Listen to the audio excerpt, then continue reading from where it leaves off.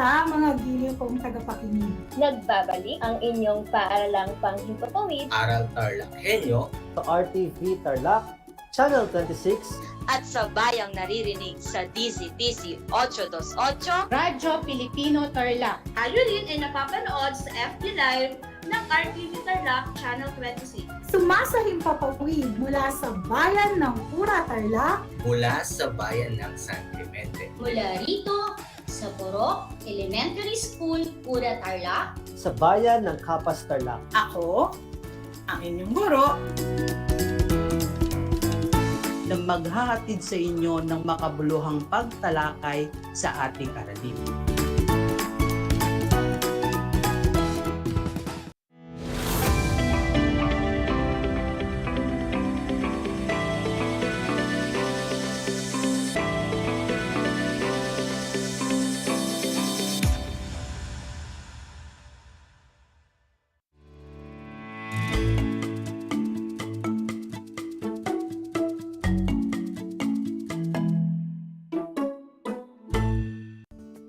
Hello, grade 8 learners. Good afternoon. Welcome back to another educational adventure. Welcome to Aral TarlakHenyo here on RTV Tarlac Channel 26, simulcast over DZTC 828 Radio Filipino Tarlac. We are also streaming live via Facebook page and YouTube channel of RTV Tarlac Channel 26. You can also watch us via Converge TV Channel 100. It's a privilege to be with all of you today as we tackle a topic that will pique your curiosity while also providing you with the knowledge that you can utilize in your daily life. Broadcasting live here in Herona Tarlac via remote live broadcast, this is teacher broadcaster Rachel Joy D. Gutchapin, your English teacher for today. I'm hoping that you're all excited about learning something new today. Before we begin the session, please make sure you have your self-learning modules, learning activity sheets, paper, and ballpen. Also, just a reminder that you can type your name, section, and school in the comment box so your subject teacher can track your participation in today's discussion. The focus of our lesson today is about cohesive devices used in persuasive and argumentative speeches. Our target learning essential competency for this lesson is the use of appropriate cohesive devices in various types of speech. At the end of this lesson, you are expected to identify cohesive devices in a sentence or paragraph, recognize the different cohesive devices used in persuasive and argumentative text or speech, use cohesive devices in constructing sentences and paragraphs. Are you all set now? Let's get started. You learned in the previous quarter that there is a logical flow of ideas from one sentence to the next. Let's compare the two paragraphs by answering Activity 1 on your learning activity sheet entitled Let Us Recall. Paragraph 1. Casey wants an apple. Nash wants an apple. They began to argue. They agreed to share the apple. They wanted to stay friends. Paragraph number 2. Casey and Nash both wanted the apple. They began to argue. Eventually, they agreed to share the apple because they wanted to stay friends. Let's answer question number 1. Which paragraph is more effective and easier to understand? If your answer is paragraph 2, you are correct. Because The second paragraph consists of words that make every idea relevant to each other. Question number 2. What words appear in paragraph 2 but not in paragraph 1? Make a list of them.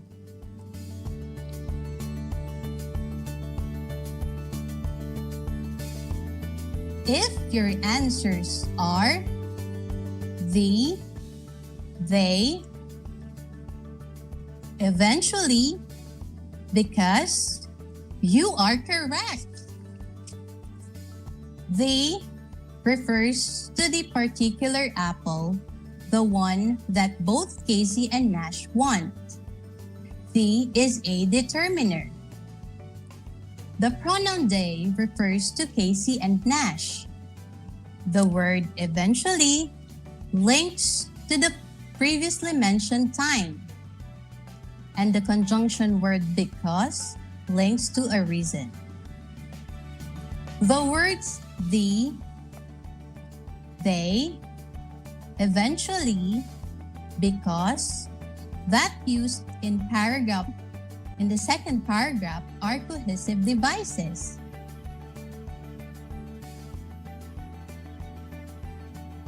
You might be wondering what cohesive devices are.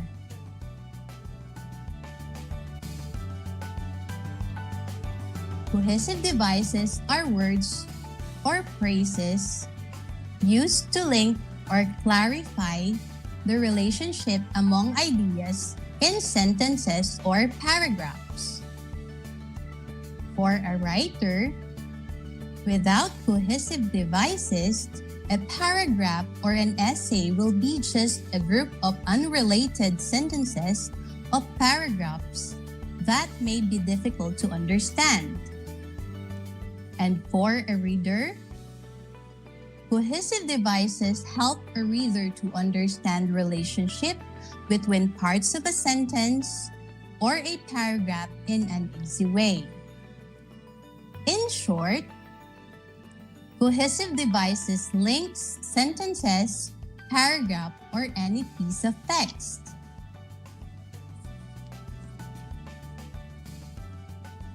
Wow!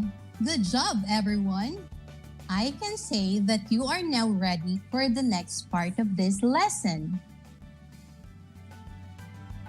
This time, let's have an activity by arranging letters at the end of the sentence to form the correct cohesive devices that makes the sentence complete. Go to Activity 2, let us take note. Arrange the jumbled letters to form the correct cohesive device to make a sentence complete. Let's have number 1. When I walked into the room, the teacher asked for my notice of admission. Then, she instructed me to introduce myself. And, blank, she told me where I needed to sit. The answer is, lastly, good job. Let's proceed to number 2. Claire has a good singing voice. Blank, she is apprehensive about sharing her talent. The answer is, however, excellent. Now, let's have the last item. Nash has a strong taste of coffee. Blank, Steve, who prefers a mild one. The answer is, unlike. You got it right. That's awesome. You really did a great job. In your activity, we have the following words: lastly, however, unlike, are cohesive devices. Similar to writing, you must also use cohesive devices in speaking, especially during formal speeches. Cohesive devices aid you in speaking and help you in your speech through organizing your ideas as you present them, transitioning your main ideas into another point, clarifying your intention and meaning, guiding your audience through identifying which part is your speech. Just remember, you need to learn how to present your ideas in the best way your audience will understand. Now, let us identify what is speech. In linguistics, speech is a system of communication that uses spoken and sound symbol.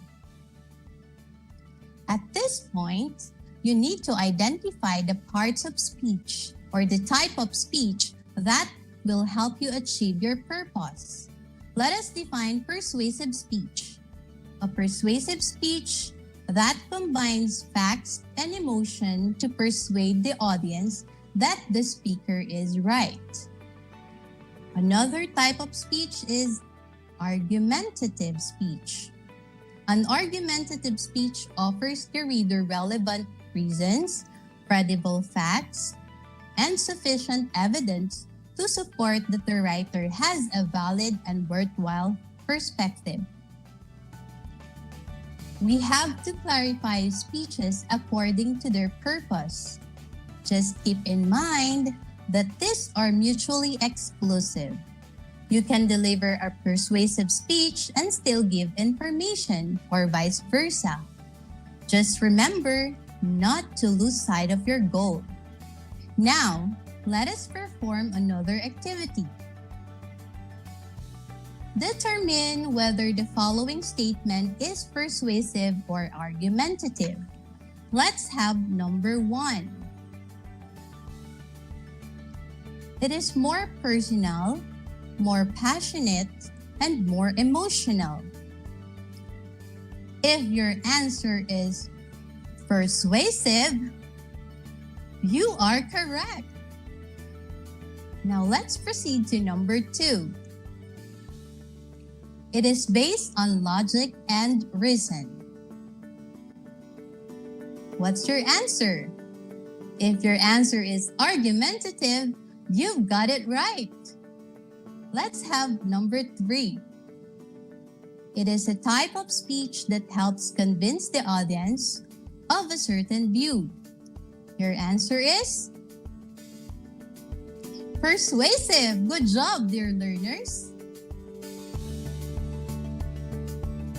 Similar to what we previously emphasized, a speech has to smoothly transition to one point or another. This is where you can use cohesive devices. Now, let us study the types of cohesive devices used in persuasive and argumentative speech. First is to introduce series or sequence. You can start your persuasive or argumentative speech with first, second, third, initially, then, followed by next, before, after, in the first place. Second is to add something. Instead of saying and over, we have in addition, additionally, moreover, furthermore, also. Next is to compare ideas. It is very important in speech, so you can point out your stand. You can use the word as well as, compared with, in comparison with, likewise. Another is to contrast details. Of course, when we use compare, there are times we also contrast details. We have however, although, but, nevertheless, on the other hand, instead, in contrast. Lastly, to conclude or summarize. We have to summarize in all, for conclusion, therefore, to sum up in summary. These are some of the cohesive devices that you may use to bind your ideas together and create speech. That's it! Are you familiar with the different types of cohesive devices?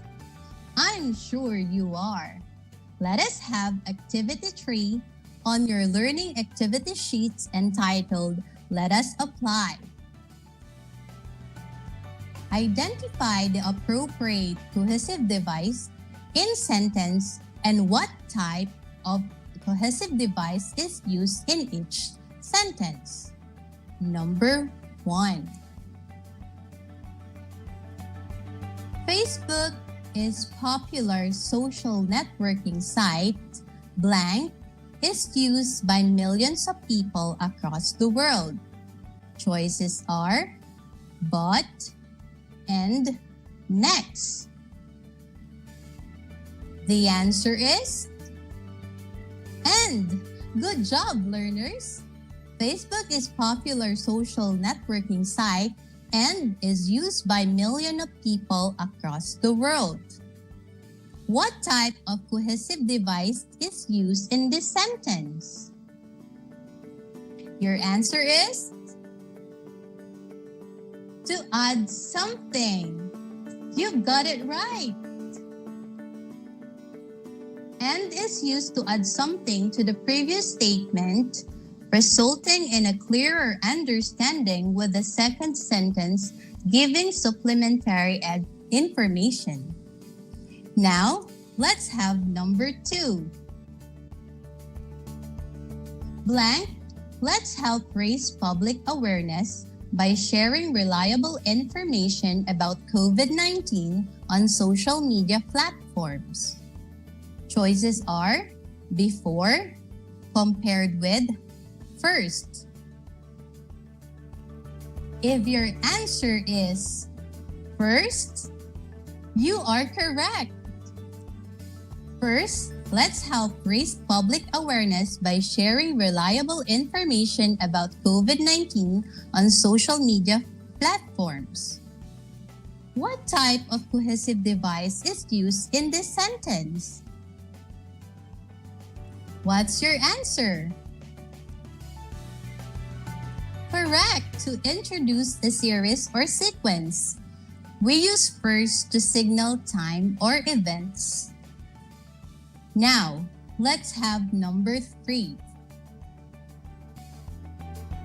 Facebook allows us to connect with others. Blank is also served as a shelter for bullies. Choices are but, compared with, initially. What is your answer? Great! The answer is but. Facebook allows us to connect with others, but it is also served as shelter for bullies.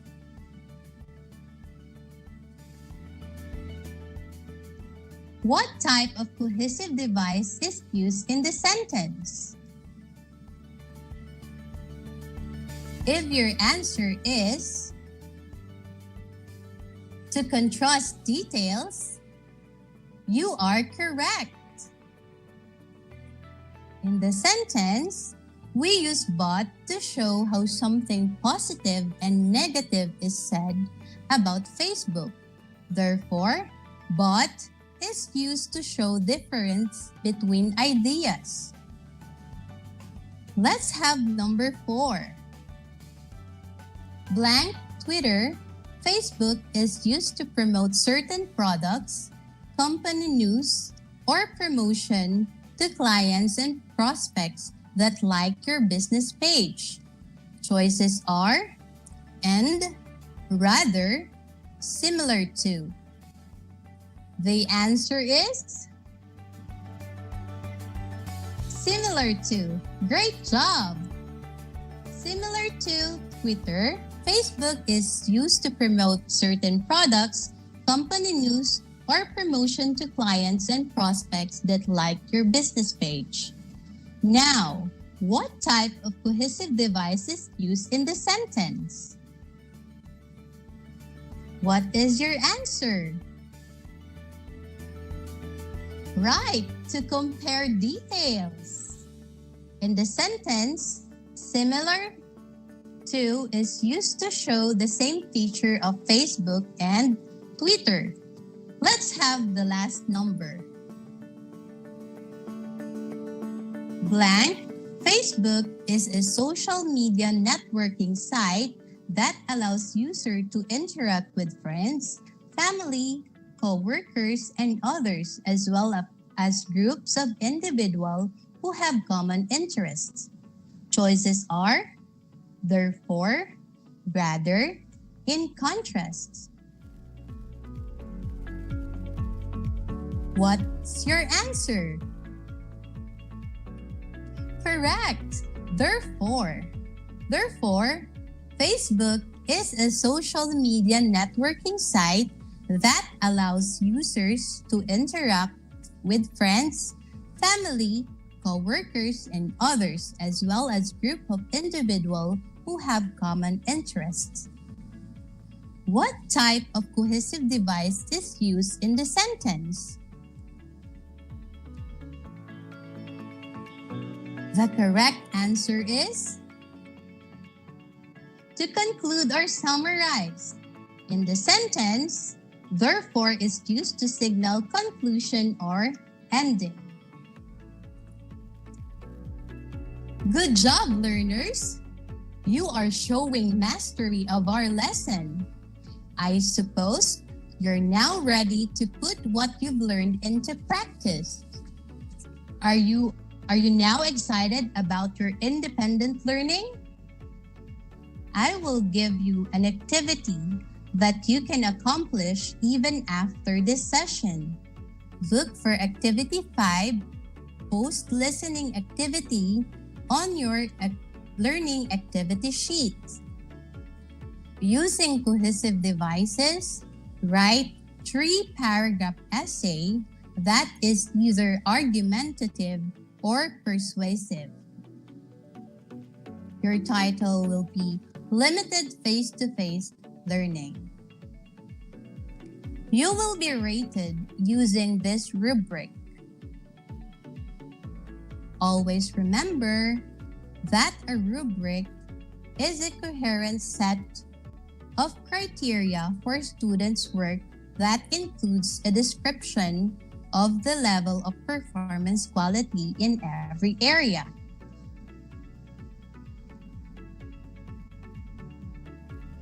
Awesome, grade 8 learners! You did a very good job today. Indeed, we can learn English subject while having fun together with Aral TarlakHenyo here on RTV Tarlac Channel 26 simulcast over DZTC 828 Radio Filipino Tarlac. Again, this is Ma'am Rochelle Zoy Kuchopin, your teacher broadcaster for English 8 today. I hope you have a great time learning. Have a great day!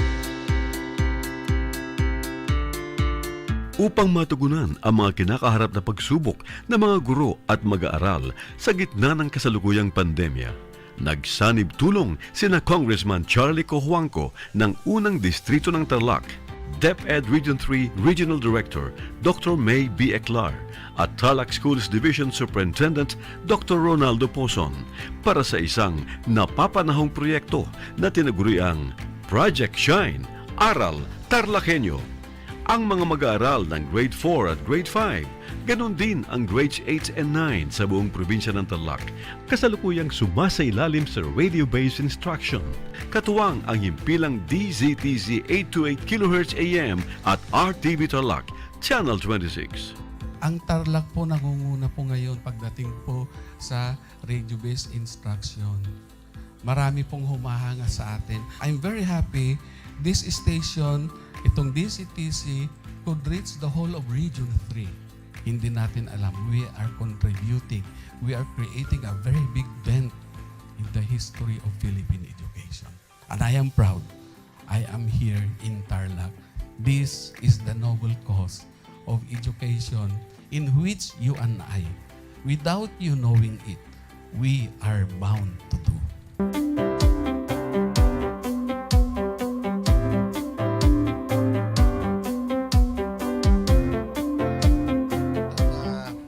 Project natin na Project Shine is a natural consequence dahil sa nangyari sa buong mundo. Let's continue to work together. I think it's very Filipino to practice bayanihan in anything or most of the things that we do. And this is a manifestation of that. No? We have private sector, we have DEPED, we have local government, all working together. And I hope the parents of some of these children, especially the parents that did not graduate from school or hindi nakapag-aral nung sila ay bata, sana naman gamitin na nila itong opportunity na mag-schooling na rin sila kasama ng mga anak nila para mag-bonding pati ang mga magulang sa mga bata. I look at this as doing God's work. Diba? So if you do God's work, it feels right. It's righteous. It's for good, not for evil. Good morning and happy learning, grade 4. Welcome to Aral TarlakHenyo here on RTV Tarlac, Channel 26. Simulcast over DZTZ 828. Radio Filipino Tarlac. I am Teacher Mercy Pacheco Bognot. This is Alistair Aidatu. I am Marie Josephine B. Andrade. I am Teacher Princess Marie M. Dueñas, and I will be your teacher broadcaster for today.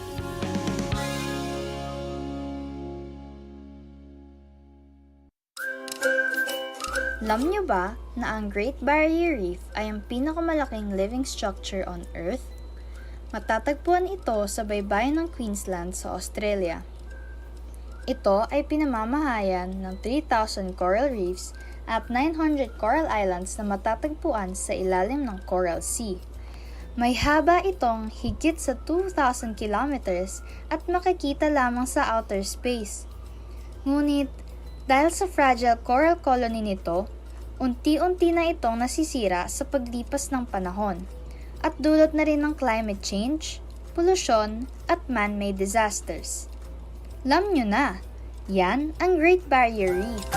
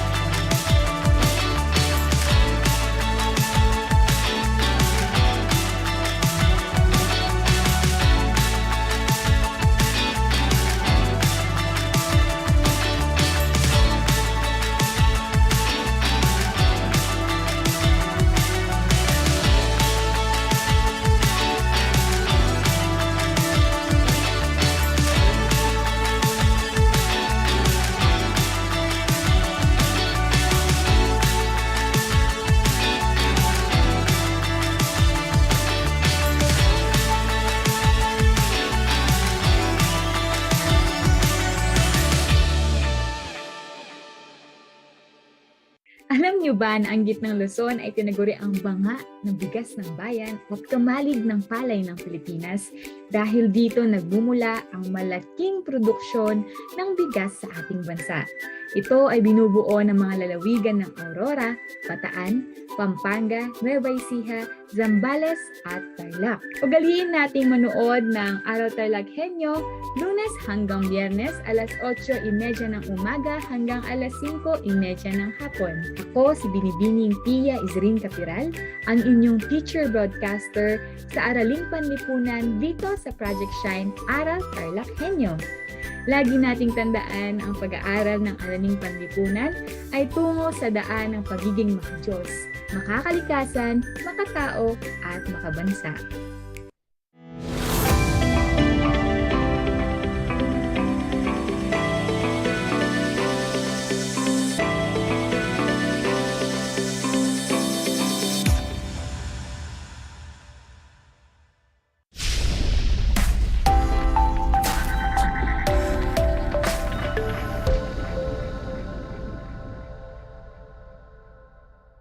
Isang mapagpalang araw sa ating mga tagapakinig at tagasubaybay sa ating Project Shine Aral TarlakHenyo ng Schools Divisions of Tarlac Province.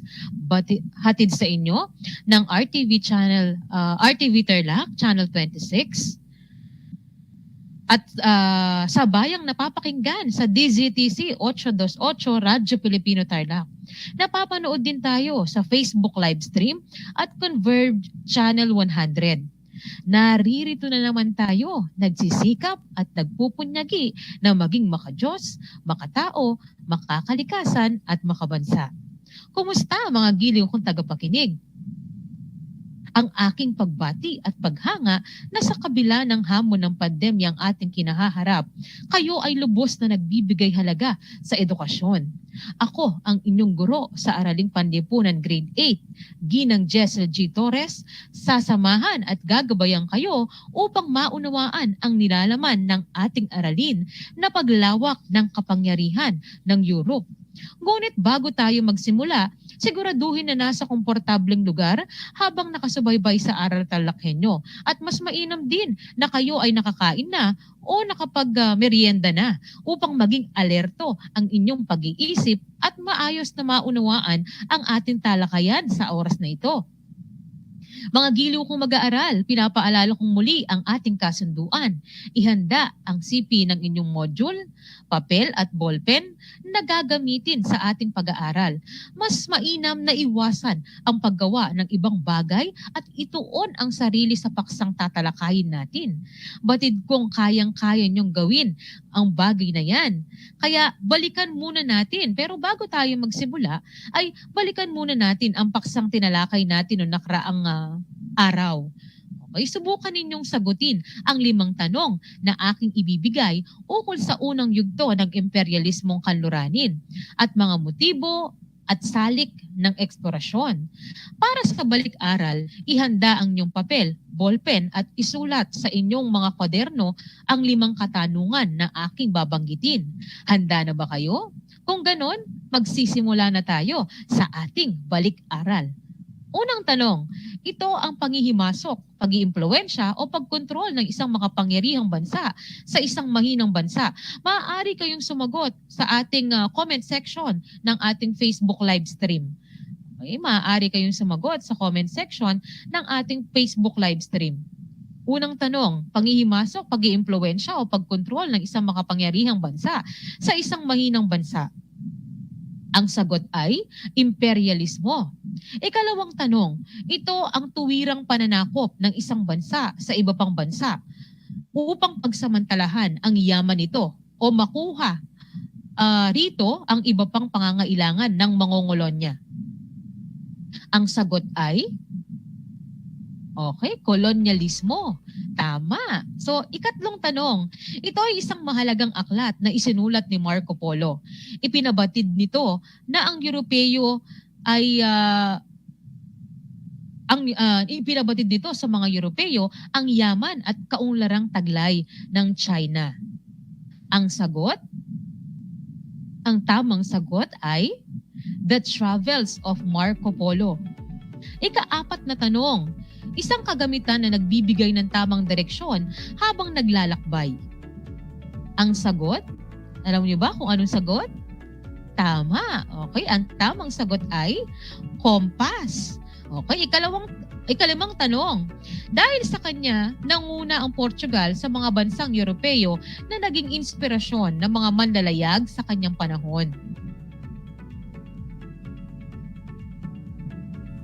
Ang sagot ay Prinsipe Henry the Navigator. Ilan ang nakuha mong tamang sagot? Batid ko na marami kang nakuhang tamang sagot, ngunit kung hindi man ay may pagkakataon ka pa, okay, na makabawi sa susunod nating gawain. Tinalakay natin sa nakaraang aralin ang tungkol sa unang yugto ng imperialismong kanluranin at mga motibo at salik sa eksplorasyon. Sa paksang ito ay nagkaroon tayo ng malinaw at malawak na kaalaman tungkol sa konsepto ng imperialismo at kolonyalismo at mga kagamitan sa paglalakbay gaya ng kompas at astrolabe at maging ang mga motibo nila sa paglalakbay. So yun ang natutunan natin noong nakaraang araw. Kung sa nakaraang talakayan ay tinalakay natin tungkol sa unang yugto ng imperialismo, ngayon ay handa na ba kayo sa ating bagong aralin? Game na ba kayong mag-aral at matuto dito sa Aral TarlakHenyo? Atin namang tatalakayin ngayon tungkol sa paghahanap ng spices, yun ang una. Ikalawa ay pangunguna ng Portugal sa paggagalugad. At ikatlo ay ang paghahangad ng Espanya ng kayamanan mula sa silangan. Inaasahan natin na pagkatapos ng leksyon na ito ay kaya ninyong matukoy ang dahilan ng paghahangad ng spices ng mga Europeo, kung bakit ang Portugal ang nanguna sa paggagalugad, at kung bakit naghangad ang Espanya ng kayamanan mula sa silangan. Handa na ba kayo? Ngunit bago yan, bago natin simulan ang ating talakayan, ay magkaroon muna tayo ng kalinawan ukol sa dalawang salita. Okay, ang dalawang salita na ito ay eksplorasyon at spices. Ano nga ba ang kahulugan ng dalawang salita na ito? Ano nga ba, ang kahulugan ng eksplorasyon at spices? Pag-uusapan natin ngayon ang kahulugan ng dalawang salita. Dito pa rin sa Aral TarlakHenyo. Ang eksplorasyon ay maaaring paglalakbay o pagtuklas o paghahanap ng mga bagay na gusto mo pang malaman, matutunan o maranasan. Kung noong ika-16 hanggang ika-17 siglo, ito ay tumutukoy sa paglalakbay ng mga taga-kanluran paikot ng mundo. Dito nila nadiskubre at nasakop at iba pang mga bansa. Dito rin tayo nagkaroon ng mga impormasyon tungkol sa heograpiya ng mga bansa sa mundo. Ang pampalasa naman o spices ay tumutukoy sa mga sangkap o pampalasa. Alam ko, nakakita na kayo, ng mga bagay na ginagamit. Kadalasan ginagamit yan ng mga magulang nyo sa kusina. So hinahangad ng mga tao noon na lalo pang pasarapin at bigyang lasa ang mga pagkain nila. Sana ay naging malinaw ang kahulugan ng dalawang salita na yan. Ang nagsimulang paglakas ng Europe ay nagpatuloy hanggang makabagong panahon.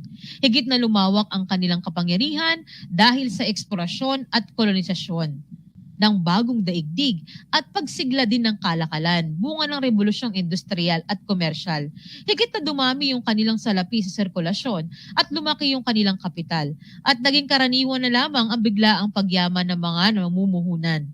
Ang bagong pananaw sa kalakalan at produksyon ang nagbigay daan sa pag-unlad ng bagong sistema. Ito ang sistemang kapitalismo. Ang tatalakayin natin ngayon ay tungkol sa paghahanap ng spices. Pinangunahan ng Portugal ang paggagalugad at paghahangad ng Espanya ng kayamanan mula sa silangan. Alam niyo ba kung bakit ang mga Europeo ay ibig ang mga spices na ito? Bakit ang Portugal ang nanguna sa paghahanap ng spices at ginto?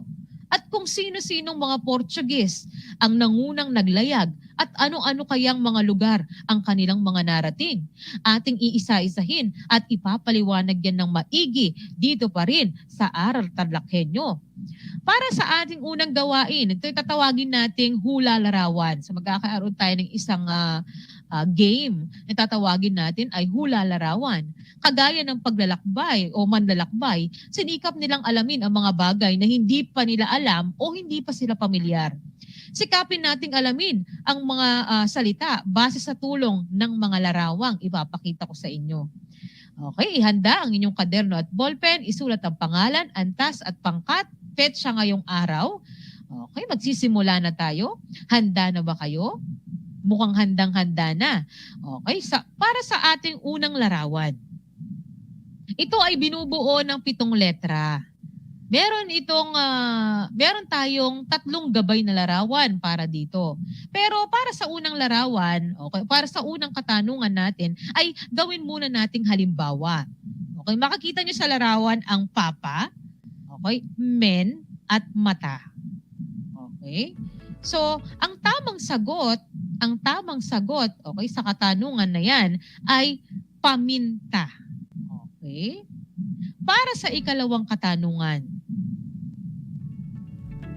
para sa ikalawang larawan, ito ay binubuo ng 8 letra.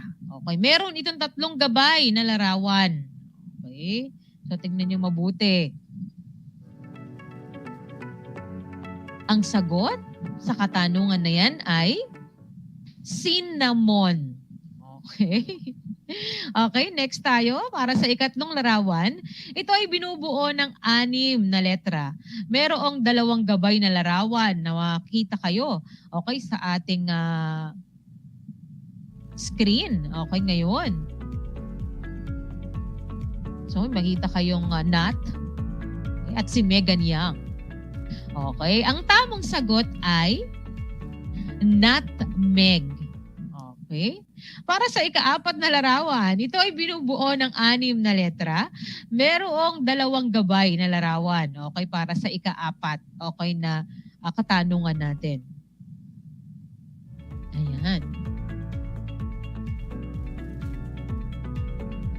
Okay, cloud at vest. Okay? So, ang tamang sagot, okay, sa katanungan na yan ay cloves. Okay? Para sa ikalimang larawan, ito ay binubuo ng 6 na letra. Okay? Meron tayong 2 gabay na larawan para sa dyan. Okay? Si Gary V. Okay? At saka yung lick. Okay? Ang tamang sagot ay garlic. Kung nakuha ninyo ang lahat ng sagot, ay binabati ko kayo. Okay? Ngayon ay handa ka na. Okay? Dahil natukoy mo na ang iba't ibang mga pampalasa.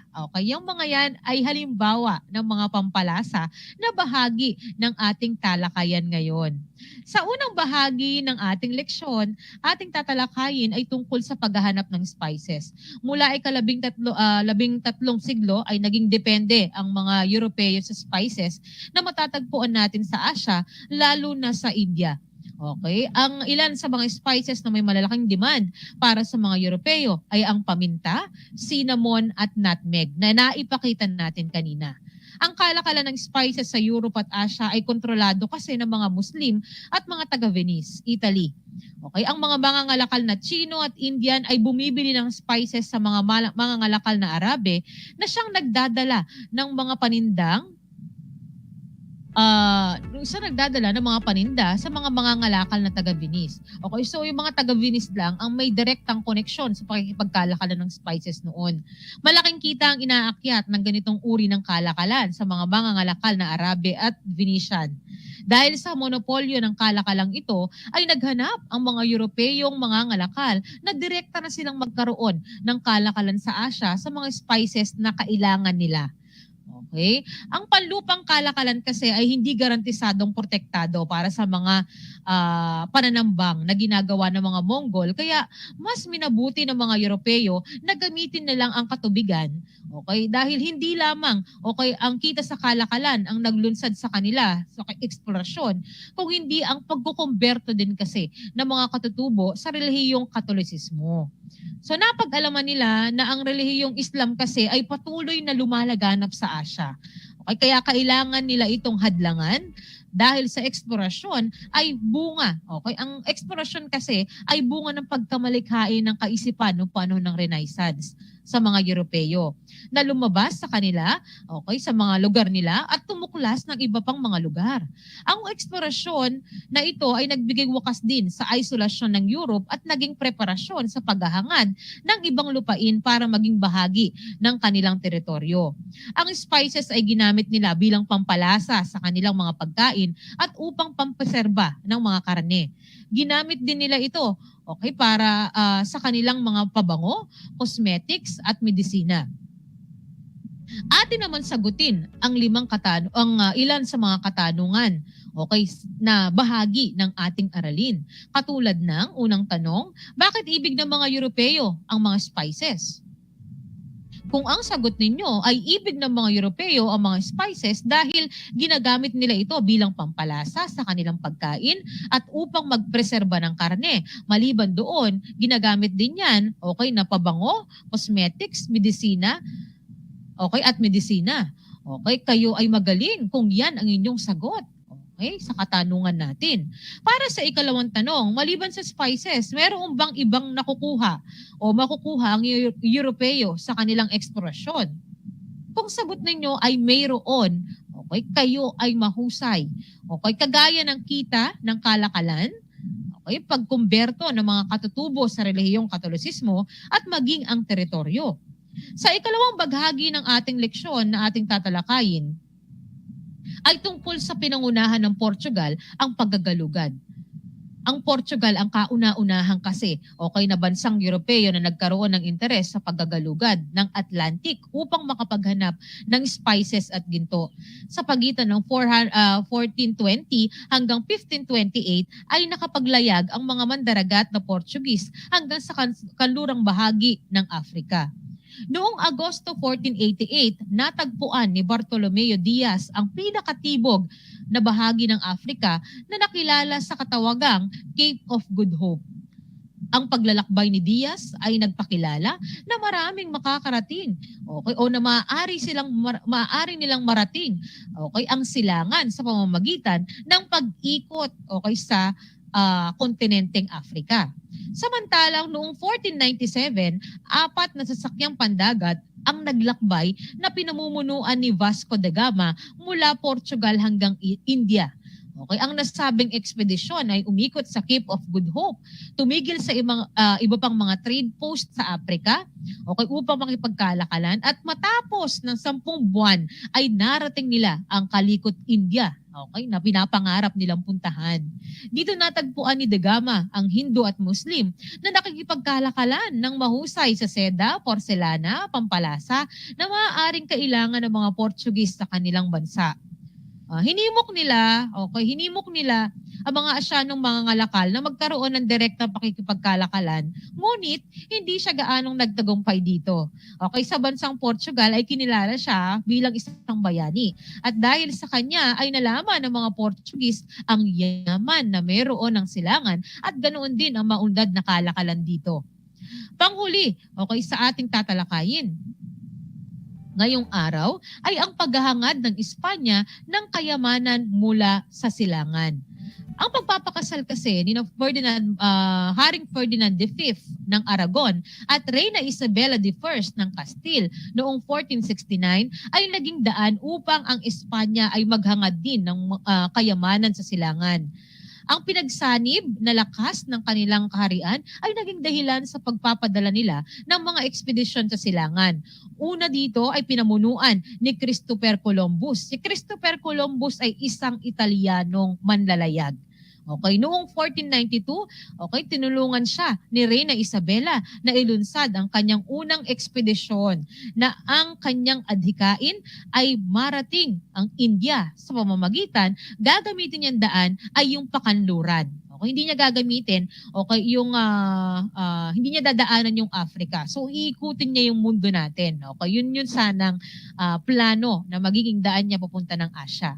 Ang kanyang ekspedisyon ay nakaranas ng maraming paghihirap gaya ng walang kasiguruduhan na mararating nila ang silangan sa pamamagitan ng daan pakanluran, ang pagod na walang pagod at gutom sa kanilang paglalakbay at haba ng panahon na kanilang inilagi sa katubigan.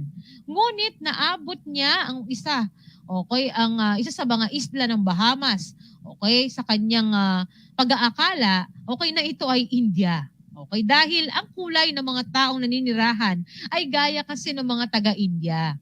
Okay, kaya tinawag niya ito, yung mga tao doon, tinawag niya na mga Indians. 3 buwan pang inilagi nila sa kanilang paglalakbay hanggang maabot nila ang Hispaniola. Sa kasalukuyan ay ang bansang Haiti at Dominican Republic. Narating din niya ay ang bansang Cuba. Marami ang natagpo ang ginto na magsasapat sa pangangailangan ng kanyang ng Espanya. Ngunit sa tingin niya ay hindi pa rin siya tunay na marating ang kanyang ang kinikilalang sibilisasyon sa Asia. Pagbalik niya sa Espanya ay ipinagbunyi ang kanyang resulta ng ekspedisyon at binigyan siya ng titulong Admiral of the Ocean Sea, Viceroy at Gobernador ng islang kanyang natagpuan. Okay, 3 ekspedisyon pa ang kanyang pinamunuan bago siya mamatay noong 1506 at narating niya ang isla ng Caribbean at South America. Okay, ngunit hindi siya nagtagumpay na marating ang silangan.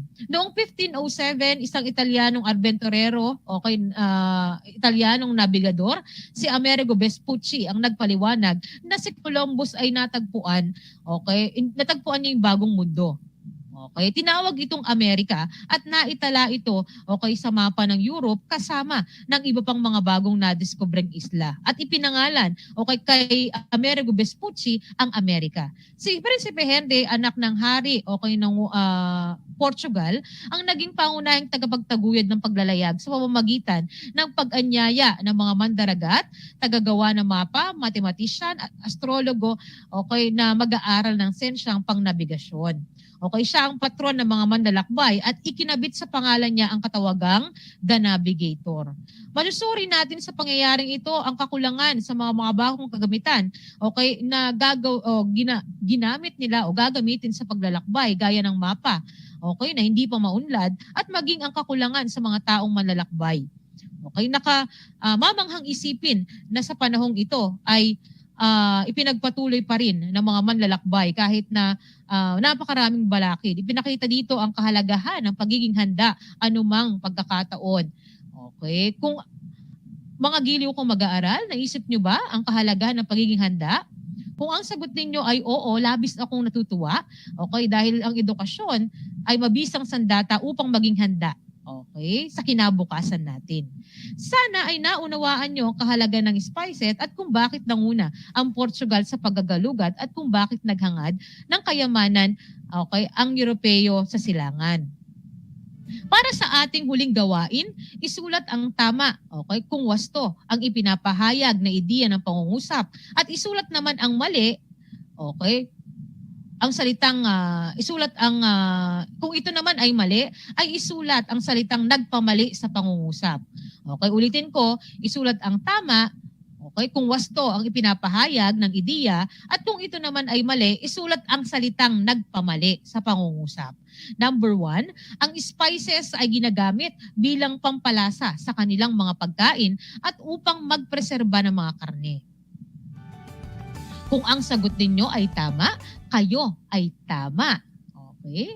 Ikalawa, ang Portugal ang kauna-unahang bansang Europeo na nagkaroon ng interes sa paggagalugad sa karagatan ng Atlantic upang makahanap ng mga spices at ginto. Kung ang sagot ninyo ay tama, kayo ay mahusay. Para sa ikatlong tanong, samantalang noong 1497, may 4 na sasakyang pandagat ang pinamunuan ni Bartolomeo Diaz sa Portugal hanggang India. Kung ang sagot ninyo ay mali, kayo ay magaling dahil pinamunuan yan hindi ni Bartolomeo Diaz, so hindi ni Vasco da Gama. Okay? Ikalama at panghuling tanong, si Prinsipe Henry, anak ng Haring Juan ng Portugal, ang naging pangunahing tagapagtaguyod ng paglalayag. Kung ang sagot ninyo ay tama, kayo ay magaling. Kung nakuha ninyo ang lahat ng tamang sagot, binabati ko kayo. Okay?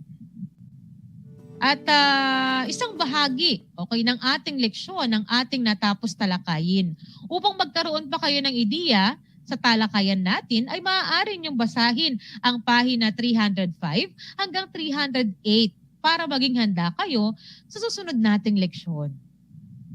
Sana ay huwag ninyong kalimutan ang mahalagang aral na inyong natutunan mula sa ating leksyon at sikapin ninyo itong ibahagi, okay, sa iba. Inaasahan ko na kayo'y natuto sa ating talakayan ngayong araw na ito. Muli, ako ang inyong guro sa Araling Panlipunan, Grade 8, Ginang Jessel G. Torres na nagsasabing ang pag-aaral ng Araling Panlipunan ay daan sa pagiging makadiyos, makatao, makakalikasan at makabansa. Hanggang sa muli, paalam, stay safe mga anak, bye-bye!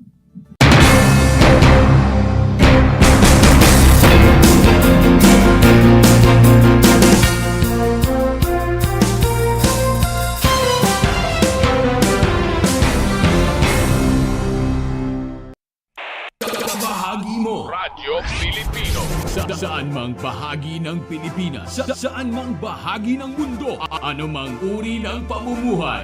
Ito ang Kabahagi Mo Radyo Pilipino, napapakinggan on air and online sa buong mundo sa pamamagitan ng www.radiopilipino.com. Impormasyong may kalidad at serbisyong may halaga, kasama katuwang Kapinoy. Kabahagi Mo. Kabahagi Mo Radyo Pilipino. Radyo Pilipino.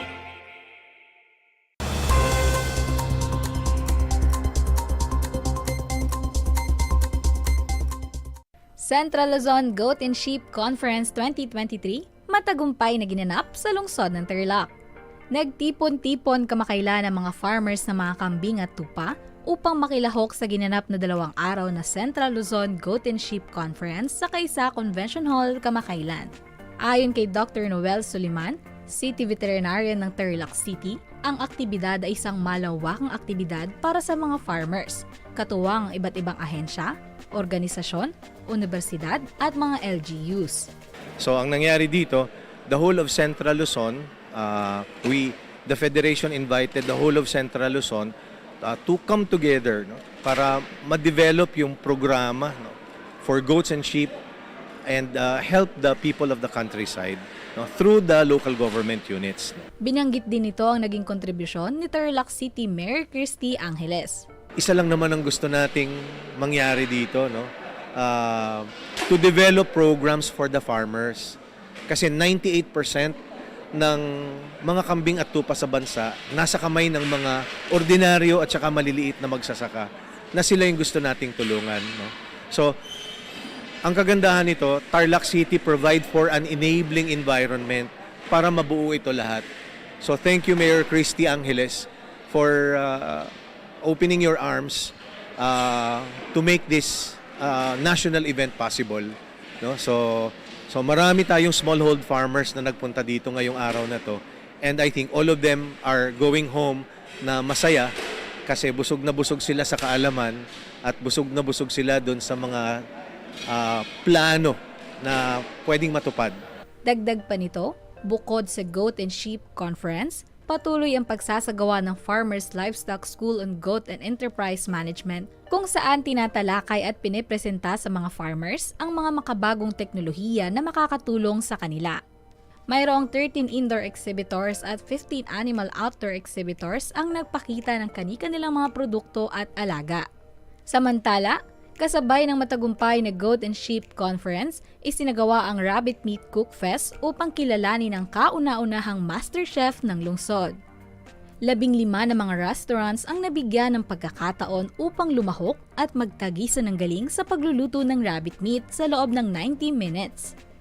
Matagumpay na nagwagi at tinanghal ng kauna-unahang MasterChef Rabbit Meat 2023 champion ang APAG. Ang Goat and Sheep Conference at Rabbit Meat Cook Fest ay parte ng selebrasyon ng 25th Tarlac City Charter Anniversary na may layuning magbigay ng kaalaman at kasiyahan sa mga Tarlakhenyo. Para sa RTV Tarlac, Channel 26, ako si Jam Torio, nagbabalita.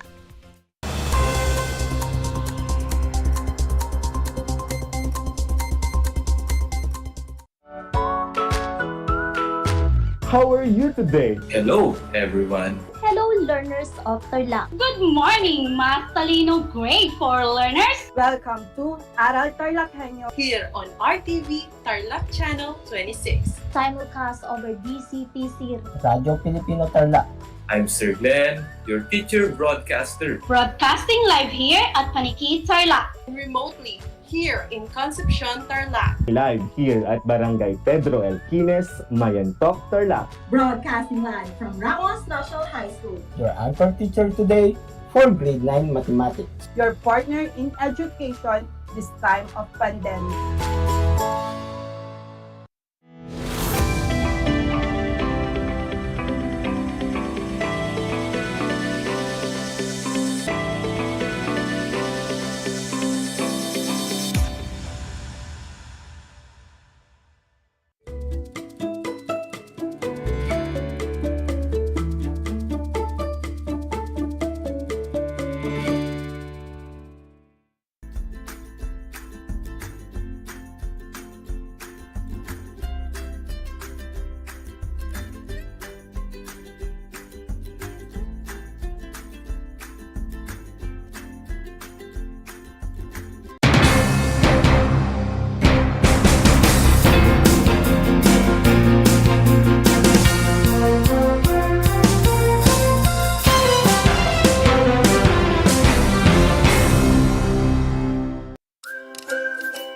Alam niyo ba na ang Great Barrier Reef ay ang pinakamalaking living structure on Earth?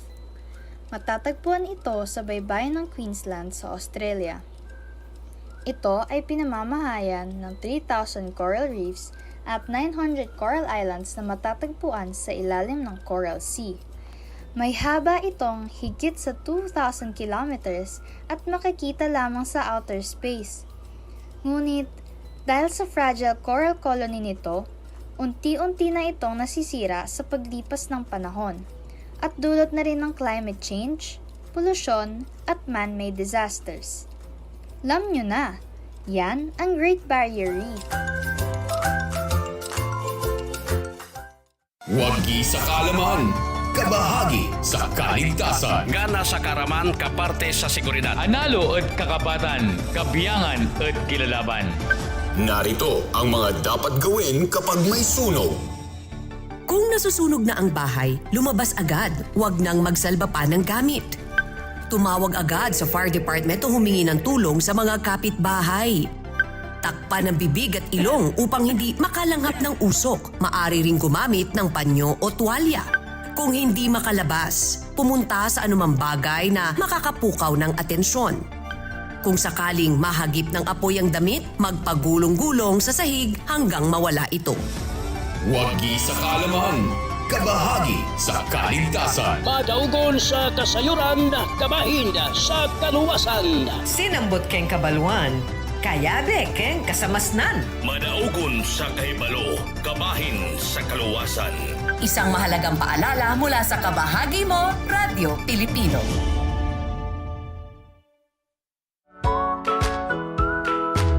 Good morning, grade 5 learners. How are you today? Welcome to Aral TarlakHenyo Here on RTV Tarlac, Channel 26. Simulcast over DCTC, Radio Filipino Tarlac.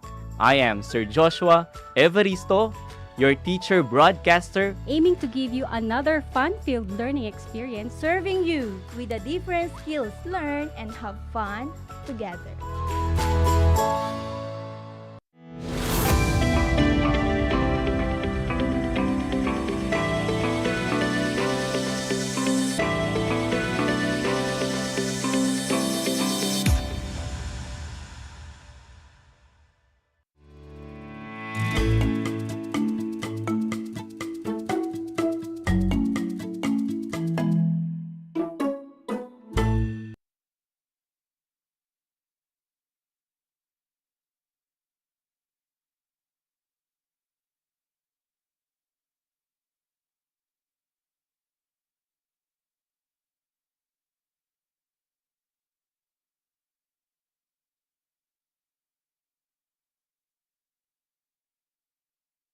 day, learners.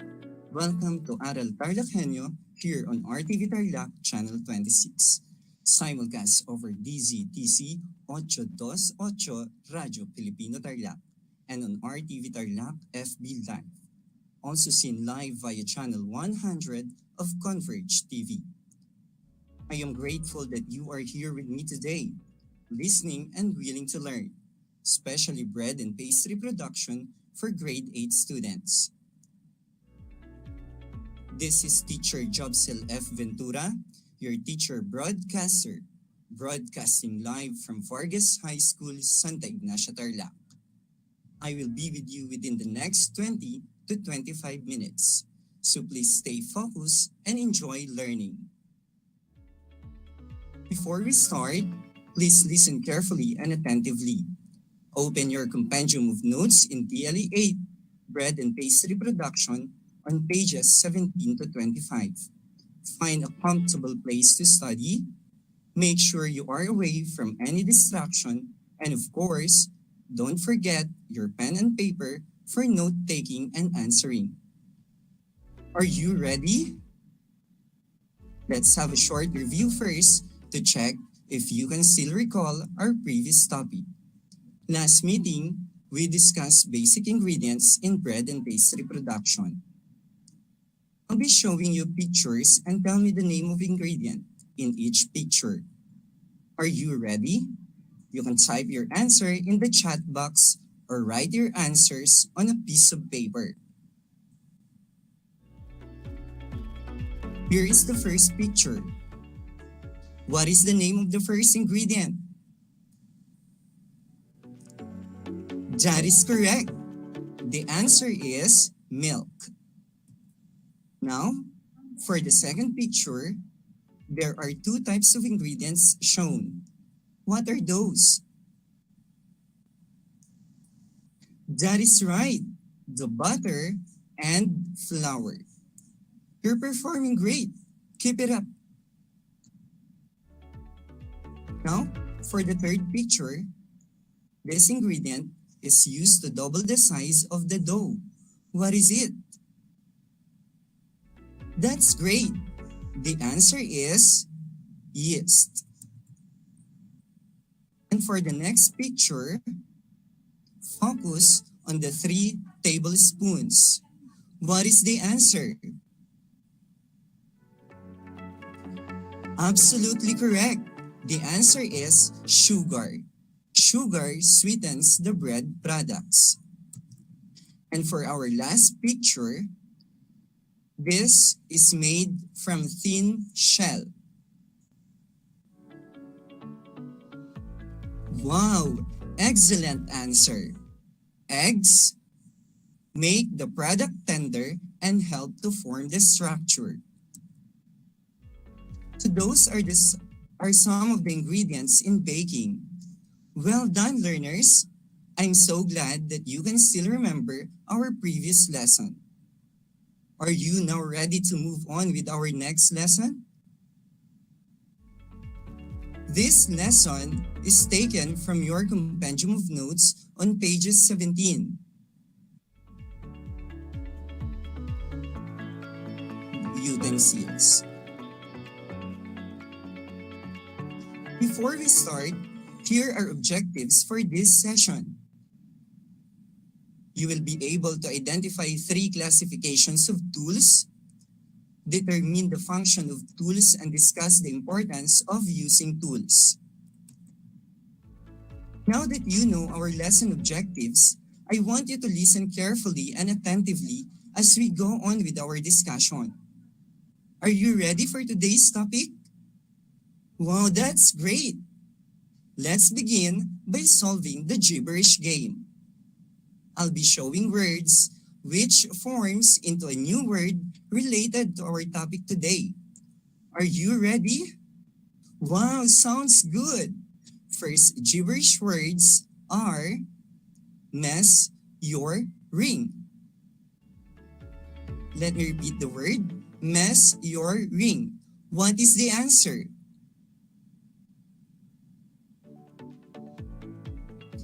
Great job! The answer is measuring. Next gibberish words are make, sing, to, lose. What is the word?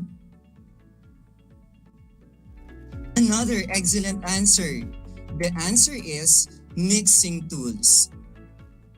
And for the last words, pray, fur, at, to, ray, to, all. Again, what is the last word? Perfect. The answer is preparatory tool. In producing bakery products, it is very important for us to become familiar with the tools and its functions. This contributes in achieving well-baked products. In your compendium of notes, there are 6 classifications of baking tools and equipment. But this session, we will discuss 3 classifications of tools.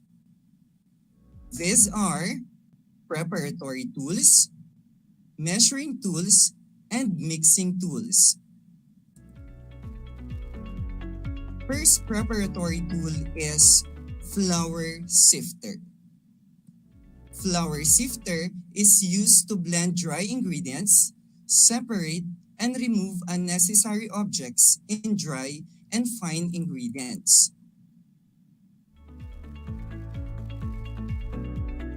Our next tool is grater. It is used to shred ingredients. Example are lemon zest and cheese. It turns ingredients into small pieces so that it will blend or melt easily during cooking. The most common grater is the 4-sided or box grater, usually made from tin or stainless steel with punch hole in each side. There is also flat sheet stainless steel grater available in the market, punch with holes. How about this tool? What is its name? You got it right. The answer is double boiler. This consists of 2 saucepans fitting together. The upper pan contains ingredients to be cooked and heated by the boiling water in the lower pan. This is used to cook ingredients which do not require direct contact with heat, such as chocolates. Another preparatory tool is pastry brushes. Pastry brushes are used to apply grease in pans or to glaze foods before and after cooking. Common use pastry brushes are made from nylon or silicone bristles. Next tool is icing spatula. In an image, a man is using icing spatula to smoothen the surface of the cakes. Spread icing onto the cake.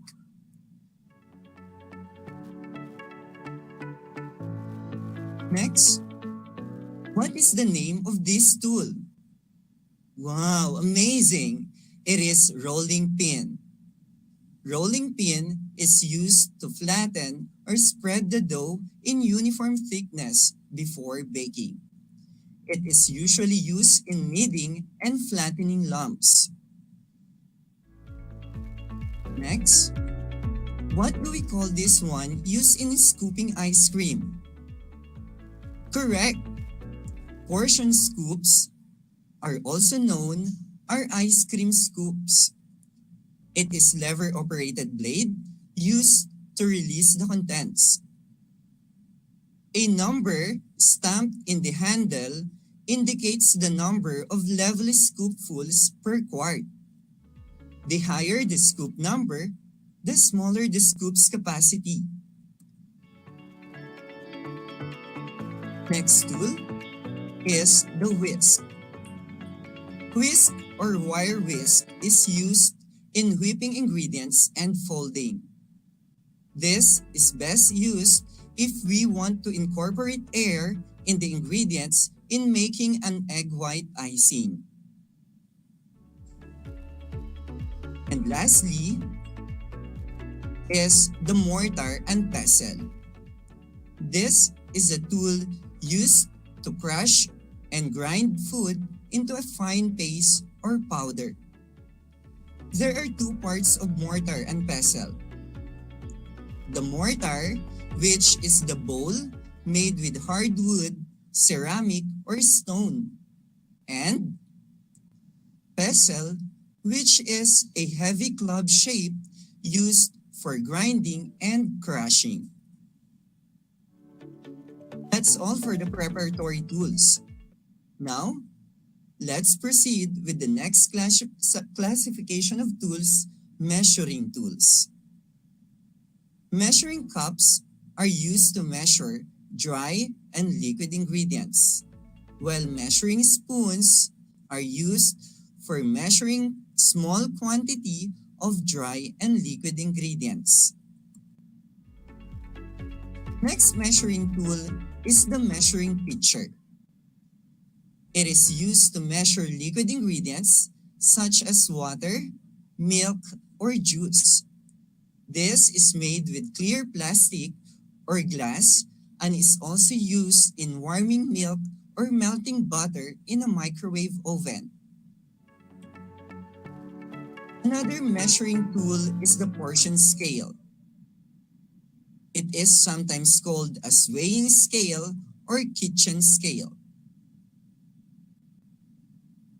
It is used to determine the weight of an ingredient or a portion of an ingredient. Weighing of ingredients provides the most accurate results. Next tool. This tool uses a unit of measurement, degrees Fahrenheit or degrees Celsius. And this is the oven thermometer. Oven thermometer is used to check the correctness of the temperature inside the oven. Now, let's check this type of measuring tool. If you want to keep track on the baking time, this tool is what you need. And this is the kitchen timer. Kitchen timer is used to help accurately track the baking time. And that is for the kitchen timer. And that's all for the measuring tools. To enumerate, we have measuring cups and measuring spoons, measuring pitcher, portion scales, oven thermometer, and kitchen timer. Another classification is the mixing tool. First in the list is the mixing bowl. Mixing bowl holds the ingredients to facilitate mixing various ingredients. It is advisable that you have variety of mixing bowls because many recipes require you to mix dry and wet ingredients before combining them. Next in the list is rubber scrapers.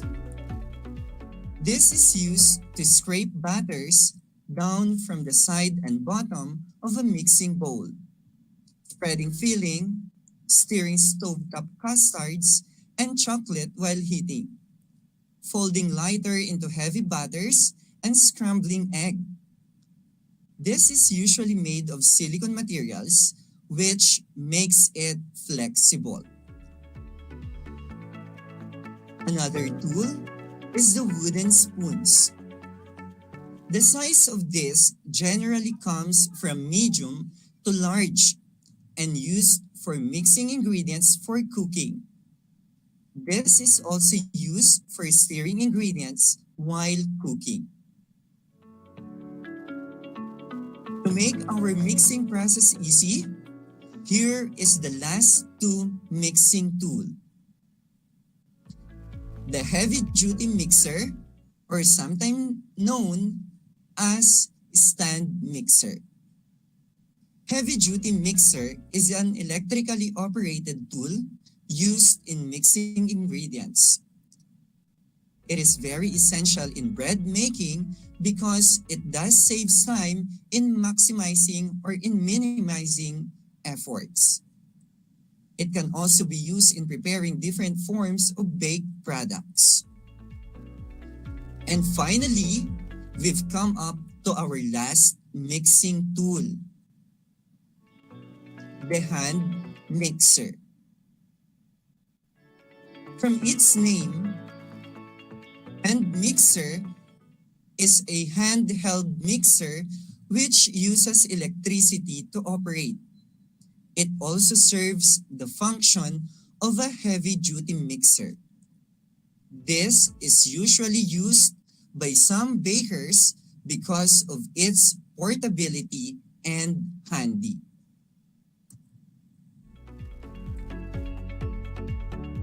Thank you for listening attentively, my grade 8 learners. Now, let's have a quick recap. Preparatory tools are flour sifter, grater, double boiler, pastry brushes, icing spatula, rolling pin, portion scoops, whisk, and mortar and pestle. Next is measuring tools. We have measuring cups, measuring spoons, measuring pitcher, portion scales, oven thermometer, and kitchen timer.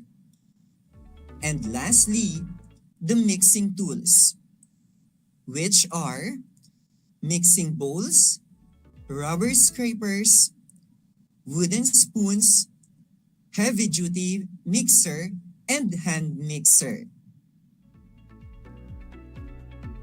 This time, please get a blank sheet of paper, write your name and section, and answer the following questions. Be reminded, learners, that honesty is the best policy. So, are you ready to check what you have learned during the discussion? I will give you 10 seconds to prepare.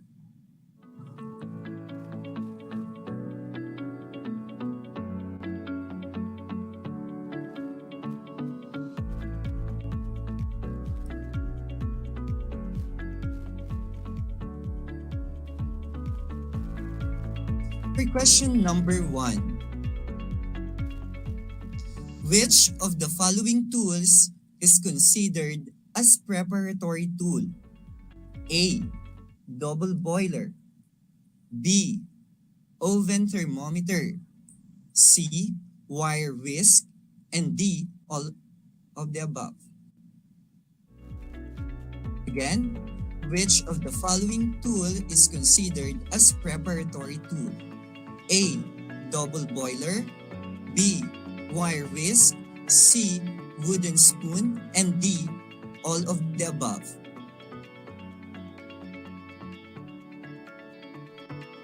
Next question. Question number 2. Mang Juan is mixing batter and will scrape batters down from the sides and bottom of a mixing bowl. What tool he will use? A. Mixing bowl. B. Hand mixer. C. Rubber scraper. And D. Wooden spoon. Let me repeat.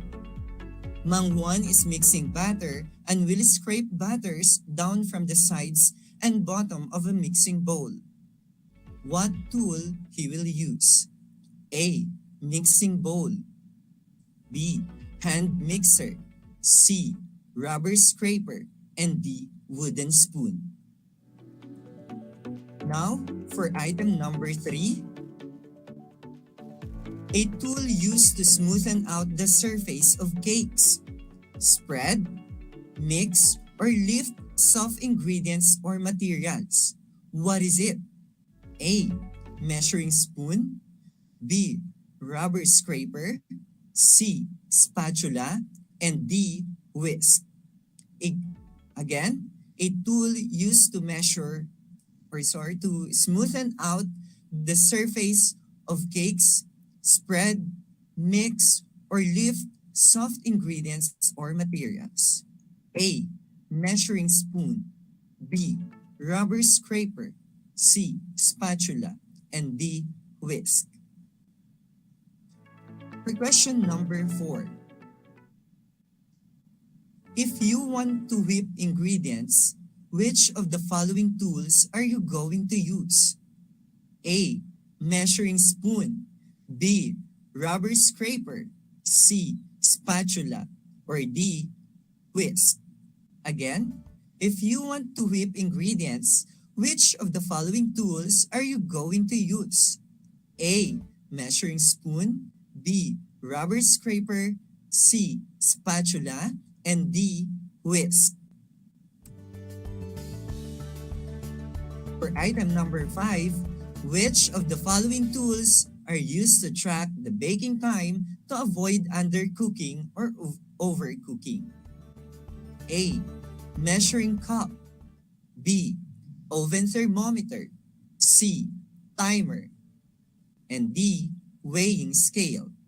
I'll repeat. Which of the following tools are used to track the baking time to avoid undercooking or overcooking? A. Measuring cup. B. Oven thermometer. C. Timer. D. Weighing scale. For item number 6, Chef John is kneading and will flatten the dough needed in producing a bread. What tool he will use? A. Double boiler. B. Grater. C. Icing spatula. And D. Rolling pin. Again, Chef John is kneading and will flatten the dough needed in producing a bread. What tool he will use? A.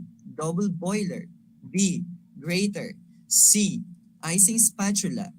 Or D. Rolling pin.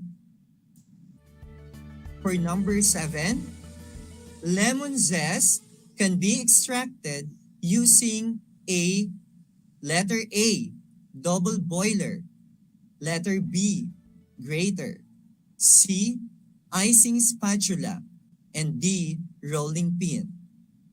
Let me repeat. For number 7, lemon zest can be extracted using A. Double boiler. B. Grater. C. Icing spatula. And D. Rolling pin. For number 8, which of the following tools are considered as measuring tool? A. Measuring pitcher. B. Kitchen timer. C. Oven thermometer. And D. All of the above. Let me repeat. Which of the following tools are considered as measuring tool? A. Measuring pitcher. B. Kitchen timer. C. Oven thermometer. And D. All of the above. For number 9, also known as ice cream scoops. A. Grater. B. Icing spatula. C. Mortar and pestle. D. Portion scoops. Let me repeat the question. Also known as ice cream scoops. A. Grater. B. Icing spatula. C. Mortar and pestle. D. Portion scoops. And we've come up to the last number, item number 10. Weight of the ingredients can be measured using A. Letter A. Kitchen timer. B. Measuring cup. C. Oven thermometer. And D. Weighing scale. Again, weight of ingredients can be measured using A.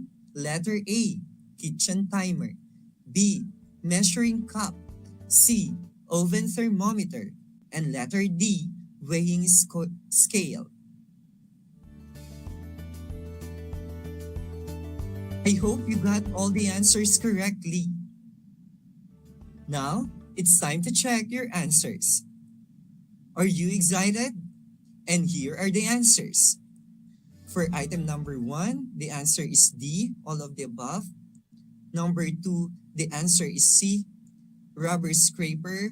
Number 3, the answer is C, spatula. For item number 4, the answer is D. For item number 5, the answer is C. For item number 6, the correct answer is letter D. For item number 7, the answer is letter B, greater. For item number 8, the answer is letter D, all of the above. For item number 9, the answer is D, portion scoops. And for the last item, item number 10, the correct answer is letter D, weighing scale. Now that you have the correct answers, count the number of correct items. For those learners who got perfect scores and 9, congratulations for a job well done. For those who got scores 6 to 8, very good, you're almost there. And for those who got scores 5 and below, you're still good, but you can do better. All you have to do is to get your compendium of notes and review your missed questions. And that's all for today. Thank you for listening, and I hope that you learned something. Once again, this is Teacher Jobsel F. Ventura from Vargas High School. It's been a great pleasure being with you.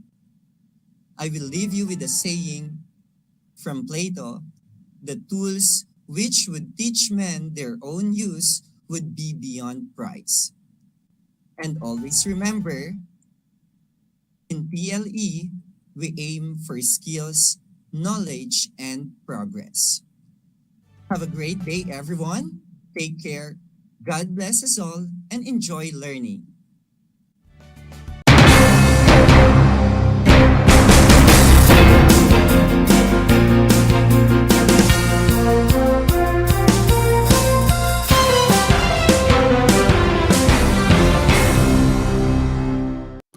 Kumusta mga giliw kong tagapakinig? Nagbabalik ang inyong paaralang panghimpapawid, Aral TarlakHenyo, RTV Tarlac, Channel 26, at sa bayang naririnig sa DZTC 828, Radyo Pilipino Tarlac. Tayo rin ay napapanood sa FB Live ng RTV Tarlac Channel 26. Sumasahimpapawid mula sa bayan ng Pura Tarlac, mula sa bayan ng San Clemente, Mula rito sa Borok Elementary School, Pura Tarlac, sa bayan ng Kapas Tarlac. Ako, ang inyong guro,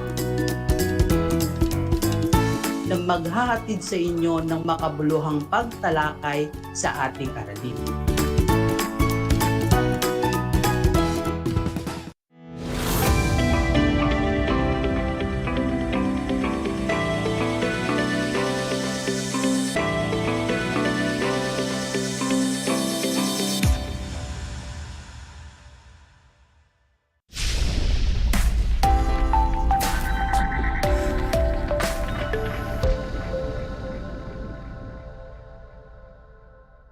Good day to all the grade 8 learners. Welcome to Aral TarlakHenyo here on RTV Tarlac Channel 26. Simulcast over DZTC 828 Radio Filipino Tarlac. I'm your teacher broadcaster Eileen Rose P. Cayago, honored to be with you in this afternoon for another learning on air in Physical Education 8. And this will be the last episode or lesson in quarter 3 in physical education. And we are broadcasting live here in San Sebastian, Tarlac City. How are you, learners? Especially to our grade 8 students. Stay tuned and don't forget to like and share our Facebook page, RTV Tarlac Channel 26 and DZTC Radio Filipino Tarlac. Or if you have questions or clarifications, don't hesitate to approach me in my Facebook account, Eileen Rose Cayago, or call and text me in 0995-8259926. And we will answer all your questions to better understand our lesson. But before that, I just want to make some important reminders. Make sure that you're in a quiet, relaxed, and comfortable place while listening and learning with all our broadcasts. And also, make sure that you have a copy of your self-learning module or compendium of notes, learner's activity sheet, pen and paper to easily understand our lesson. Alrighty, students, before we proceed, let us review what we have learned in our previous lesson. Please get your pen and paper and answer the given activity. Or, if you are watching on FB Live, comment down your answer for this activity. So, are you ready? Let's start. Again, get your pen and paper and answer the given activity. Question number 1.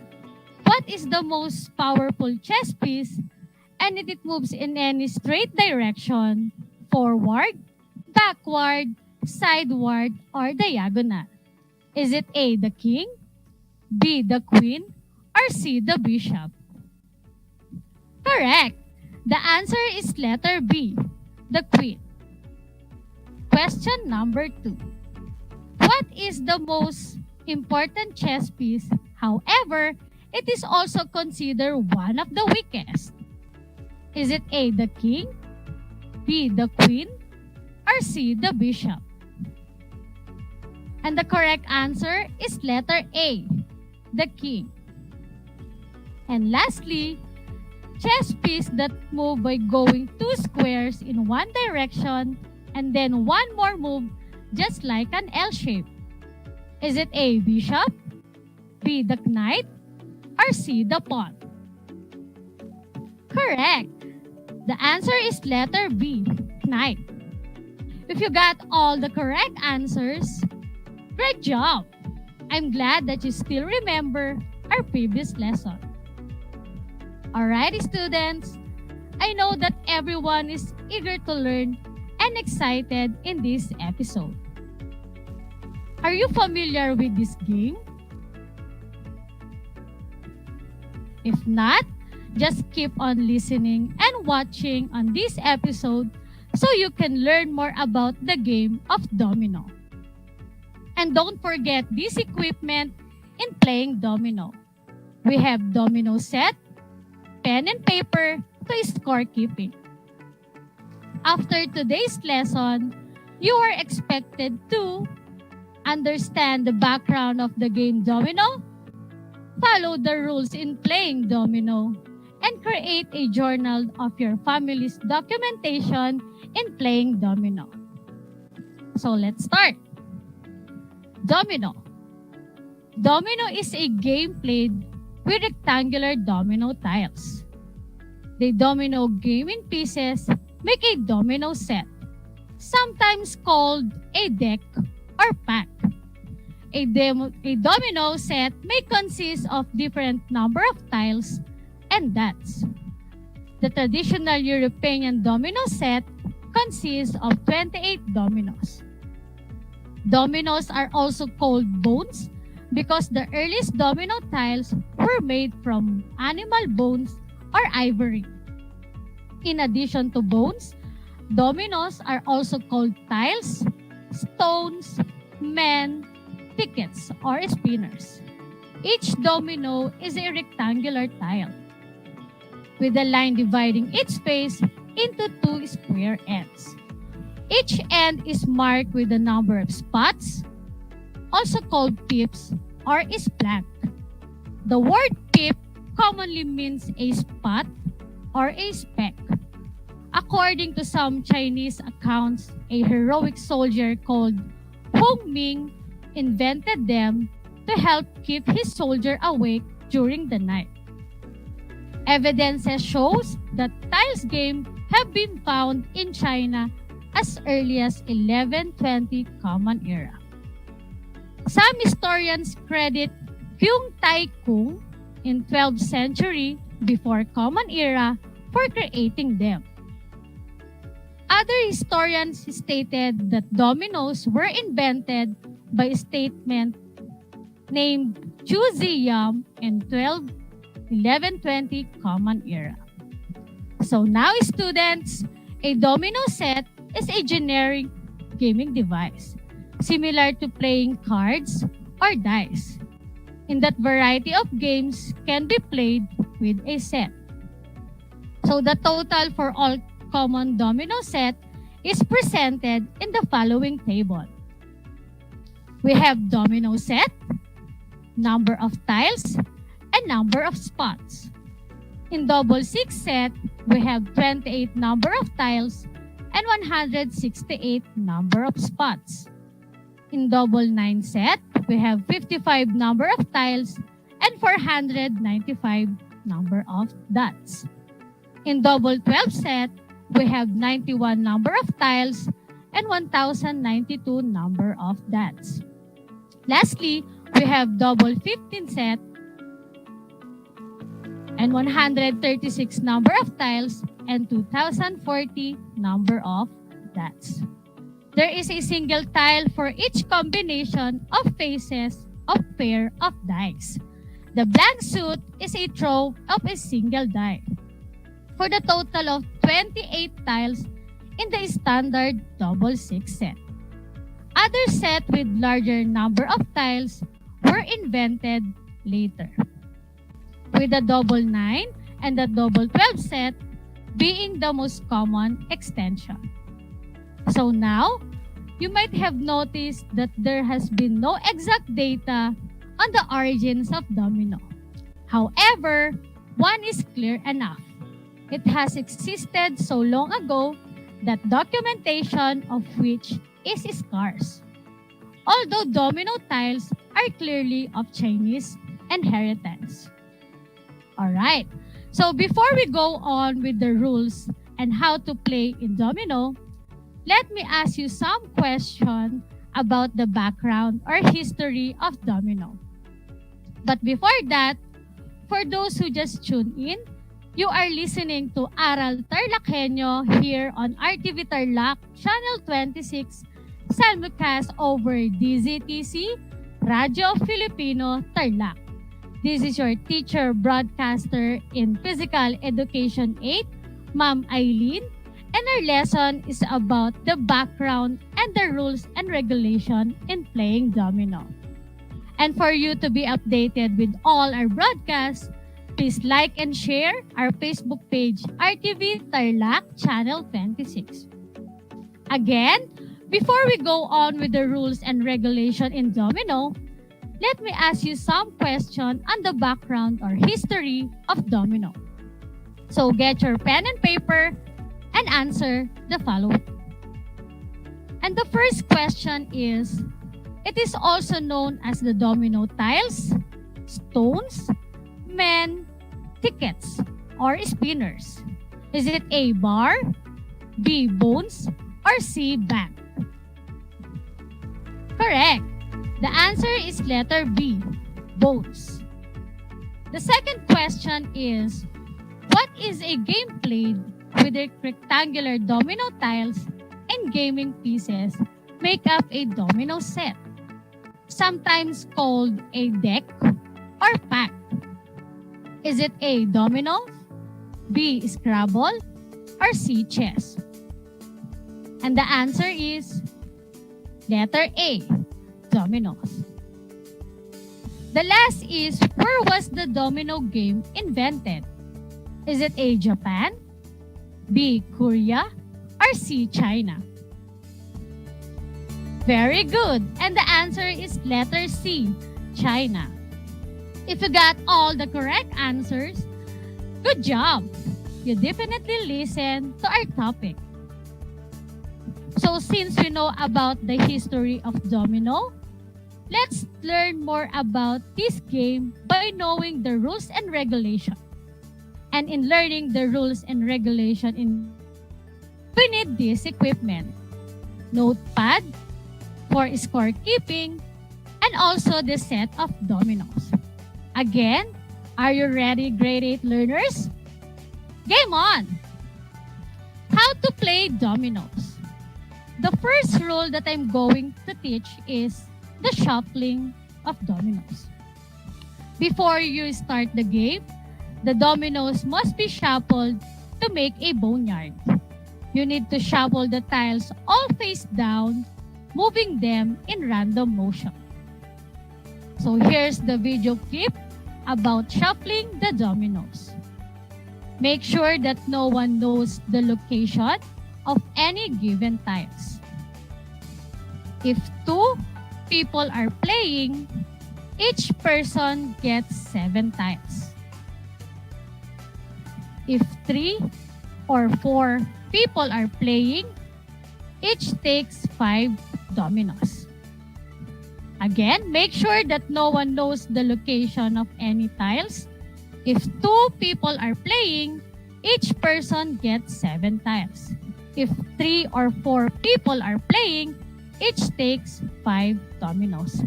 Tip: there are 28 tiles in a standard set, from blank at both ends to 6s at both ends. Next, we have decide who will make the first move. You can do it in 2 ways. Each of the players choose a domino at random, with first move going to the players holding the heavier domino, or the players draw their allotted number of tiles and the holder of the heaviest domino goes first. Again, here's a video presentation about decide who will make the first move.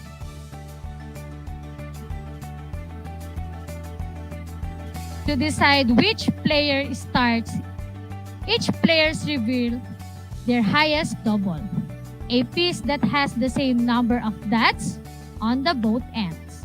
However, has the highest double goes first. If none of the players drew a double, then however has the highest tile, the domino must dots on it goes first. The third is drawing tiles. Once you begin drawing tiles, they are typically placed on edge so that you and your opponent can see your own tiles. But none can see the value of the player's tiles. Every player can thus see how many tiles remain in other players' hands. So here's a video clip about drawing tiles.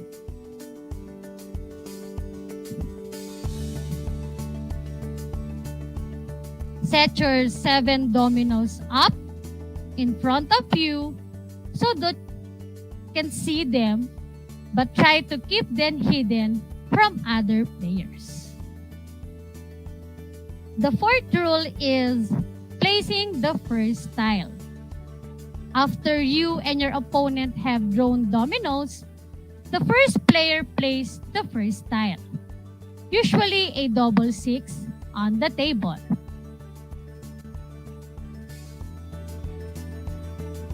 So here's the video about playing the first tile. If no one holds the double 6, then the double 5 is played, and so on. Alright, so the fifth rule is playing subsequent tiles. You can only put domino tiles to open ends. No one other tile is connected to it. So here's the video presentation of playing subsequent tiles. A double tile is usually placed crossways in the layout, straddling the end that it connected to. All 4 sides of a double are open, allowing dominoes to connected in all 4 directions. The 6th rules in playing domino is drawing a tile from the boneyard.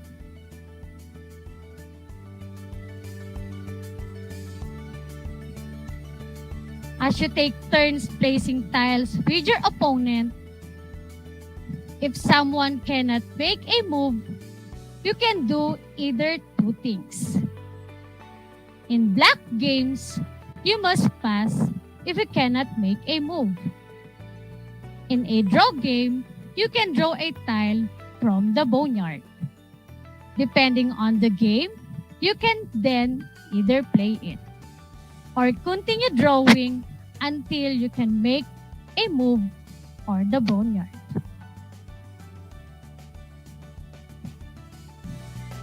Currently, most rules allow the boneyard to be emptied completely. However, some rules do not allow the last two tiles in the boneyard to be removed, and to the end of the game, the winner receives the value of the tiles in the boneyard. And lastly, we have ending a game. The game ends when you have played all your tiles or when a game is blocked. When you play your last tile, traditionally requires you to say domino. When this happens, the other players are said to be dominoed. A game is blocked when no player is able to add another tile to the layout. When playing a multi-round game, domino games are typically scored by awarding the number of pips on opposing player tiles to the winner. So here's the video clip about ending a game. The player most reaches the target score 100, 150, 200, or whatever is agreed on among the players, or the players who amasses the most points in the given number of rounds win the game.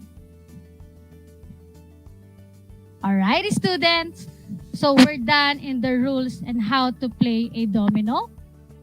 Again, for those who are watching on FB Live, don't forget to like and share our Facebook page, RTV Tarlac Channel 26, simulcast over DZTC Radio Filipino Tarlac, and to be updated with all our broadcasts. Alright, students, so here are some useful tips in playing domino. So these are tips which can give you advantage over other players who are not using any strategy at all. So first, we have set down doubles early and set down your heavier tiles early. Do not get stuck with doubles.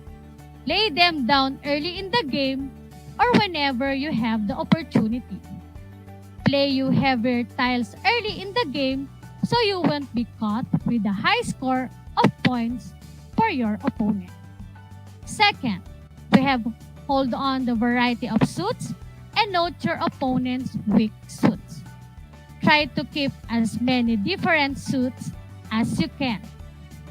This will give you a range of options when it comes to the tiles you can set down and prevent you from being unable to make a play. Take note of the tiles your opponent doesn't have. This will allow you to block them later in the game.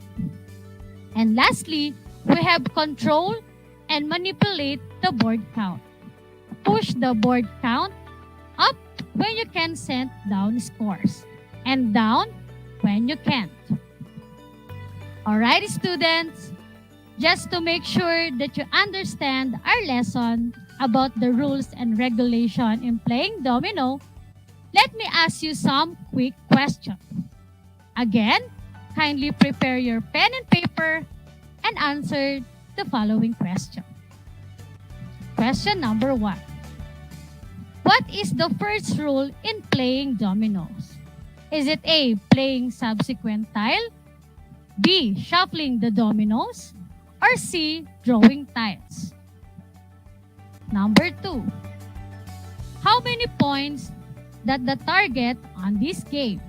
Is it A, 100 to 200 points, B, 500 points, or C, 300 points?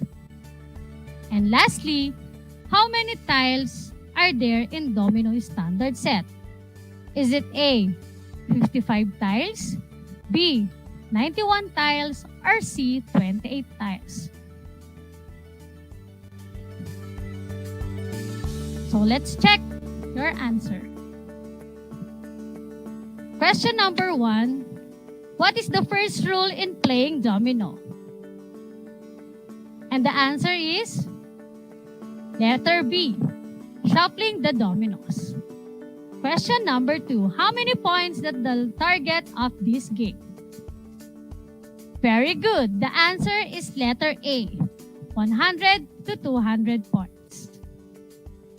And lastly, how many tiles are there in domino standard set? Correct. The answer is letter C, 28 tiles. If you got all the correct answers, great job! I think you are ready to take to another level.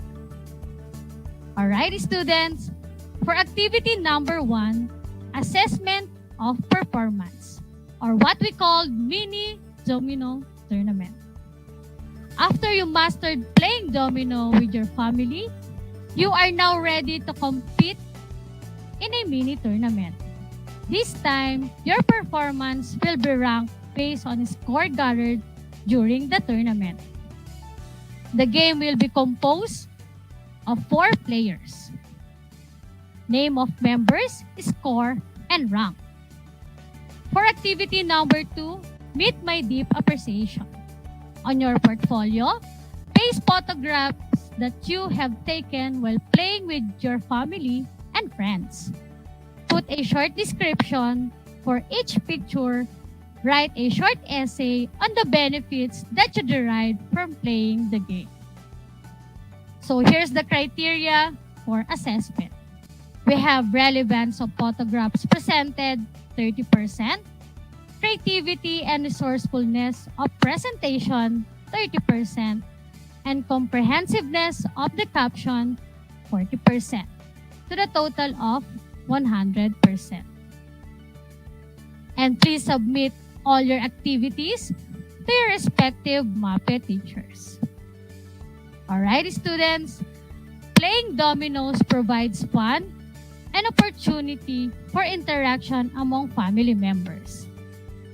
At the same time, the game provides learning opportunities to stimulate the critical thinking and decision making. And it also develops socials and build characters. And this will be the last episode in quarter 3 in Physical Education 8. And for you to be updated with all our broadcasts, please like and share our Facebook page, RTV Tarlac Channel 26. I hope that you learned a lot today. And once again, this is your Physical Education 8 teacher broadcaster, Ma'am Eileen Rose P. Cayago from Tarlac National High School, Maine. Take care and God bless. Until next time!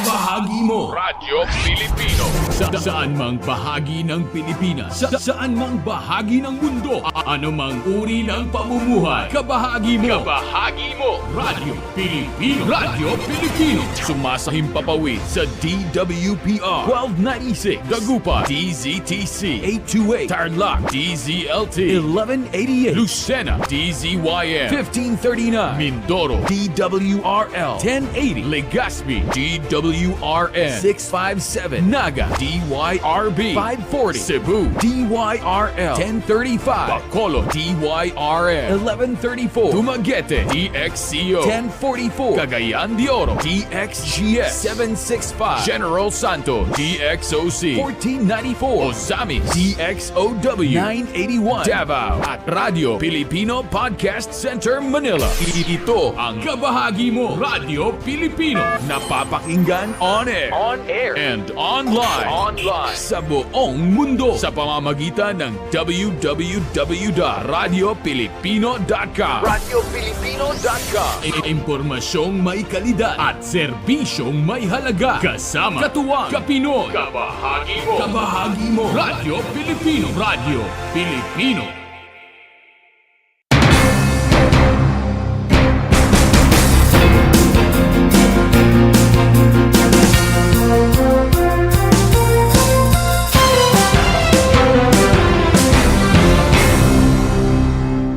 The word boondocks, which is now part of the English Language Dictionary and Vocabulary, comes from the Tagalog word bundok, meaning mountain. Catch Aral TarlakHenyo every Monday through Friday from 8:30 a.m. to 5:30 p.m. over Radio Filipino DCTC 828 and streamed live on Facebook page and YouTube channel of RTV Tarlac, Channel 26. I am Jeremiah Gahutan, your English teacher broadcaster. Let's learn English together only here on Aral TarlakHenyo.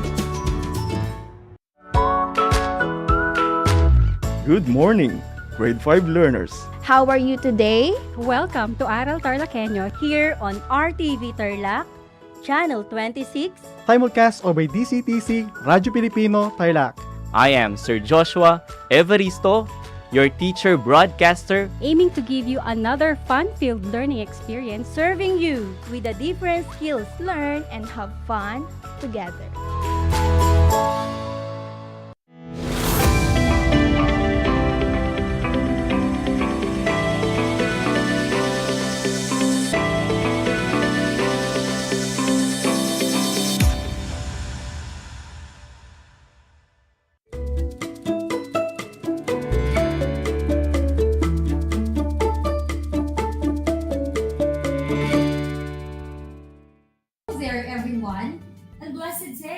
Especially to all the grade 9 learners out there watching and listening.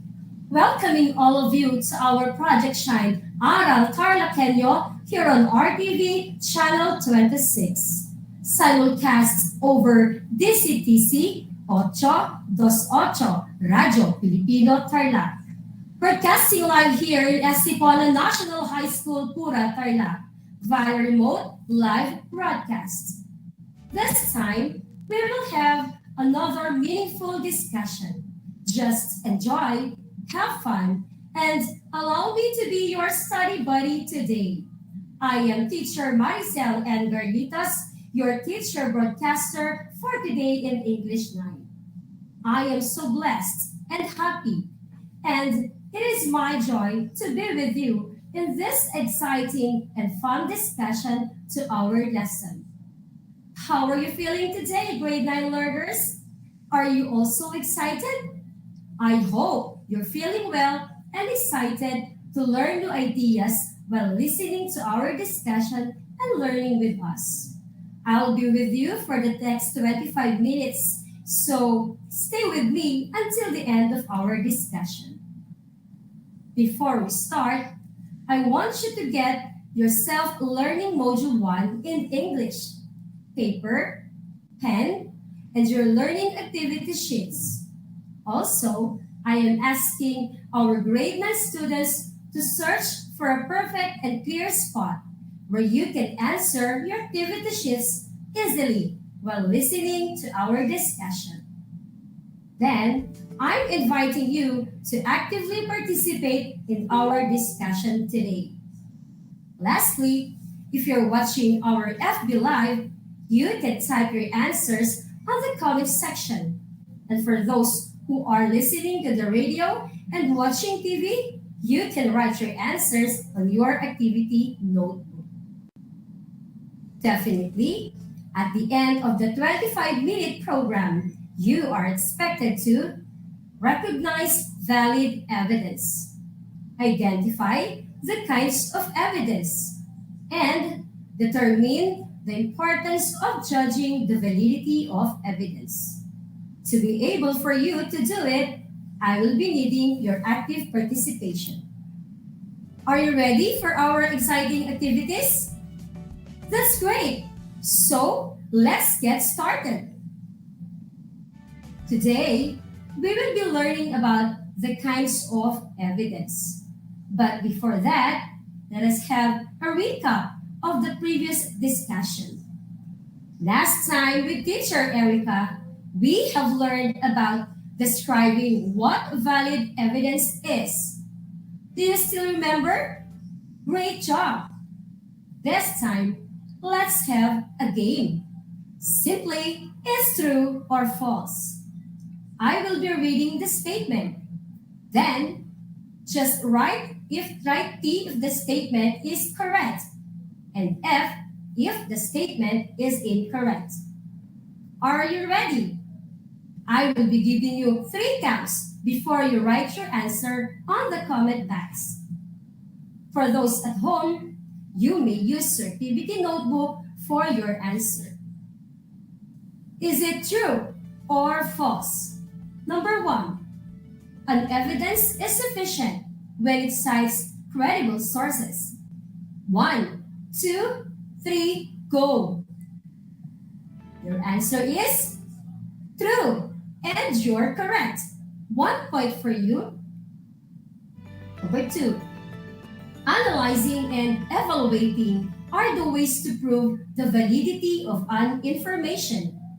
1, 2, 3, go.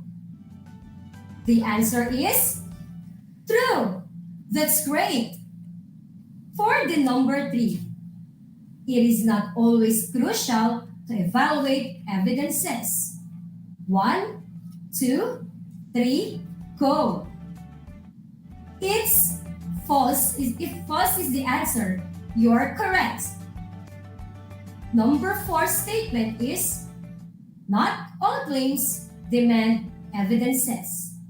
You can now write your answer. The answer is false. Moving on to the last number. If an information is too good, then it is valid. Go. False is the correct answer. Congratulations, grade 9. You are all amazing. And with that, you deserve an excellent clap. 1, 2, 3. 1, 2, 3. Excellent, excellent, excellent. I think the previous lesson is definitely clear to everybody. It looks like you are ready to our lesson today. Stay still, and I will make sure that you will learn new ideas as we go through our discussion to our lesson. Lend me your ears, spare me more of your time, and have more patience, and I will make sure that you will experience another exciting and challenging day today. Now, I would like to throw this question to you. How do you judge the validity of evidence listened to? I repeat, how do you judge the validity of evidence listened to? All right, we should know how to listen. We should read properly the content of what we are reading. Nice answer. Another is, we should look if the statement is valid. Good job! Now I know that grade 9 learners are good listeners. Here is another activity. Flashed on the screen is a jumbled letter. What you're going to do is to arrange the jumbled letter and form it into a single word. Are you ready? The first to get the correct answer will be the winner. What is the word? Yes, you are correct.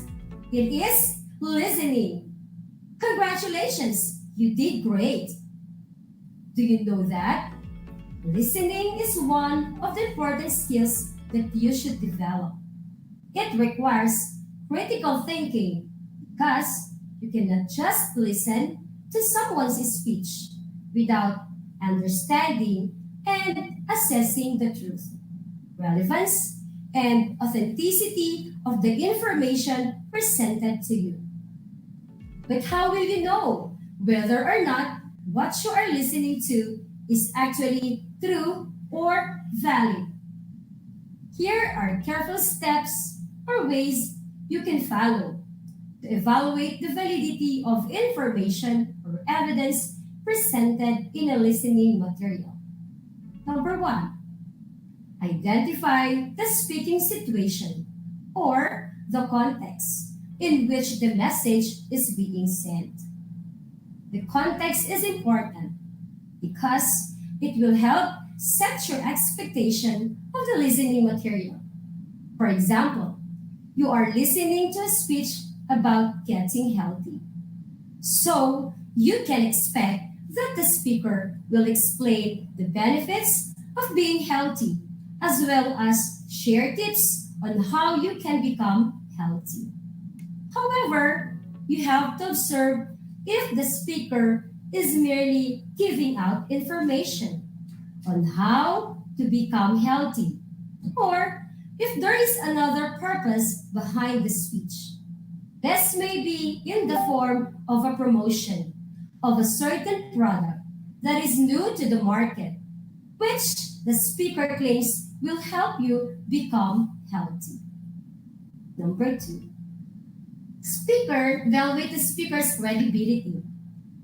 See if the speaker is qualified to talk about the topic. Check the credentials.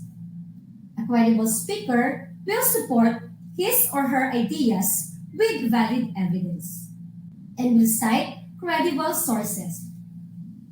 However, it is also important to check if he or she is biased towards or against something.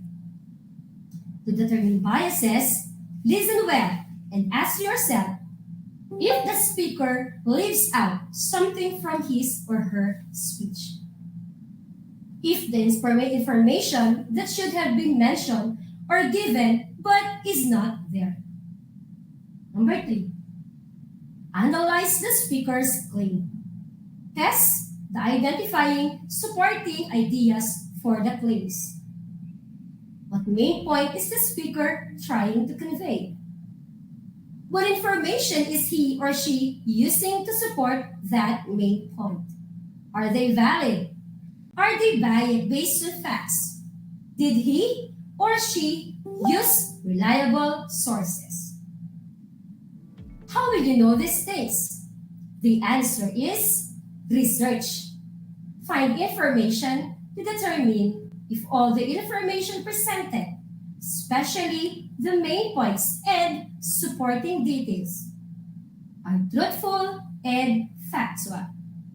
It is also best to check source of the information.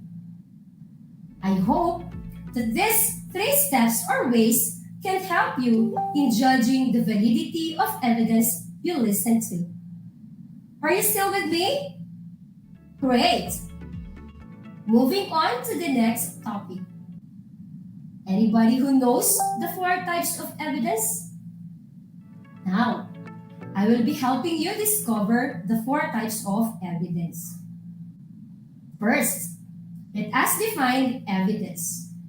Evidence is the available body of facts or information indicating whether a belief or propositions is true or valid. Let's discuss the 4 types of evidence. First, we have statistical evidence. It's the kind of data people tend to look for first when trying to prove a point. Evidence that uses numbers or statistics to support a position is called statistical evidence. This type of evidence is based on research or polls. Example, studies show only 12% of Americans watch the president's latest press conference. The second type is the testimonial evidence. Is another type of evidence that is commonly turned to by people trying to prove a point.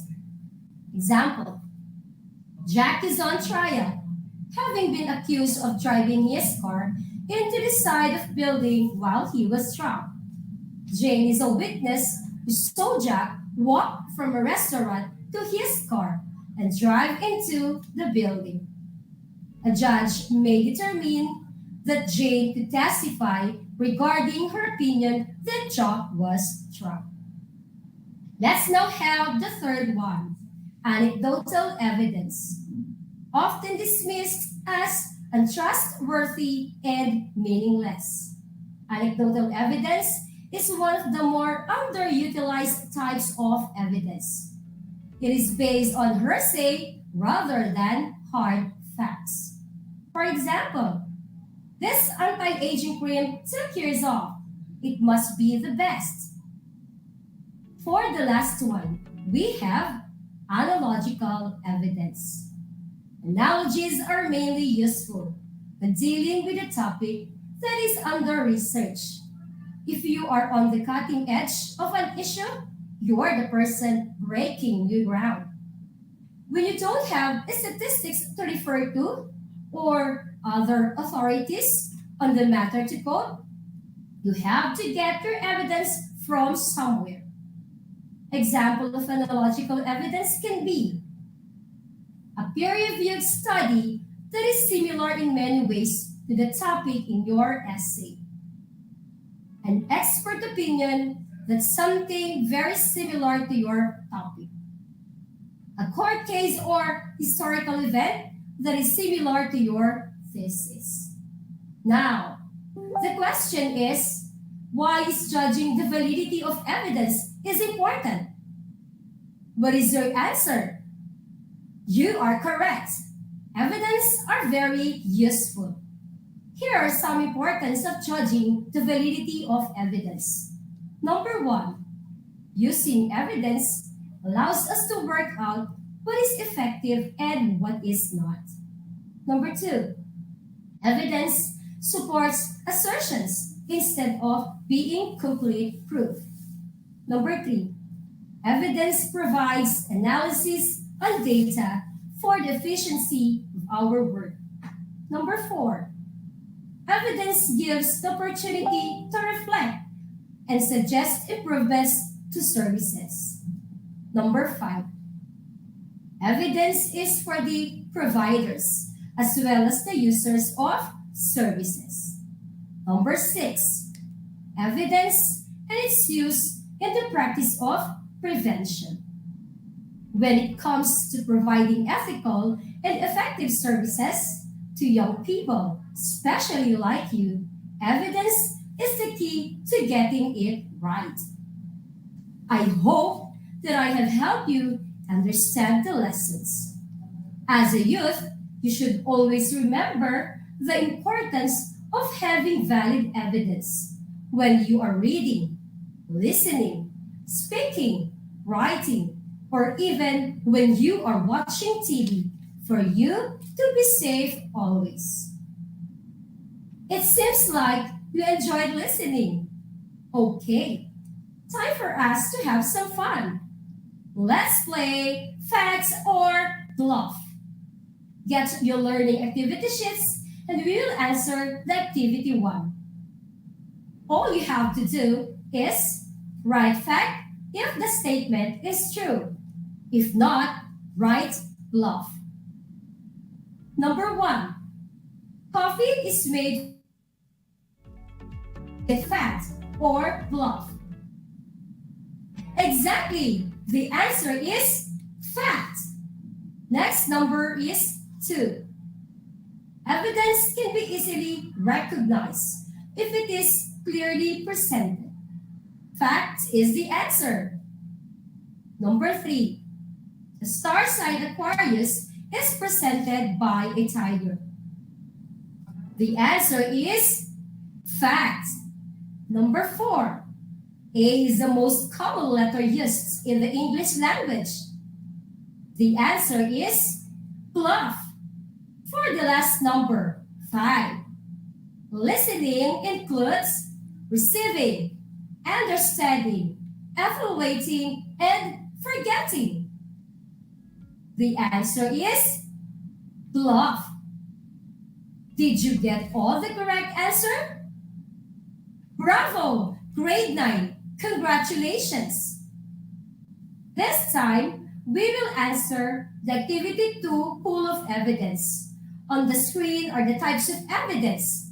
All you have to do is to identify the evidence being described in each statement. Write the letter of the correct answer on the space provided before the number. Number 1. That's the guy I saw robbing the grocery store. It's letter A. Number 2. Life is a box of chocolates. Your answer? Definitely right. It's letter D. For number 3, 76% of the class barely passed the final. 18% flunked miserably, and 6% burst into tears. It's letter B. Last number. Wow! I took the supplement and lost a lot of weight. This pill must work. The correct letter is C. See? I told you, you now get the perfect score. Moving on to your activity 3 entitled Poke the Evidence. Simply, read the statements of evidence. Classify them according to the type of evidence they belong to. Write the letter of your answers on the table below. Flashed on the screen are the different evidences. Letter A. Police say that robbers were armed and wearing masks. Letter B. In a lifetime, the average driver will honk 50,250 times. Letter C. I was an owl last year. It was a real hoot. Letter D. Life is like a box of chocolates. Letter E. 15-minute meditation exercise will not affect the math test scores in teenagers. Letter F. Doctors say that eating candy is bad for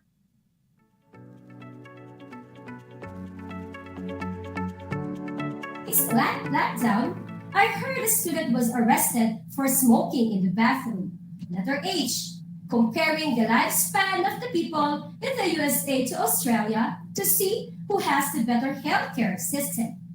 You are allowed to take picture of this part so that it will be easy for you to answer the table below.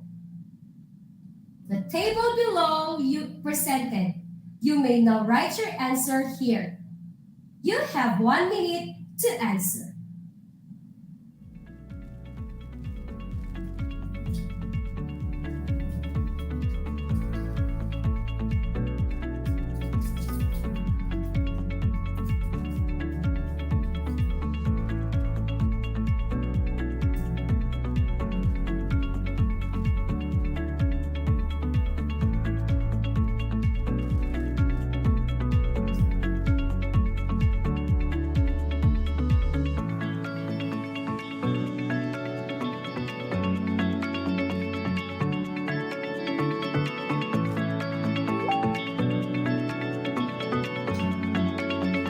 Are you done?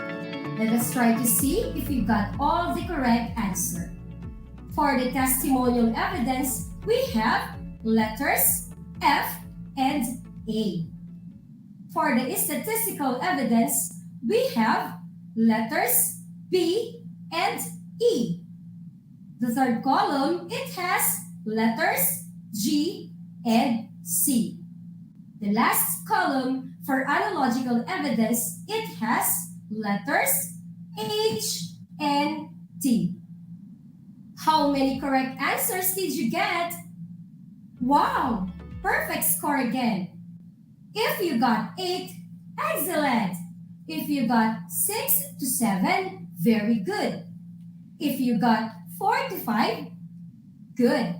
If you got 3 and below, don't be sad. I believe in you. Next time, you will have a higher score too.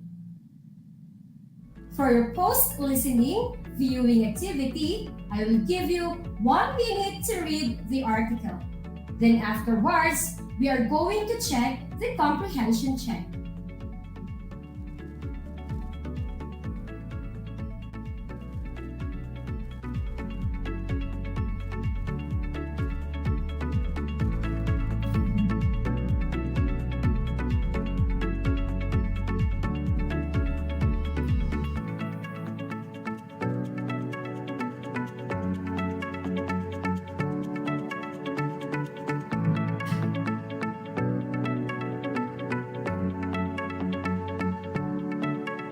Let's answer number 1. What is the issue presented? Very good. Banning mobile phones while driving is the answer. How about number 2? What is the writer's stand on the issue? Yes, the risk of getting into a car accident while talking on a mobile phone while driving. Number 3, write the evidence that supports the opinion of the writer. Great! The answer is an Australian study conducted in 2005 estimated that the risk of collision when using a mobile phone was 4 times higher than the risk when a mobile phone was not being used. 456 drivers who own phones were involved in crashes. For the number 4, your answer is statistical evidence. Last, number 5. Do you agree with the writer's opinion? Why or why not? Here in number 5, your answers now may vary. Remember that validity is important. It determines what survey questions to use and helps ensure that researchers are using questions that truly measures the issues of importance. It's been a productive day to all of us. I enjoyed discussing the topics with you, grade 9 learners. Before I leave, remember this. Never stop trying, never stop believing, never give up. Your day will come. Thank you for spending your time with me. Our journey never stops, but starts at Aral TarlakHenyo on RTV Channel 26 simulcast over DCTC 828 Radyo Pilipino. This is your teacher broadcaster, Maricel N. Garbitos. Have a blessed day, everyone. Until next time.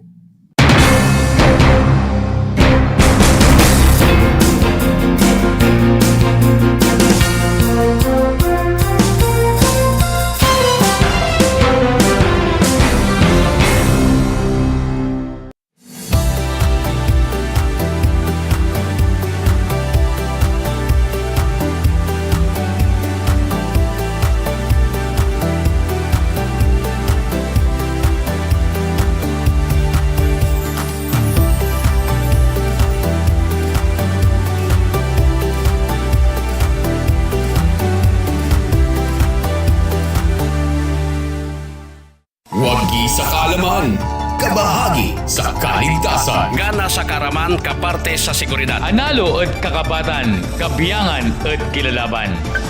Narito ang mga dapat gawin habang lumilindol. Yumuko at magtago sa ilalim na matibay na mesa at kumapit sa mga paa nito. Umiwas sa mga bintanang salamin, mga aparador at mabibigat na gamit na maaring mahulog o matumba. Matapos ang pagyanig, agad na lisanin ang gusali at pumunta sa evacuation area. Kung ikaw ay nasa labas, magtungo agad sa open area. Lumayo sa mga gusali, puno, poste at mga lugar na may panganib ng pagguho ng lupa. Kapag naman nagmamaneho, itabi at ihinto ang sasakyan at lumabas. Wagi sa kaalaman, kabahagi sa kaligtasan. Madaugon sa kasayuran, kabahin sa kaluwasan. Sinambot keng kabaluan, kayabe keng kasamasnan. Madaugon sa kahibalo, kabahin sa kaluwasan. Isang mahalagang paalala mula sa kabahagi mo, Radyo Pilipino.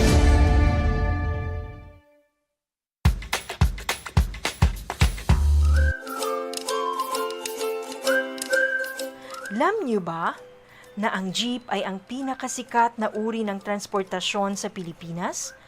May nagsasabi na ang pangalang jeep ay hango sa salitang jeepy na ang ibig sabihin ay general purpose or government purpose na naglalarawan ng military jeep na ginamit noong World War II.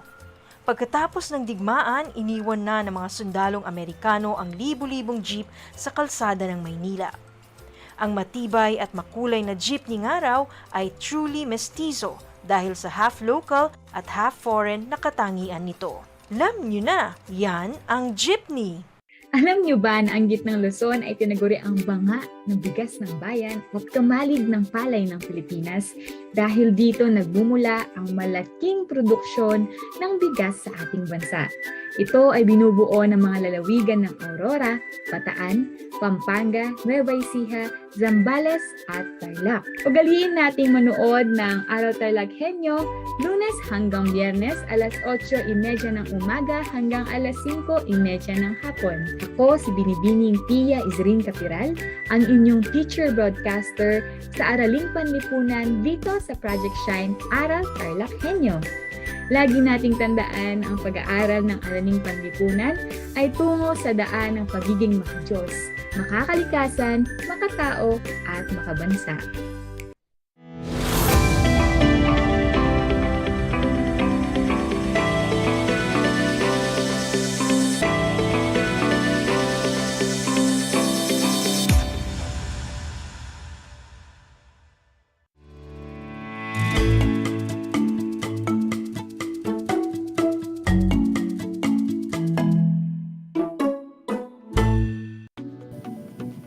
Welcome sa ating Aral TarlakHenyo ng Schools Division of Tarlac Province.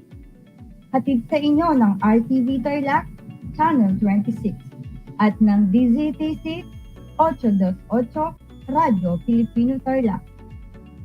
Isang mapayapa at ligtas na hapon, kabataang TarlakHenyo. Narito na naman tayo nagsisikap at nagpupunyagi na maging makadiyos, makatao, makakalikasan at makabansa. Kumusta na kayo mga ginigiliw kong grade 9 eco learners? Ang aking pagbati at paghanga sa inyong masidhing pagpupunyagi sa patuloy na pag-aaral sa himpapawid upang matuto sa kabila ng hamon ng pagkakataon, ang COVID-19 pandemic. Ako ang inyong guro sa Araling Panlipunan grade 9, Ma'am Rochelle A. Dizon, magtuturo sa inyo dito sa bayan ng Concepcion. Sasamahan at gagabayan ko kayong maunawaan ang nilalaman ng ating aralin na patungkol pa rin sa konsepto ng inflasyon. Pero bago pa man tayo magsimula sa ating talakayan, narito ang iilan sa mga paalala. Siguraduhin ninyo na nasa lugar kayo ngayon na komportable at maayos na napapanood at napapakinggan ang ating live broadcast. Matanong ko lang, nakapagmerienda na ba kayo? Mabuti naman kung oo, dahil nararapat lamang na may laman ang inyong mga tiyan upang mas maging alerto ang inyong pag-iisip at maayos na maunawaan ang ating aralin sa hapon na ito. Sa puntong ito, nais kong kunin ninyo ang inyong learner's material sa Araling Panlipunan para sa ika-5 linggo ng ika-3 markahan. Nasa Module 3 pa rin tayo, konsepto, dahilan, epekto at pagtugon sa inflasyon. Ihanda na rin ang inyong ballpen, learning activity sheet, sulatang papel, at calculator upang maitala ninyo mga mahahalagang impormasyon na aking mababanggit.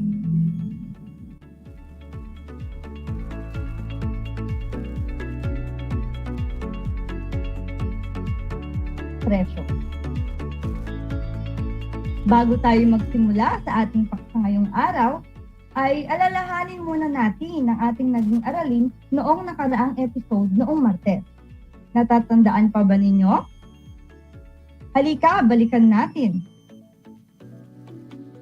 Sa nakaraang episode, tinalakay natin ang konsepto, dahilan at epekto ng inflasyon. Ang inflasyon ay tumutukoy sa pagtaas ng pangkalahatang presyo ng mga piling produkto sa pamilihan o pataas na paggalaw ng presyo. Ito ay maaring maganap sa mga kadahilanan gaya ng mga sumusunod: demand pull inflation, cost push inflation, petrodollars inflation, import-induced inflation, profit push inflation, at currency inflation. Samantala, hindi sa lahat ng pagkakataon ay negatibo ang inflasyon. Dahil kung may mga naapektuhan ay mayroon din namang nabebenepisyuhan sa tuwing tumataas ang presyo ng mga produkto. Ang mga umuutang, mga negosyante, mga speculators at ang mga taong may ditiyak na kita ang siyang mga nakikinabang tuwing may inflasyon.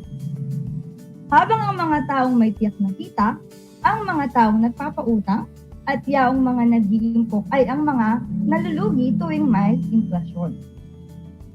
Lagi nating tandaan na bagamat malaking suliranin sa ating pambansang ekonomiya at isang katotohanan ng buhay na hindi magagawang matakasan ng sinuman ang inflasyon. Ngunit, ang kaalaman at tamang pagtugon dito ay lubos na makatutulong upang maiwasan ang paglalapad nito.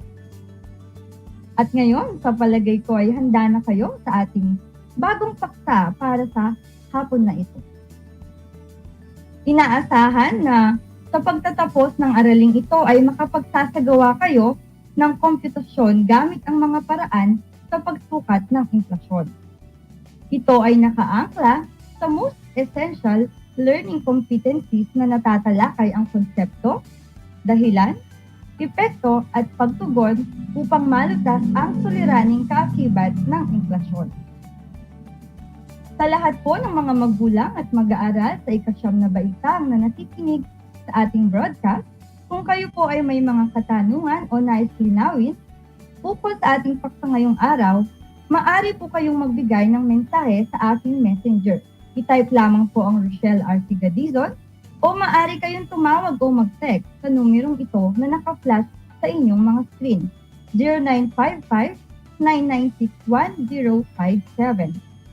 Uulitin ko po ang numerong maaari ninyong tawagan ay 0955-996-1057. Maaari din kayong magtanong via FB Live sa ating RTV Tarlac Channel 26. Bago natin simulan ang ating talakayan ay may ipapakita muna akong mga larawan sa inyo. Ang nakikita sa screen ay taong 2015, 1,000 piso at mga grocery items. Samantala, ang ating ikalawang larawan ay taong 2022, 1,000 piso pa rin at mga grocery items. Ngayon, batay sa ating pinakitang mga larawan, ano ang inyong mga napansin? Para sa ating unang larawan, sa taong 2015, ang 1,000 piso ay makakabili na ng napakadaming produkto. Ito ay isang halimbawa na noong taong 2015 ay mas mura ang mga bilihin kaysa sa kasalukuyan. Samantala, para sa ating taong 2022 na may parehong halaga na 1,000 piso, kapansin-pansin na mas kakaunti ang mga nabiling grocery items na nakalagay sa pushcart o basket. Bago natin masabi na may inflasyong nagaganap sa ating bansa, ay kailangan muna nating alamin at malaman kung paano ito sinusukat, ang mga pagbabago sa presyo ng mga produkto at serbisyo sa pamilihan. So, karaniwang ginagamit sa pagsukat ng inflasyon ang Consumer Price Index or CPI upang mapag-aralan ang pagbabago sa presyo ng mga produkto. Ang pamahalaan ay nagtatalaga ng mga piling produktong nakapaloob sa basket of goods. Ang mga nasabing produkto ay kumakatawan sa mga pangunahing pangangailangan at pinagkakagastusan ng mga mamamayan. Tinitignan ang halaga ng mga produktong ito upang masukat ang bilis at laki ng pagbabago sa presyo. Mula sa market basket, ang price index ay nabubuo na siyang kumakatawan sa kabuuan at average na pagbabago ng mga presyo sa lahat ng bilihin. Ang price index ay depende sa uri ng bilihin na gustong suritin. May iba't ibang uri ng price index na sumusukat sa laki ng pagbabago ng presyo. Una dito ay ang GNP Implicit Price Index o GNP Deflator. Ito ay ang average price index na ginagamit para mapababa ang halaga ng kasalukuyang GNP. at upang masukat ang totoong GNP. Ito ay sumusukat sa pangkalahatang antas ng presyo ng mga produkto at serbisyong nagawa ng ekonomiya sa loob ng isang taon. Ikalawa naman ay ang Wholesale o Producer Price Index o PPI. Ito ay index ng mga presyong binabayaran ng mga tindahang nagtitingi para sa mga produktong muli nilang ibebenta sa mga mamimili. At ang huli ay ang Consumer Price Index or CPI. Sinusukat naman ito ang pagbabago sa presyo ng mga produkto at serbisyong ginagamit ng mga consumers. Ang batayan sa pag-compute ng CPI ay ang presyo at dami ng produktong kadalasang kinukonsumo ng bawat pamilya na nasa loob ng tinatawag na market basket. Ang market basket din ay ginagamit upang masukat ang antas ng pamumuhay ng mga consumers. Sa tatlong nabanggit, karaniwang ginagamit ang CPI upang masukat ang inflasyon. Sa inyong screen makikita ang isang talahanayan na nagpapakita ng hypothetical na pangkat ng mga produktong karaniwang kinukonsumo ng isang pamilyang Pilipino sa mga taong 2020 at 2021. Makikita dito ang mga produkto, bilang ng mga produkto, pati na din ang presyo nito. Upang ating makuha ang CPI sa taong 2020 at 2021, kinakailangan muna nating malaman ang weighted price sa bawat produktong nakapaloob sa ating market basket. Upang magawa ito, i-multiply natin ang bilang o dami ng produkto sa presyo nito. Umpisahan natin ang pag-compute sa weighted price ng mga sumusunod na produkto sa taong 2020.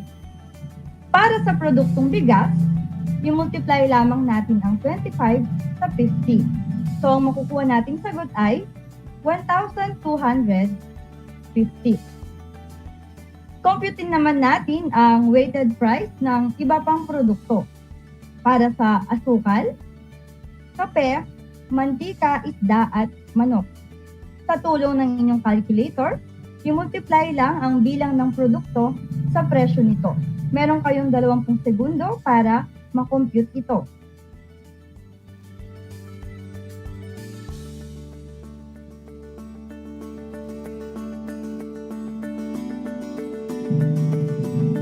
Tapos na ba?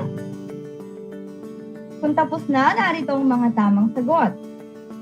Ang mga tamang sagot ay ang 240, 200, 250, at 180 at 200. Tama ba ang mga na-compute ninyo?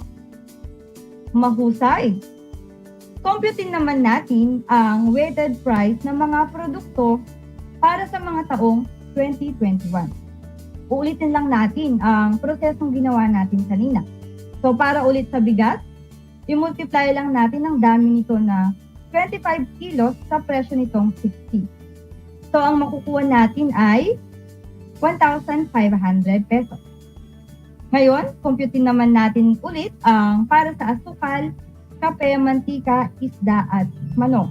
Meron ulit kayong 20 segundo para makompute ito.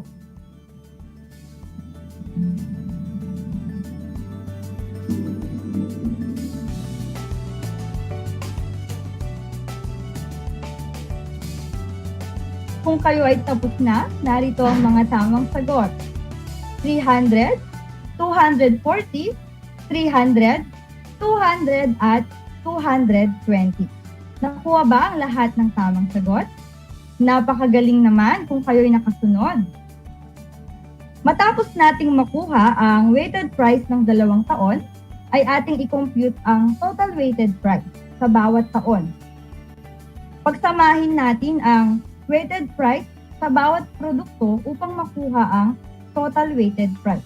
So kapag pinagsama-sama natin ang lahat, ang makukuha nating total weighted price ay 2,320. Para naman sa taong 2021, i-add lang ulit natin ang lahat ng weighted price na nakuha kanina. So, ang makukuha nating sagot ay 2,760. Ngunit, paano natin mahahanap ang CPI ng 2 taon na ito gamit ang nakuha nating total weighted price. Ang ating gagamiting formula para sa pagkuha ng CPI ay CPI is equal to total weighted price ng kasalukuyang taon divided by total weighted price ng basehang taon.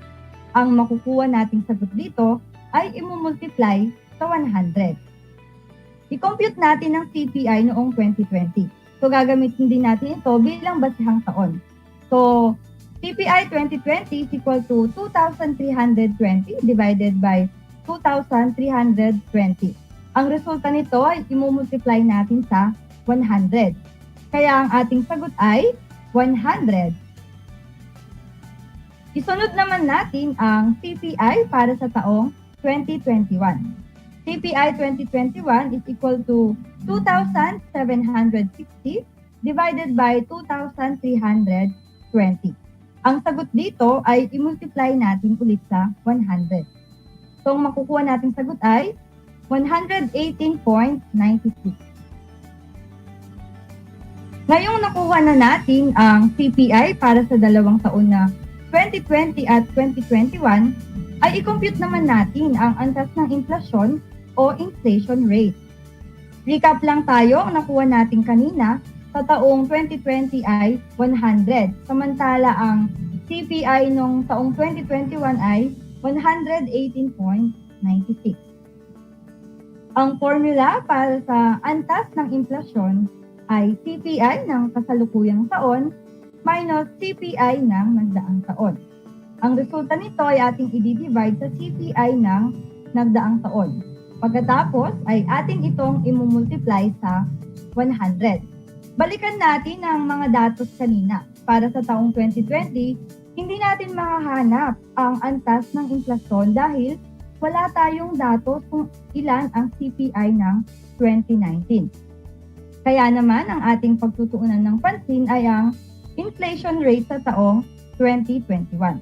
Upang makompute ito gamit ang mga datos, 118.96 para sa ating CPI ng kasalukuyang taon 2021 minus 100 para naman sa CPI ng nagdaang taon.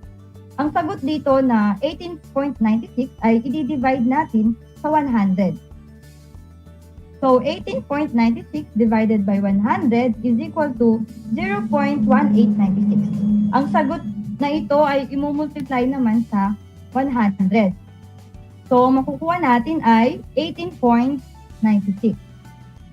Ibig sabihin, nagkaroon ng 18.96% na pagtaas sa presyo ng mga bilihin sa pagitan ng taong 2020 at 2021. Nangangahulugang mas mataas ang bilihin ngayon kumpara noong nakaraang taon dahil sa inflasyon. Matapos nating makuha ang CPI at antas ng inflasyon, atin namang computein ang purchasing power of peso. Ano nga ba ang PPP? Ito ay ang kakayahan ng piso bilang gamit sa pagbili. Inilalarawan nito ang tunay na halaga ng piso. Alamin natin ito gamit ang formula na nakikita sa screen. 1 divided by CPI ng kasalukuyang taon times 100. Kung ating aalamin ang purchasing power sa kasalukuyang taong 2021 gamit ang formula, ang ating computasyon ay 1 divided by 118.96. Ang sagot dito na 0.0084 ay imumultiply sa 100. So, ang ating magiging sagot ay 0.84. So, ang kakayahan ng piso noong nakarang taong 2021 ay 0.84.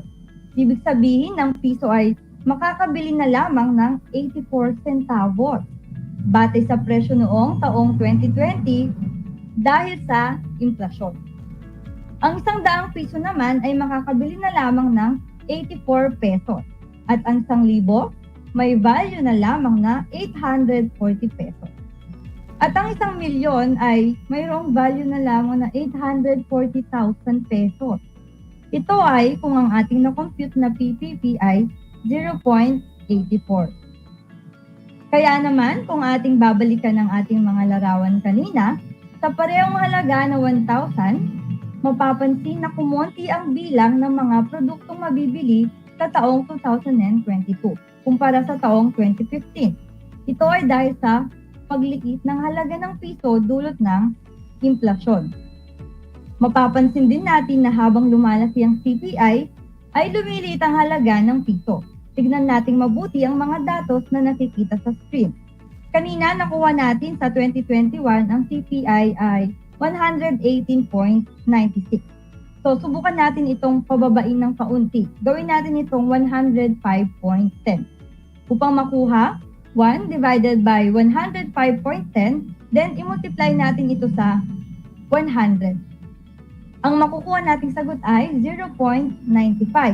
Para naman sa nakuha natin kanina, 1 divided by 118.96 times 100, ang makukompute natin ay 0.84.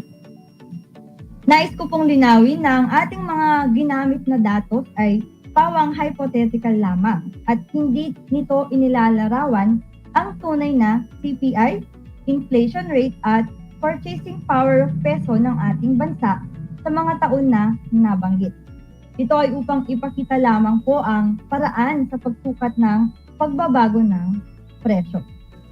Kung nais ninyong malaman ang mga tunay na datos tungkol sa totoong CPI, inflation rate at PPPI, maaring magtungo sa official website ng Bangko Sentral ng Pilipinas. Pumunta lamang po sa www.bsp.gov.ph. Ayon sa datos ng BSP, sa kanilang website, nasa screen po ang kumpletong link ng mga datos na ito. Ang CPI para sa taong 2020 ay 123.3 at ang CPI para sa taong 2021 ay 128.8. Ngayon, mula sa datos na ito ay ating computing ang antas ng inflasyon at purchasing power of peso. Handa ka na ba? Bibigyan ko lang kayo ng 1 minuto o 30 segundo lamang upang makompute ito.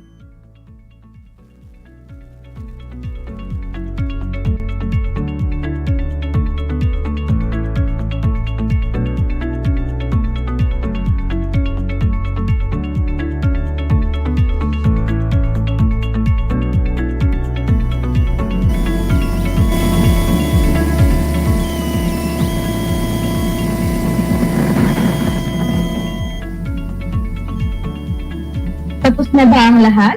Para sa inflation rate, CPI ng kasalukuyang taon minus CPI ng nagdaang taon divided by CPI ng nagdaang taon times 100. So 128.8 minus 123.3. Ang sagot dito na 5.5 ay ating i-divide sa 123. So 5.5 divided by 123.3 is equal to 0.0446 at ito ay i-multiply sa 100. Ang ating nakuhang sagot para sa antas ng inflasyon ay 4.46% or 4.5%. Naka-flash ngayon sa inyong mga screen ang mga datos na galing po sa psa.gov.ph. Ito ang mga inflation rate ng ating bansa mula taong 2017. Tignan po yung nasa bandang ibaba na tinuturo ng araw. Ang average inflation rate sa taong 2021 ay 4.5%. So tama yung na-compute natin. Habang ang ating purchasing power mula sa formula na PPP is equal to 1 divided by CPI ng kasalukuyang taon, multiply by 100. So 1 divided by 128.8 times 100. Ang sagot ay 0.78. At dyan po nagtatapos ang ating talakayan para sa hapon na ito. Sa ating susunod na talakayan ay ating suriin ang mahalagang ginagampanan ng pamahalaan kaugnay ng mga patakarang pisikal na ipinapatupad nito. Ngunit bago yun, ay sagutin ng gawain F na makikita sa ikatlong pahina ng inyong learning activity sheet. Isulat ang inyong sagot sa inyong learning activity sheet. Maaari ninyong ipasa ang sinagutang gawain sa inyong guro sa Araling Panlipunan sa kanyang FB Messenger para sa pamamagitan ng pagkuha ng larawan dito. Para naman sa mga walang access sa internet, maaari itong ipasa sa paaralan sa tulong ng inyong mga magulang. Isang paalala po sa pagpasa ng mga sinagutang activity ay laging sundin ang mga safety protocol, gaya ng pagsusuot ng face mask at physical distancing. Inaasahan ko na kayo'y natuto sa ating talakayan sa araw na ito. Muli ako ang inyong guro sa Araling Panlipunan Grade 9, Ma'am Rochelle Dizon, na nagsasabing ang pag-aaral ng Araling Panlipunan ay daan sa pagiging makadiyos, makatao, makakalikasan at makabansa. Manatili tayong malusog at ligtas, mga ka-TARLakHenyo. Hanggang sa muli!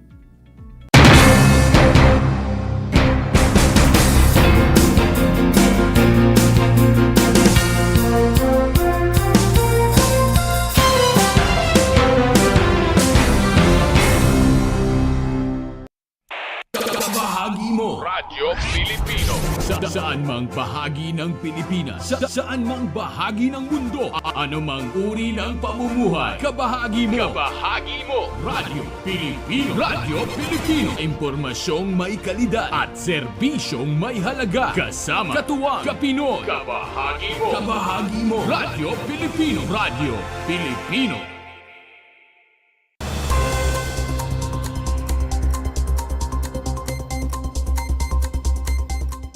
Formal nang binuksan sa publiko ang Nayon sa Diwa Cultural Exhibit kamakailan sa ginanap na ribbon cutting nito sa Diwa ng Tarlac sa pangunguna ni Tarlac Province Governor Susan A. Yap, Vice Governor Attorney Carlito Casada David at ang Nayong Filipino Foundation Executive Director na si Jerty Duran Batocabe.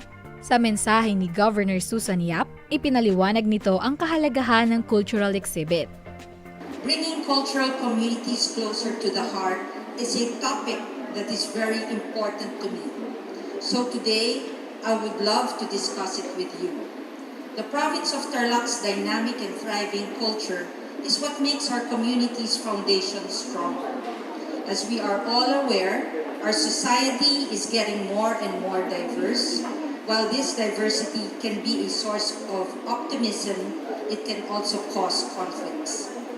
Building connections between various cultures and communities is one way we could overcome these obstacles. Everyone needs to feel appreciated, valued, and included in our big community. As we move forward in honor of the province's vibrant 150 years, we want to highlight how our culture shapes who we are. Dagdag pa nito, malaki ang ginagampanang papel ng isang cultural exhibit. I believe that the opening of our collaborative exhibition with the Nayong Filipino Foundation, ang Nayon sa Diwa, bringing cultural communities closer to the heart, would strengthen and unite our cultural communities. All of these are done with the intention of conserving and enhancing the culture that binds our communities together. Ipinahayag naman ni Nayong Filipino Foundation Executive Director ang kanyang pasasalamat. Ganoon din ang halaga ng mga ganitong aktibidad. To Governor Susan Yap, you made this happen. The Lady of the Hour, thank you so much. The people of Tarlac are indeed very lucky to have a tireless governor who embodies the strength and wisdom of a good leader and the gentleness and refinements of a good mother. We at NPF are so appreciative of the support and very excited about this collaboration with the provincial government of Tarlac. We believe that this partnership in bringing this collection closer to the people and showcasing our unique material culture will help create a deeper understanding of our identity as Filipinos and provide opportunities for our people and even tourists to engage in meaningful ways. Isa sa mga cultural items na nakadisplay sa exhibit ang mga gamit ng Abiling Tribe dito sa probinsya ng Tarlac. Ipinaabot naman ni Chieftain Rudy de la Cruz ng Abiling Tribe ang kanyang pasasalamat para sa ang Nayon sa Diwa. Maraming salamat po kay Governor Yap para po sa Nayon Pilipino. Para mabigyan kami ng ganyan na kagamitan panggawa po. Kaya ito po sinasabi ko po para kay Governor Susan Yap para matulungan po ang katutubong abiling. So maraming salamat po, ma'am. Ayon naman kay Mr. Victor Estrella, curator ng Nayong Pilipino Foundation, ginawa talagang sentro ng exhibit ang Abiling Tribe. Ginawa talaga naming focus ng atensyon ng exhibit na ito ang abilin or abiling kasi ito yung isa sa dalawa o ilan pang natatanging indigenous cultural communities dito sa Tarlac. Ipinahayag naman ng Tarlac Provincial Tourism Office sa pangunguna ni Mr. Arsenio Baby Lugay na bilang kanlungan ng lahi, ang probinsya ng Tarlac ay nakasentro sa mga pagpapayabong ng mga kultura. Ipinahayag din nito kung bakit mahalaga ang ganitong mga aktibidad, lalo na sa mga kabataan. Itong mga exhibit nito, parang binabalik mo sa kanila na kasi modern times na tayo ngayon kung saan nakakalimutan natin kultura at natin, no? So this is one way of bringing back to them, or parang yung pinapaalala natin sa mga kabataan na may magaganda tayong mga kultura, sining na in a way sa mga exhibit na to is a vehicle for them to realize na wow, ang ganda pala ng kultura natin, ang ganda ng lugar natin, ang ganda ng mga characteristics ng Filipino. So, yun ang trust namin ngayon ng province of Tarlac headed by Governor Susan Yap is bringing back and giving back to our youth the value of our heritage and culture. Ang nayon sa diwa Bringing Cultural Communities Closer to the Heart ay ipinakita ang iba't ibang cultural items mula sa Kalinga, Tiboli, Ifugao at iba pa. Ang isinagawang cultural exhibit ay dinaluhan ng mga mayors mula sa iba't ibang bahay ng probinsya ng Tarlac, mga sangguniang panlalawigan members at iba pang mga respetadong individual na nagtipon-tipon upang saksihan ang mga gamit ng iba't ibang tribo na sumasalamin sa mayamang kultura ng Pilipinas. Para sa RTV Tarlac Channel 26, ako si Jam Torio, nagbabalita.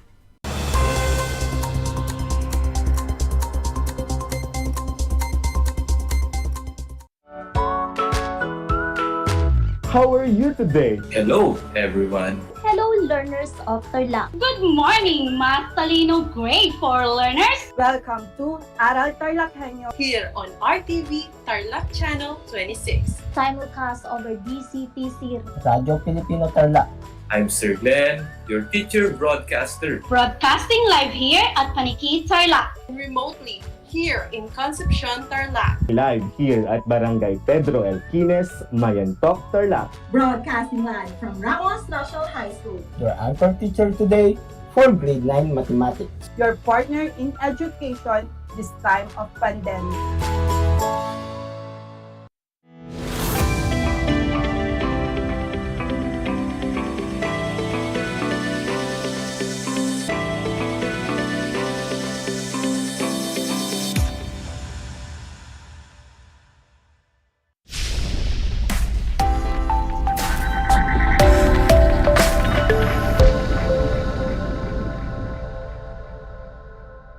Hello there, everyone. Hello, dear parents and guardians. And hello, my dear learners.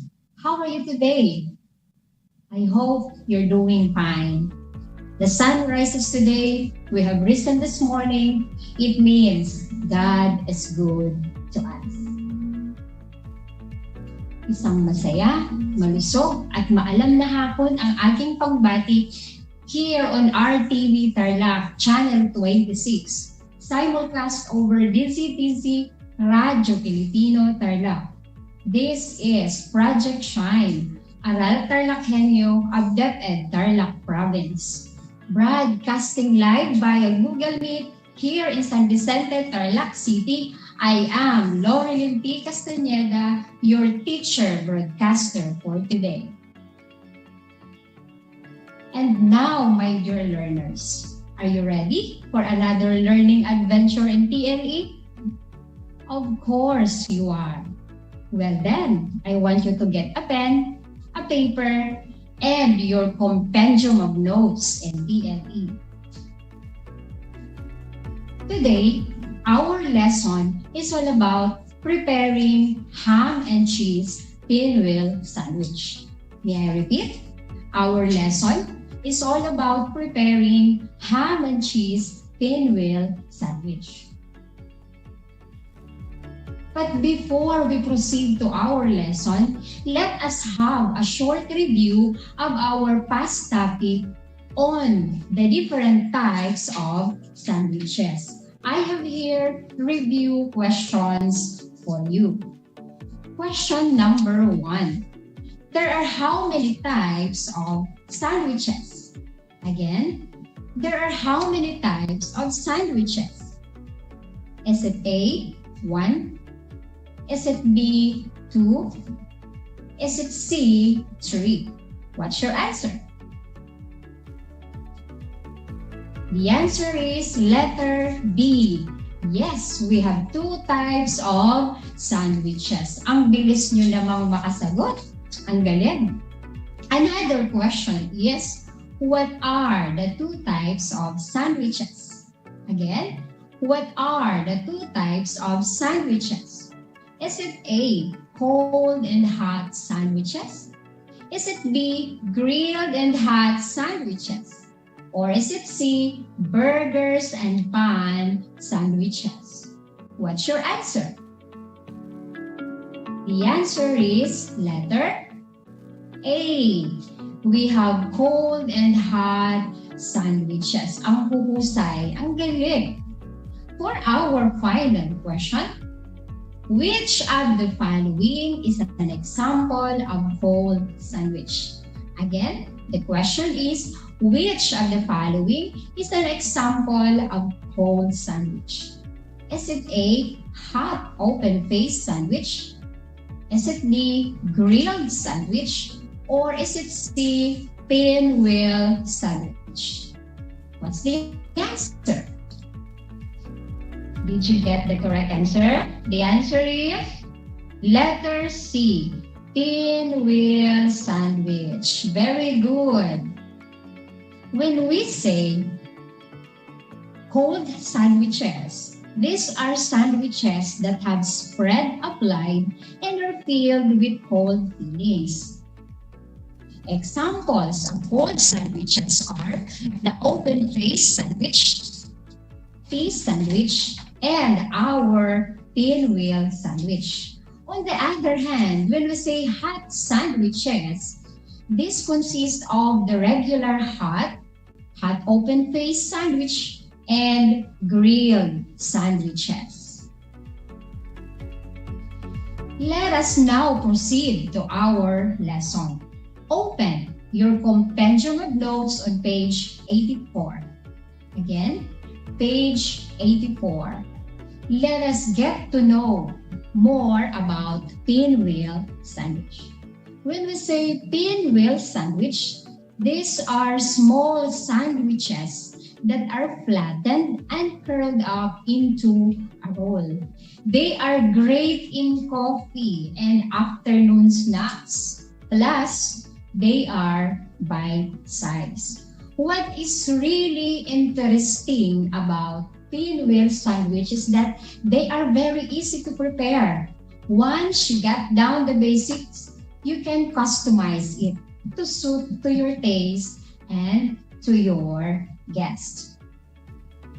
Our sandwich, which we will be preparing this afternoon, is called ham and cheese pinwheel sandwich. This is just one of the many varieties of pinwheel sandwich.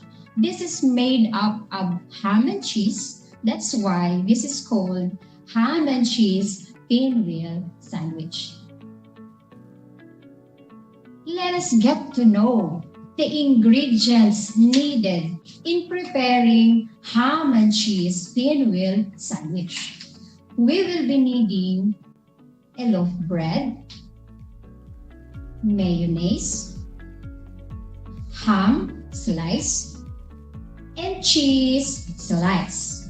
Again, the ingredients needed in preparing ham and cheese pinwheel sandwich are loaf bread, mayonnaise, ham, and cheese. Let us also identify the kitchen tools needed in preparing ham and cheese pinwheel sandwich.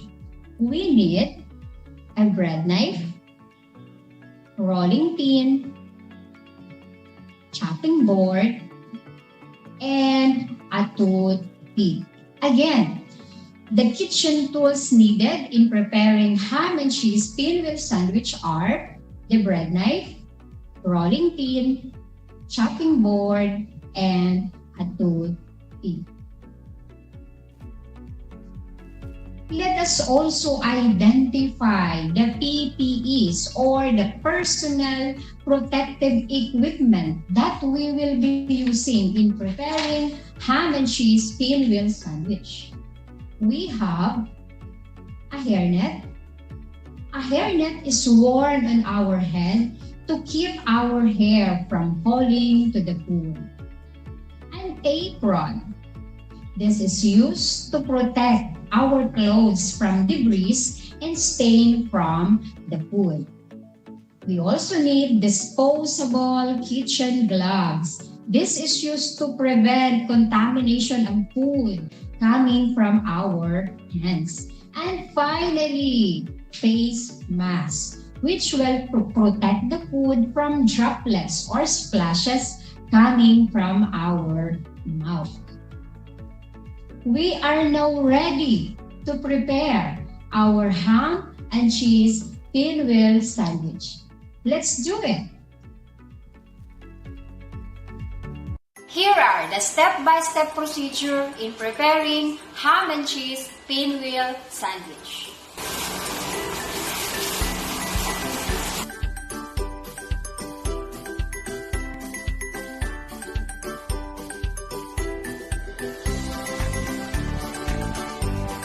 Step 1. Cut the edges of the bread. You can do this by using a bread knife and a chopping board. So I am now cutting, as you can see, the crust of the bread, the 4 sides of it. Then discard the crust. Let me say it again. Step 1, cut the edges of the bread. Let us proceed to step number 2. Step number 2, flatten the bread. We can do this by using a rolling pin and a chopping board. So, we are flattening now the bread. Remember that in an absence of a rolling pin, you can use a clean drinking glass or a clean soda bottle. Okay, here it is. Let me say it again. Step 2, flatten the bread. Step number 3, spread mayonnaise on the bread. You can do this by using a knife or our bread knife. So you can spread mayonnaise to your satisfaction. Let me say it again. Step 3, spread mayonnaise on the bread. Step 4, add 1 slice of ham. Here it is. And 1 slice of cheese on the top of the bread. Here it is. Let me say it again. Add 1 slice of ham and 1 slice of cheese. This is the time when all the ingredients are set on the bread. So we will be now on one side, holding one side, and let us begin the 5th step. Step number 5, roll the pile. Here it is. Roll the pile of the ham and cheese and secure using a toothpick. So we are securing our roll using a toothpick. Again, Step number 5.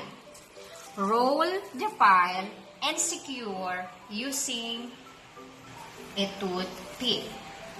Okay, the last but not the least step. Step number 6. Cut the rolled bread into an evenly sized chunk to make them into a pinwheel sandwich. Here it is. May I repeat our final step? Step number 6. Cut the rolled bread into an evenly sized chunk to make them into a pinwheel sandwich.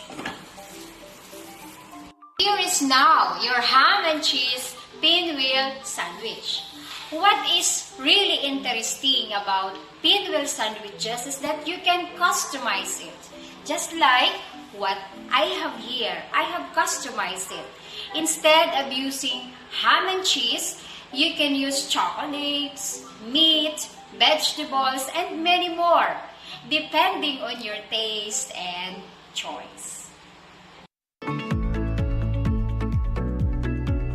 Did you like our ham and cheese pinwheel sandwich? That's great. Now, let us have a recap on the step-by-step procedure in preparing ham and cheese pinwheel sandwich. Remember our step 1? Cut the edges of the bread. Again, step 1, cut the edges of the bread. Step 2, flatten the bread. Again, step 2, flatten the bread. Step 3, spread mayonnaise on the bread. For our third step, spread mayonnaise on the bread.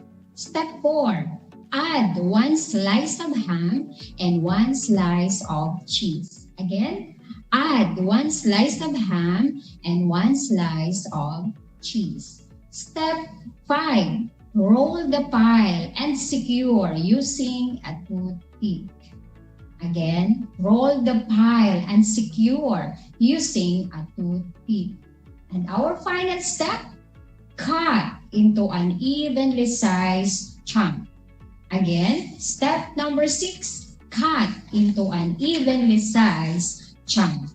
These are the step-by-step procedure in preparing our ham and cheese pinwheel sandwich.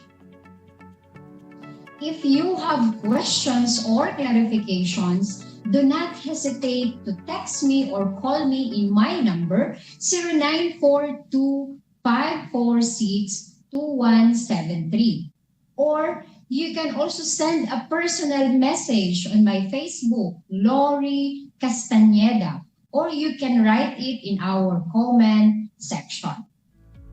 Now, let me check what have you learned from today's lesson. I want you to get a pen and a paper. Are you ready? Okay, for our short quiz, I want you to arrange the step-by-step procedure in preparing ham and cheese pinwheel sandwich by writing numbers 1, 2, 3, 4, 5, and 6. Number 1 being the first step and number 2 being the second step, and so on and so forth. Okay? For our first item, letter A, flatten the bread. Again, letter A, flatten the bread. Write your answer. Letter B, add 1 slice of ham and 1 slice of cheese. Again, add 1 slice of ham and 1 slice of cheese. Write your answer. Letter C, cut the edges of the bread. Again, cut the edges of the bread. Write your answer. Letter D, spread mayonnaise. Again, spread mayonnaise. Write your answer. Letter E, roll the pile and secure with a toothpick. Again, roll the pile and secure with a toothpick. Write your answer. For our final item, F, cut into an evenly sized chunk. Again, cut into an evenly sized chunk. Write your answer. My dear learners, let us check your answers. For letter A, for our item A, flatten the bread. What's your answer? Let me check it. The answer is number 2. Yes, flatten the bread is step number 2. For those who got it, very good. Next, letter B, add 1 slice of ham and 1 slice of cheese is step number 4. Yes, it's a 4th step. Great job for those who got it. Letter C, cut the edges of the bread is step number 1. Ay, ang galing nyo naman talaga. Letter D, spread mayonnaise. The answer is 3. This is step number 3. Congratulations for those who got it. Letter F, roll the pile and secure with a toothpick. The answer is number 5. It's the 5th step. Very good. Ang husay. Ang galing nyo talaga. Next, for our final item, cut into evenly sized chunk. Yes, it is the final step. Wow, congratulations. Let us now count the correct answers. How much you got? For those who got the perfect score, mahusay, congratulations. And for those who didn't, do not lose hope. You can always read your notes all over again. Kaya nyo yan. Kayo pa. I believe in you. I hope you've learned and enjoy our lesson for today. And I am also hoping that you will be preparing your own version, your personal version of a pinwheel sandwich. And before I end this broadcast, I have this one question for you. If you will be preparing your own version of pinwheel sandwich, how will you call it? Please write your answer in our comment section. Again, the question is, if you will be preparing your very own version of pinwheel sandwich, how will you call it? I'm excited to know. Okay, let me see it in our comment section. Oh, I have already answers here. Morena says, vegetable pinwheel sandwich. Wow. Vegetarian version. Healthy living. And Ada says, adobo pinwheel sandwich. It's a Filipino version of our pinwheel sandwich. Roy Mark says, Paro-Paro G version of pinwheel sandwich. This is the latest version of our TikTokers. Kapag po ginawa nyo ang mga yan, patikim naman po. Thank you so much, and we have still a lot of answers. And we hope that you will be preparing your own version of pinwheel sandwich. For more lessons on TFE, keep watching and listening to the Facebook page of DCTC Project Shine Aral TarlakHenyo.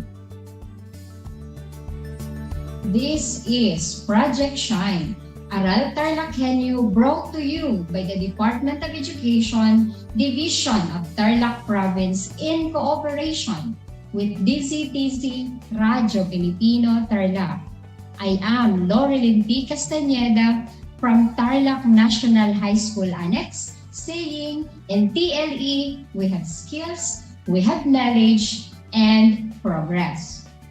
And before I say goodbye, I want to share this biblical verse taken from Book of Proverbs. It says, "Ang tamad ay nangangarap, ngunit di natutupad.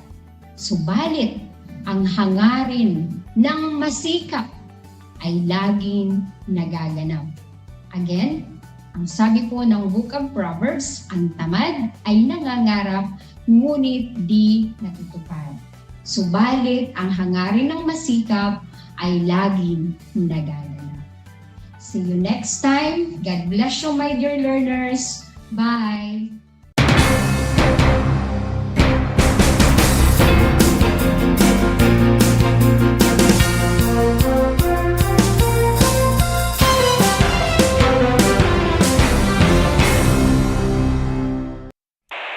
Bahagi mo Radyo Pilipino saan mang bahagi ng Pilipinas, saan mang bahagi ng mundo, ano mang uri ng pamumuhay. Ito ang Kabahagi Mo Radyo Pilipino, napapakinggan on air and online sa buong mundo sa pamamagitan ng www.radiopilipino.com. Impormasyong may kalidad at serbisyong may halaga. Kasama katuwang Kapinoy. Kabahagi Mo Radyo Pilipino. Radyo Pilipino.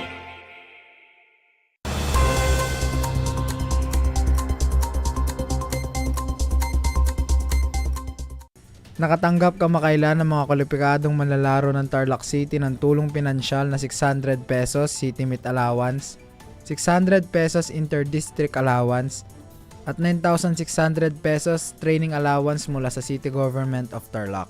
Sa pamumuno ni Mayor Chris Yangeles, kaantabay ang Department of Education bilang pagpapahayag ng malakas na suporta sa mga manlalaro. Namahagi ito ng kumpletong uniforme, sapatos, hygiene kits, at eating paraphernalia para sa mga atleta ng Tarlac City. Bilang paghahanda sa 2023 Central Luzon Regional Athletic Association o CLARAA. Namahagi din ang buting alkalde ng kumpletong sports gear at equipment para sa iba't ibang events ng mga laro. Para sa RTV Tarlac Channel 26, ako si Blas Reyes, nagbabalita.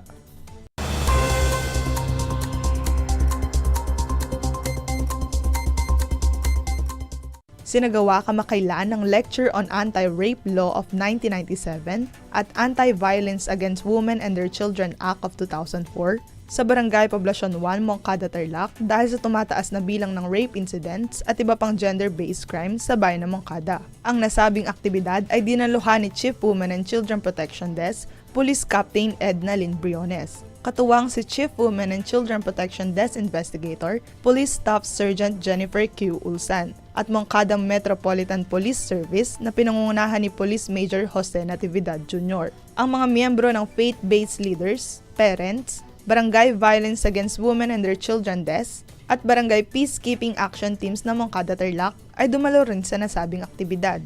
Para sa RTV Tarlac Channel 26, ako si UC David, nagbabalita.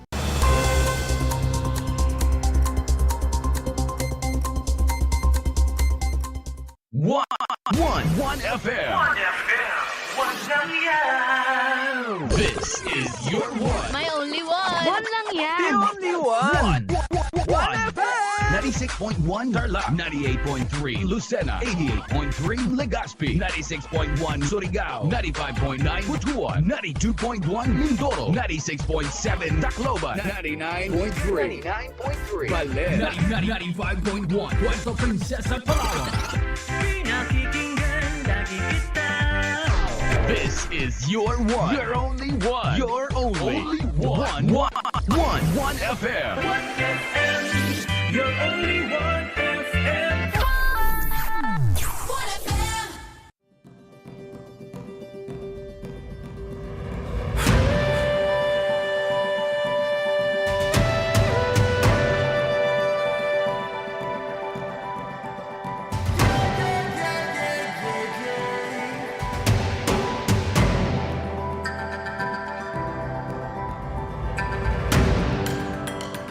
Ang Asia-New Zealand Afforestation Project o ANZAP ay sumusunod at umaayon sa isa sa 5 haligi ng Provincial Government of Tarlac, kalikasan muna. Although Tarlac is landlocked, the province is teeming with natural resources and beauty, and we TarlakHenyos are the stewards of this bounty.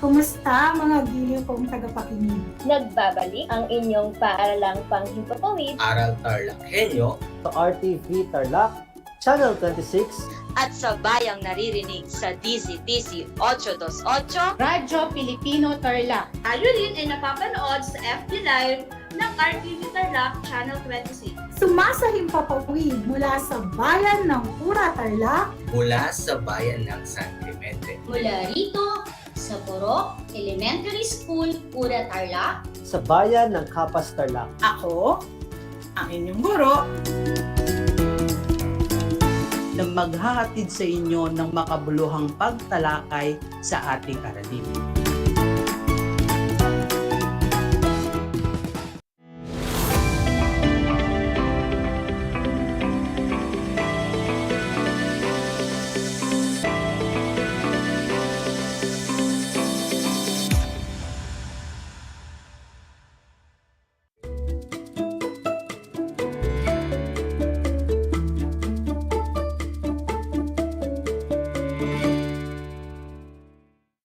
Heads up, grade 9 learners from all over the schools division of Tarlac Province. Welcome to Aral TarlakHenyo here on RTV Tarlac Channel 26, simulcast over DZTC Radio Filipino Tarlac.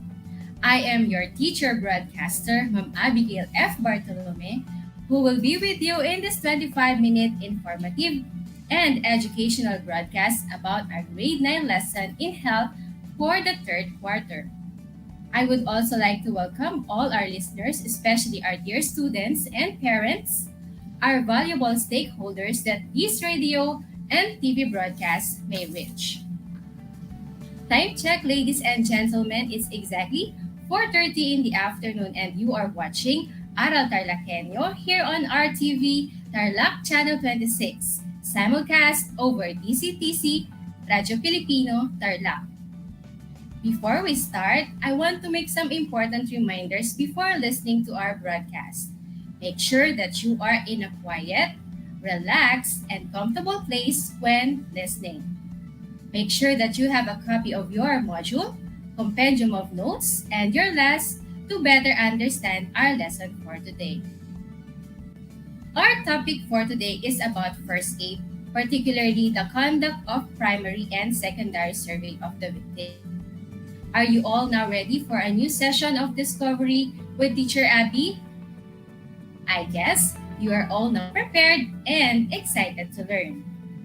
An important reminder to all our listeners, especially to our dear students and parents, to please feel free and comfortable enough to ask questions during and after this broadcast.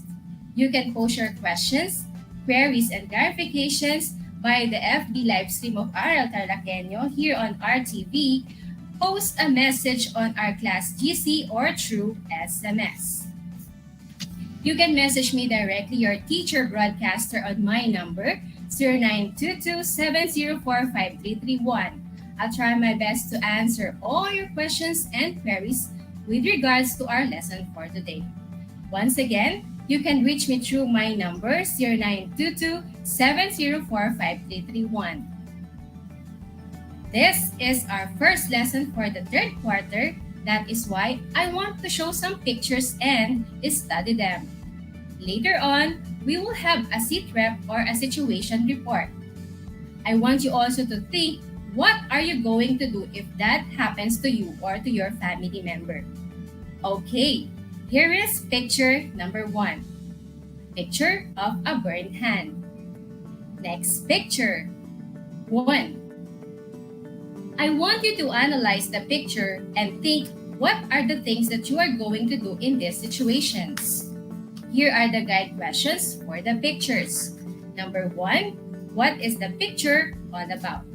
Number 2, what are you going to do if that happened to you or to a family member? I want you to prepare your answers and later we will get back to these photos. And for our short activity before the lesson, please refer to your learner's activity sheet. I have here jumbled words and pictures. I want you to arrange them and let's see what words are we going to form. And let's try to give your ideas and insights about the word. The activity is entitled, Fix Me, I'm Broken. I am going to read some of your responses after each number by the FB live stream, so get ready. Are you ready, class?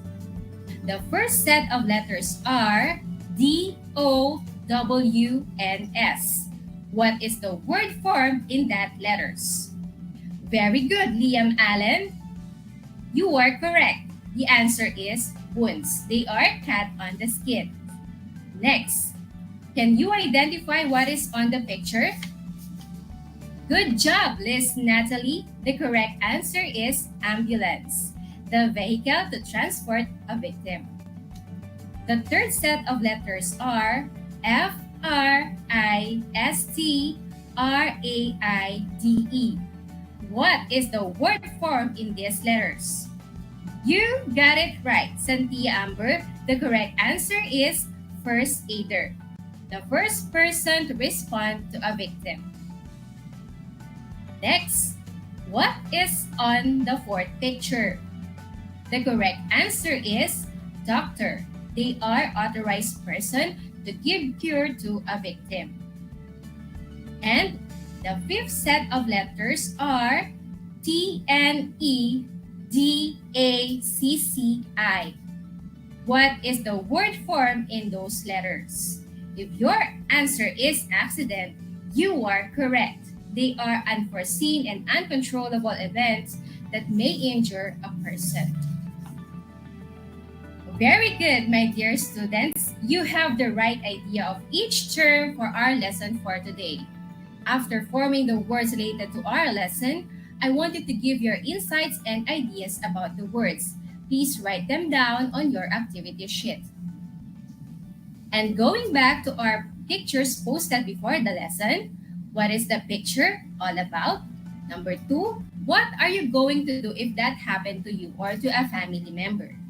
Okay, here is picture number 1, the picture of a burned hand. I have a response here coming from Gio Antonio, and he said it is a picture of a burned hand, and we usually put ice on it and wash it with running water as first aid. Very good. We usually do that too. Next picture is wound. What do you usually do if you have a wound? I've got an answer here posted by the FB live stream of Aral TarlakHenyo coming from Ariana.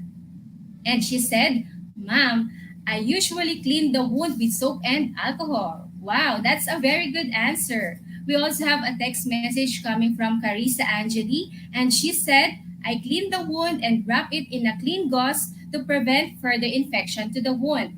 Well, that's a great idea, covering the wound to prevent further infection. I am really glad that you have a wide idea of our topic for today, which is first aid. So I want you all to prepare your hearts and minds as we go over our discussion for today.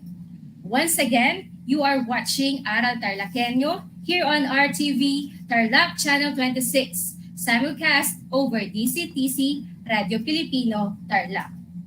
Are you all now ready to keep yourself and your family safe and prepared if and when accidents may happen? Very good. So let's start the discussion by defining first aid. First aid is an immediate and temporary care given to a person who suddenly gets ill or injured. It includes self-help, home care if medical assistance is not available or delayed. In Tagalog, we call it as pangunang lunas. First aid is also the bridge that fills the gap between the victim and the physician. And please take note that it is not intended to compete with or compare or take the place of the services of the physician. And it ends when the services of the physician begins. Next, what are the objectives of first aid? Number 1 is to save lives. Number 2, to prolong lives. Number 3, to alleviate suffering. And lastly, to prevent further injury. Now class, it is also very important for us to know the characteristics of a good first aider. And they are gentle, observant, resourceful, tactful, and sympathetic. Once again, a good first aider must be gentle, observant, resourceful, tactful, and sympathetic. So these are only a few of the many characteristics of a good first aider must possess. It is also very indispensable for us to know the do's and don'ts in giving first aid. Number 1, stay calm. Don't panic, as it gives clarity of mind and proper disposition. Number 2, reassure and comfort the victim. You may state your name, for it makes the patient feel more comfortable if he or she knows your name. Number 3, check for medical bracelet indicating a condition. And lastly, loosen any tight clothing. After knowing the do's in giving first aid, here are the don'ts in giving first aid, or the things that you should never do in giving first aid. Number 1, do not give food and drink to an unconscious person. Why? Because you may choke the victim, as it may cause death to the victim as well. And secondly, do not move an injured person unless you need to place him or her in a recovery position. And here is a photo of a recovery position. Recovery position is given when the person is unconscious but is breathing, and there are no other life-threatening conditions, for it will keep their airway clear and open. It is very important to know the do's and don'ts in giving first aid, as it is to help the victim or add harm to the victim. So, we should always be 100% careful and mindful at all times. Moving on, what are the things that a first aider must take into consideration when assessing the injury of the victim? We have to know the vital signs, and symptoms as well.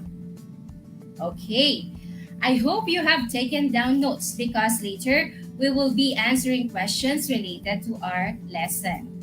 Okay, let's move on. So after discussing to you the basic and essential about first aid, I think it is just the right time for us to know also how to assess the injury of the victim. First, we have primary survey. What is primary survey? This is a quick and systematic survey of a person to find out if there are conditions or injuries sustained as life-threatening. Here are the following checklists on how to do the primary survey of the victim. A. Check for consciousness. Ask the victim, hey, are you okay? While carefully shaking the victim's shoulder. And letter B. When there is no response, not even mumbles and groans, the victim is then unconscious and in need of immediate medical help. Letter B. Check the airway. A blocked airway is a life-threatening condition. When unconscious, the tongue may fall back of the throat and block the airway. And here is a photo of a head tilt chin lift maneuver. This is a procedure to prevent the tongue obstructing the upper airways. It is performed by tilting the head backwards in unconscious patients, often by applying pressure to the forehead and chin. Next is you have to check the breathing and circulation. Put your face towards the victim's mouth, then look, listen, and feel for breathing. Observe for chest and sound of breathing. But always be mindful that we are still under pandemic. That is why we should always think safety first. Always wear your PPE, your face mask, to prevent the spread of the deadly COVID-19 virus. Once again, can you give me what are the different things to do in primary survey of the victim? They are: check for consciousness, check for airway, check for breathing, and check for circulation. Very good! I am glad that you have remembered them well, and now let us proceed to the secondary survey of the victim. What is secondary survey of the victim? This is used or done when the victim is conscious or has been revived. In every situation in life, before engaging into something or someone, you really have to check the background or know the person well, right? We have history taking. Sample pain is the mnemonic in order to perform steps easily. We have sample pain. S for symptoms, A for allergies, M for medication, P for previous illness, L for last meal, E for event, P for period of pain, A for area, I for intensify, and N for nullify. Letter B, we have to check the vital signs. Pulse rate. It tells you the heart rate or the number of the times the heartbeat per minute. It is also important for us to check the temperature. Body temperature is measured by using a thermometer within the rectum, oral, axillary, or armpit, and the normal body temperature is 37.5. Next is respiration. It is very important to know whether the victim is still breathing normally, breathing too fast, or too slow. The normal rate of an adult person ranges from 12 to 16 breaths or breaths per minute. Next, you also have to check the blood pressure. In order to check the blood pressure, you need an instrument like the stethoscope. The normal blood pressure reading should be more than 120 over 80 and less than 140 over 90. Next, we have to check the skin color. A healthy skin is warm and pink because the blood flows normally in the blood vessels. And we also have to do the head-to-toe examination. It is done by checking the head and neck, chest, eyes, abdomen, and back. We really need to check for bleeding, bruises, fracture, dislocation, bumps, and movement. I hope I have given you enough information and knowledge about our lesson for today. Are you still with me, guys? Very good. So, to have a short wrap-up of our lesson, can you give me the salient points of the lessons that you remember? I can see that you are very much active in posting your answers by the FB live stream and our group chat. Very good, class. And then we have a response coming from Gio Antonio, and he said, I have learned about the basics of first aid and in assessing the victim, particularly primary and secondary survey of the victim. We have also learned the importance of having knowledge in first aid as it can help prolong or harm if administered improperly. Very good! I am glad that you have listened well and mastered our lesson for today.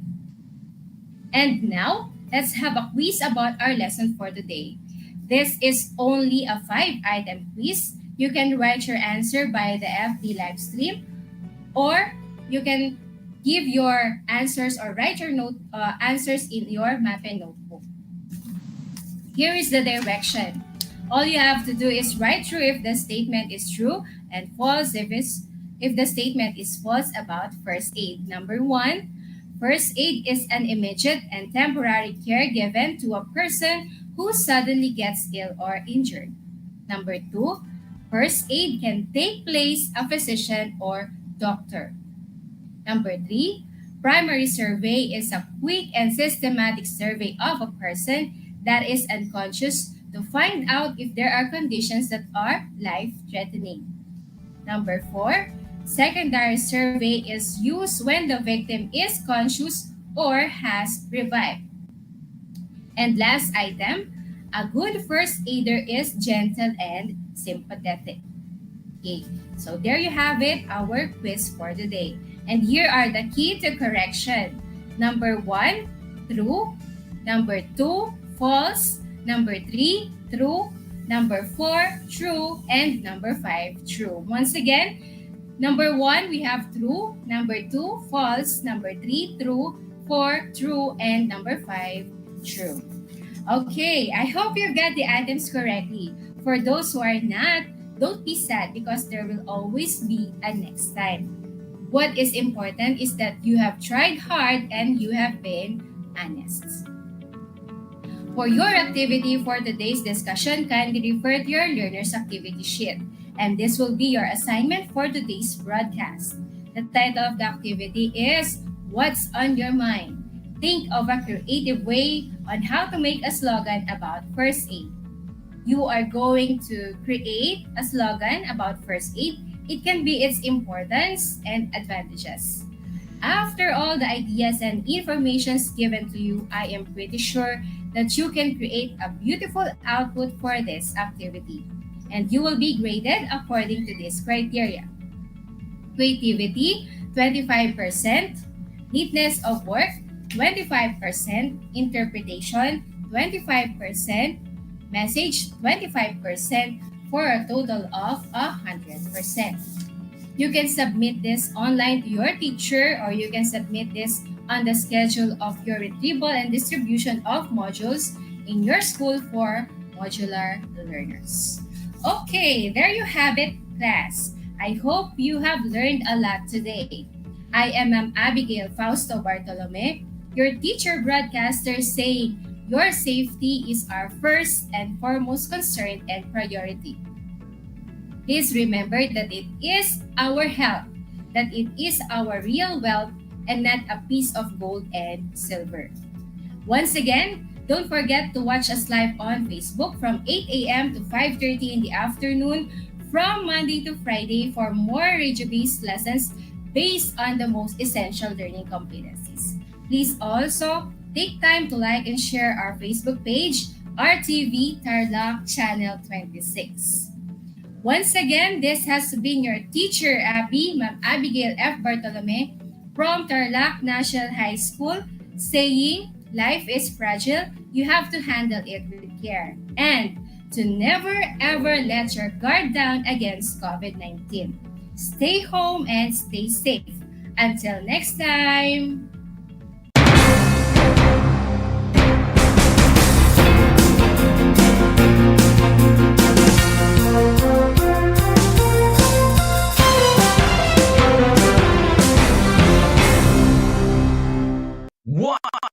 One FM. This is your one. My only one. One lang yan. The only one. One FM. 96.1 Tarlac, 98.3 Lucena, 88.3 Legazpi, 96.1 Surigao, 95.9 Butuan, 92.1 Mindoro, 96.7 Tacloban, 99.3 Balen, 95.1 Puerto Princesa, Palawan. This is your one. Your only one. Your only one. One FM. One FM. Your only one FM. One FM. Gutom ka ba sa impormasyon? May na-miss ka bang subject at leksyon? Gusto mo bang alalahanin ang nakaraan o dagdagan ang iyong kaalaman? Lahat yan alamin natin because the professor is in. Professor on air and online. Kasama si Professor Willie Perez. Isang oras na kaalaman, isang oras na makabuluhan. Professor on air. Mamangha at tumawa sa mga tips at trivia. Sa gabay at tanong, sagot ka rin niya. Professor on air and online. Kasama si Professor Willie Perez. Tuwing Sabado, alas 10 hanggang alas 11 ng umaga. Mapapakinggan sa Radyo Pilipino at mapapanood sa RTV Tarlac Channel 26. Professor on Air. Bahagi mo. Radyo Pilipino. Saan mang bahagi ng Pilipinas, saan mang bahagi ng mundo, anumang uri ng pamumuhay, kabahagi mo. Radyo Pilipino. Radyo Pilipino. Impormasyong may kalidad at serbisyong may halaga. Kasama, katuwang, kapinoy. Kabahagi mo. Radyo Pilipino. Radyo Pilipino.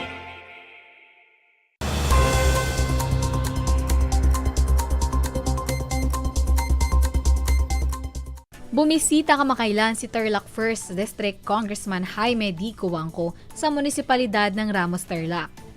Sa isang agahan, nagsalo-salo sina Congressman Jaime Cuangco, Ramos Municipal Mayor Celso Banag at ilang sangguniang bayan members. Matapos nito ay binisita ni Congressman Cuangco kasama ang ilang matataas na opisyal ang ilang proyekto sa loob ng bayan ng Ramos. Pinasalamatan naman ni Mayor Banag ang pagbisita ni Congressman Jaime Cuangco.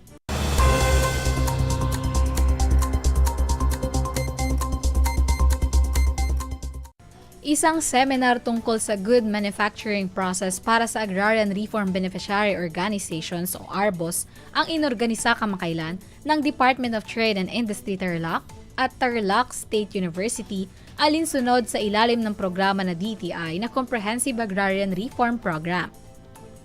Tinalakay sa nasabing seminar ang importansya ng kalinisan sa production area, paano mapipigilan ang foodborne illnesses at cross-contamination, at hazard analysis critical control points. Lumahok sa nasabing aktibidad ang 21 na membro ng ARBOS na mula sa bayan ng La Paz, Gerona, Camiling, Santa Ignacia at Paniki, Tarlac.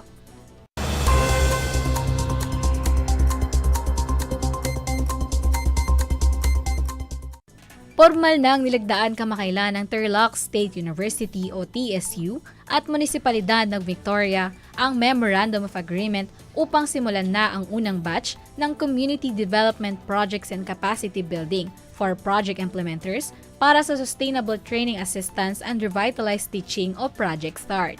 Ang proyektong ito ay may layunin na palawakin ang kaalaman ng mga child development workers ng bayan. Pinangunahan ni Victoria Mayor Rex Villagustin at TSU President Dr. Arnold E. Velasco ang paglagda sa MOA, kasamang iba pang mga respetadong individual.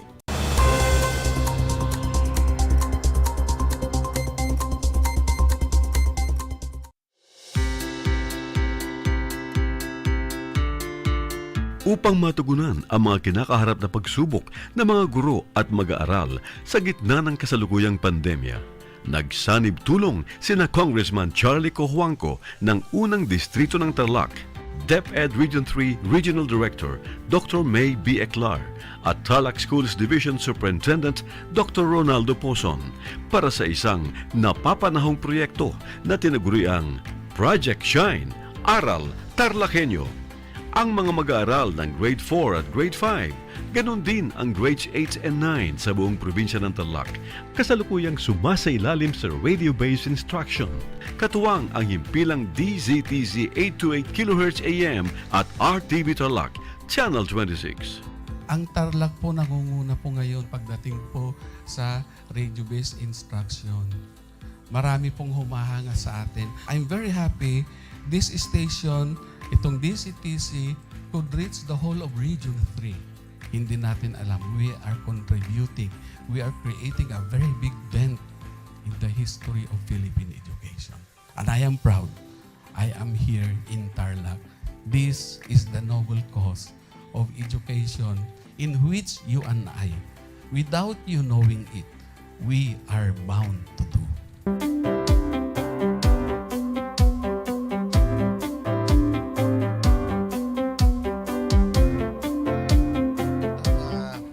Project natin na Project Shine is a natural consequence dahil sa nangyari sa buong mundo. Let's continue to work together. I think it's very Filipino to practice bayanihan in anything or most of the things that we do. And this is a manifestation of that. No? We have private sector, we have DEPED, we have local government, all working together.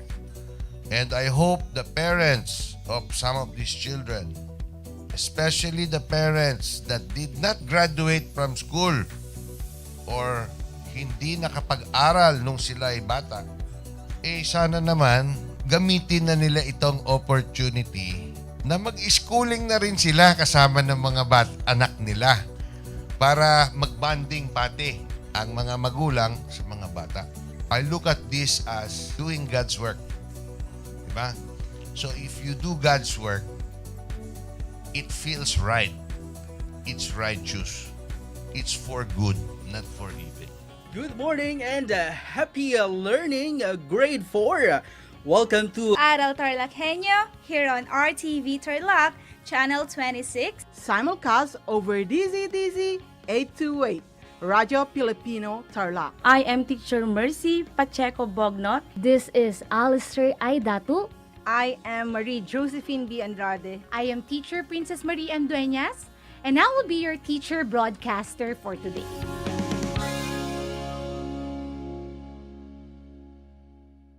Alam niyo ba na ang gitnang Luzon ay tinaguri ang banga ng bigas ng bayan at kamalig ng palay ng Pilipinas dahil dito nagmumula ang malaking produksyon ng bigas sa ating bansa. Ito ay binubuo ng mga lalawigan ng Aurora, Bataan, Pampanga, Nueva Ecija, Zambales at Tarlac. Ugaliin nating manood ng Aral TarlakHenyo Lunes hanggang Biyernes alas 8:30 ng umaga hanggang alas 5:30 ng hapon. Ako si Binibining Pia Isrin Capiral, ang inyong teacher broadcaster sa Araling Panlipunan dito sa Project Shine Aral TarlakHenyo. Lagi nating tandaan ang pag-aaral ng Araling Panlipunan ay tungo sa daan ng pagiging makadiyos, makakalikasan, makatao at makabansa.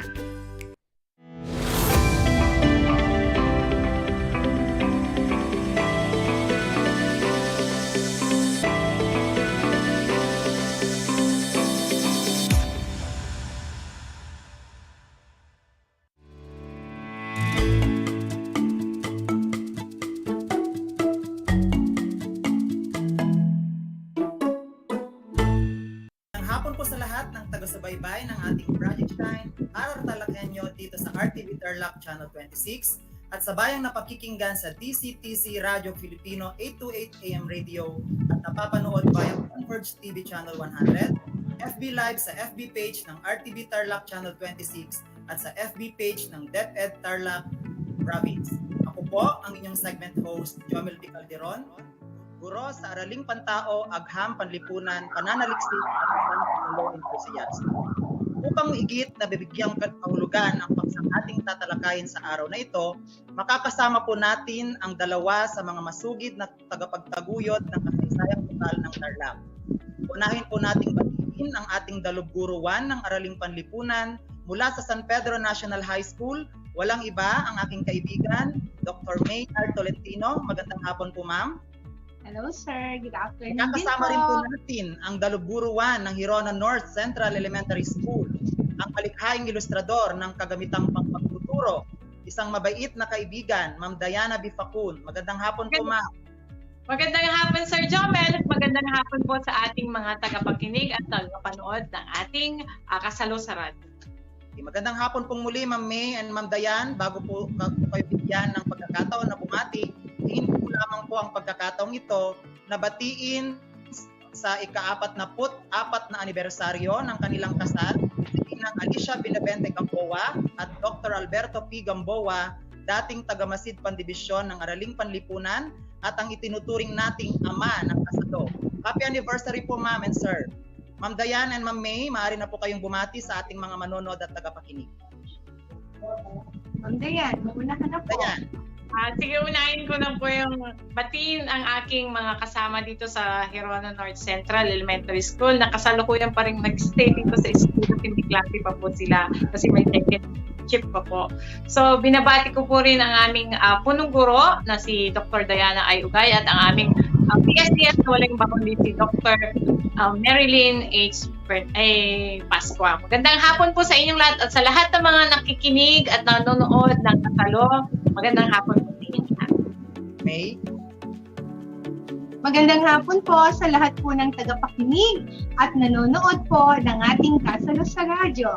So, shoutout po sa mga kasamahan ko po sa San Pedro National High School sa pangunguna po ng aming butihing principal na si Madam Marilyn I. Antalan at sa aming PSDS na si Dr. Roger P. Ramos. Welcome pong muli sa ating Project Shine, Aral TarlakHenyo sa Division Virtual Project Kasalo sa Radyo. Sa pagsisimula ng ating talakayan sa hapong ito, shoutout sa lahat ng mga nanonood sa RTV Live at ng RTV Channel 26 at ang mga nakikinig sa DCTC Radio Filipino 828 AM Radio. Isang pagbati rin po sa mga manonood at nakapagkinig mula sa RTV National High School. Sa episode pong ito ng Kasalo sa Radyo, bibigyang saysay natin ng ilang mahalagang tala ukol sa kasaysayan ng bayan ng Kamiling. Upang matahak ng maayos ang ating pagtalakay sa kasaysayan ng Kamiling, ang sumusunod na balangkas ay ang ating susundin. Tatalakay natin ang lokasyon at topografiya nito, ang pagkatatatag ng Kamiling bilang isang bayan, ang Kamiling sa panahon ng mga Kastila, Amerikano at ng mga Hapon, at ang Kamiling sa kasalukuyan. Handa na ba kayo? Siyempre, handa na! Na ating nabanggit na, Ma'am Dayan and Ma'am May, uunahin nating mabigyang linaw ang lokasyon at topografiya ng Kamiling. Sa ating mga taga-subaybay, mahalagang malaman sa pag-aaral ng kasaysayan ng isang lugar, lalong-lalo na sa pagtukoy ng kanyang kabuuan, ang lokasyon at topografiya nito. Ma'am Dayan, alam ko na handa kang magbahagi ng impormasyon ukol sa bagay na ito. Oo naman, Sir Jomel. Dapat talaga na ang isang Tarlakhenyo ay maalam sa kanyang sariling bayan. Bagamat ang inyong lingkod ay hindi taga-Kamiling, subalit ang kaalaman dito ay mahalaga sapagkat ang kanyang pagbabago ay may kaugnayan sa mga karatig bayan, katulad ng bayan ng Hirona, kung saan ako naninirahan. Ika nga, ang pag-aaral sa mga bayan ay pag-aaral sa kabuuan ng ating lalawigan ng Tarlac. Para sa kaalaman ng lahat, ang Kamiling ay makikita sa hilagang kanlurang bahagi ng lalawigan ng Tarlac. Ito ay naliligiran ng mga bayan tulad ng Bayambang Pangasinan sa hilaga, Santa Ignacia sa Timog Silangan, Paniki sa Silangan, Mayantok sa Timog Kanluran, San Clemente sa hilagang Kanluran, at Mongkada sa hilagang Silangan.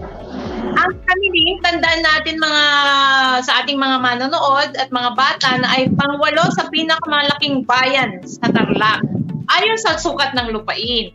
Ito ay may kabuuang sukat na 14,052 hektarya. Okay, katumbas ito ang halos 300,000 basketball court. Ay, talagang napakalawak nga talaga, di ba? Sa pangkalatan, ang Kamiling ay kapatagan. Subalit, ilang bahagi nito ay maburol hanggang sa bulubundukin. May mga ilog na mahalaga sa pangunahing pangkabuhayan ng mga mamamayan. Okay, pinakakilala dito sa lahat ng mga ilog, yung tinatawag nating ilog Kamiling. Kaya Sir Joe, may paborito rin ito ng mga lokal na turista. Kaya kung kayo ay nagbabike, kayo ay gustong-gusto nyo nang naglilibot sa Tarlac, okay, imposible na aayawan nyo ang Kamiling sapagkat maraming makikitang magagandang tanawin dito at maraming nag-outing dito, Sir Jomel. At alam ko, Sir Jomel, ikasa ka na doon sa mga nag-outing at naglilibot dito.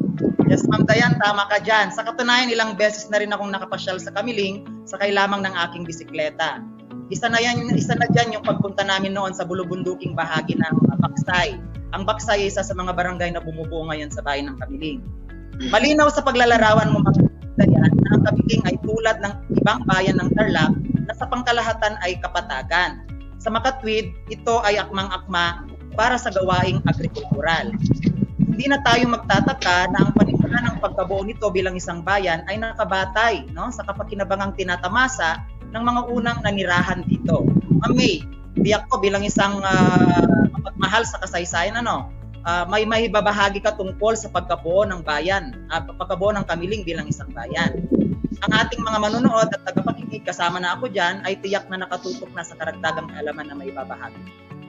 Siyempre naman, Sir Jomel, naririto yung ilan sa mga impormasyon na maaari nating ibahagi sa pagkakabuo ng bayan ng Kamiling. taong 1838 nang ang Kamiling ay nagsarili bilang isang bayan. Dati kasi itong bahagi ng Pangasinan, partikular ng Bayambang, na kapitbahay nito sa kasalukuyan. Noong taong 1834 nang maitatag sa pangunguna ni Padre Juan del Manzano bilang isang bisita o baryo lamang ng Bayambang, Pangasinan, ang nooy tinatawag na Kakamilingan.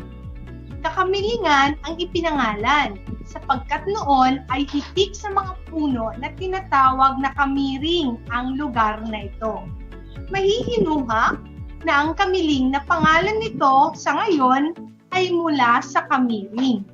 Napalitan na lamang ito ng titik L ang titik R sa pagdaan ng panahon na umayon sa nakasanayan ng mga sumusunod na salinlahi. Malinaw rin na sugo ng simbahang Katolika noon ang nanguna sa pagkakatatag ng Kamiling bilang isang baryo.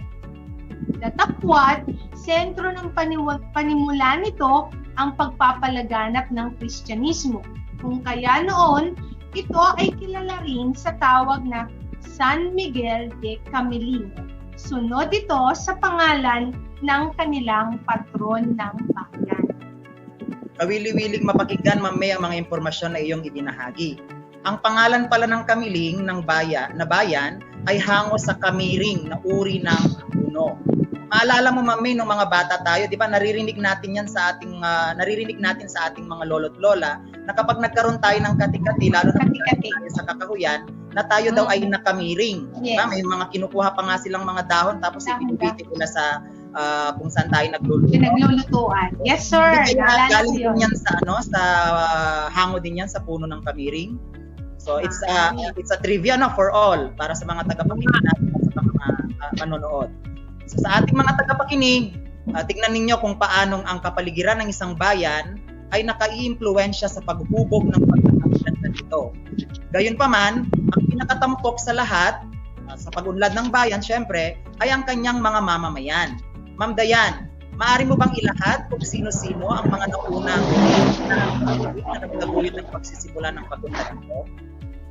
Oh yes, Sir Jomel. Oh, magandang yan. Okay, mahaba ang listahan ng timeline ng paninirahan ng mga unang matatawag nating Kamilenyo at Kamilenya. Tulad ng nabanggit mo kanina, mababakas ang paniniwala na ng Kamiling tungo sa pagiging bayan sa pagdating ni Padre Juan del Manzano at ang kanyang mga kasama.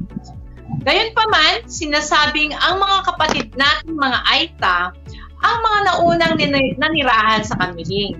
Ginabubuhay nila noon ang pangangalap ng mga bungang kahoy, pangangaso at pangingisda. Ngayon, dahil nandun na sila, mga Aita, may dumating.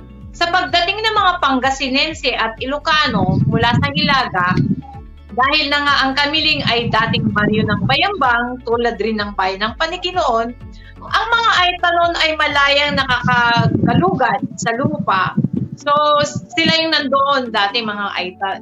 And then, nung pagdating ng mga Pangasinense at Ilocano, sila ay napilitang magtungo sa bulubunduking bahagi ng bayan.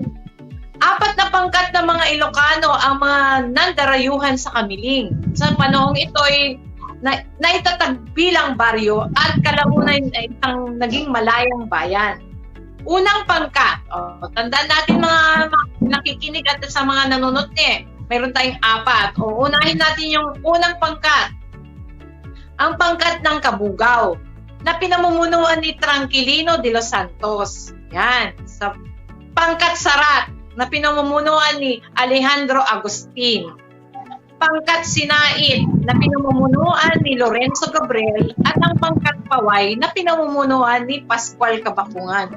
So anong mapapansin nyo sa 4 na pangkat? Kabugaw, Sarat, Sinait, at Paway. So anong nakukuhan po natin doon mga kasama? So ito ay mga bayan sa probinsya ng Ilocos. So, doon pala nagmula yung mga sumunod na nanirahan after ng mga Aita, doon sa 4 na pangkat yun, Sir Joel.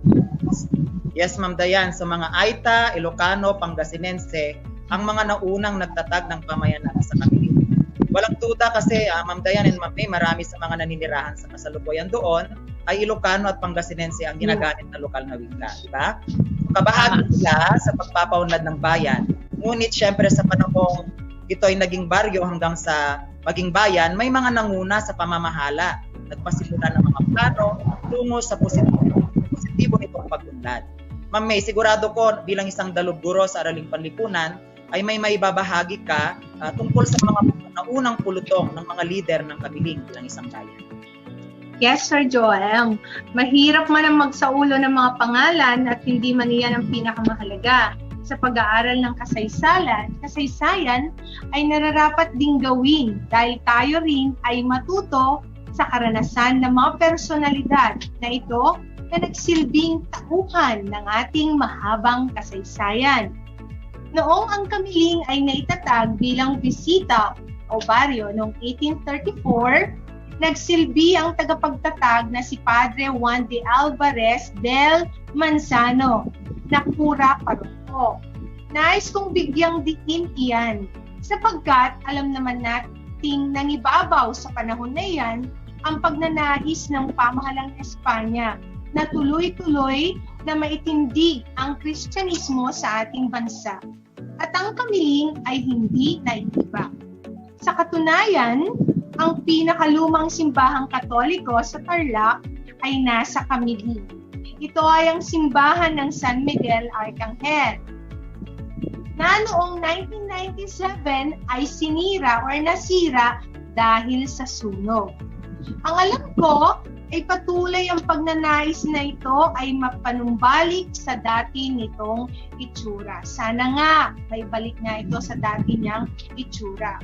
Sa panahong ding iyan, mula 1834 hanggang 1837, ang Kamiling ay naging purok komisyon sa pangunguna naman ni Don Francisco Soriano, na siya ring naging pinakaunang pampurok komisyoner.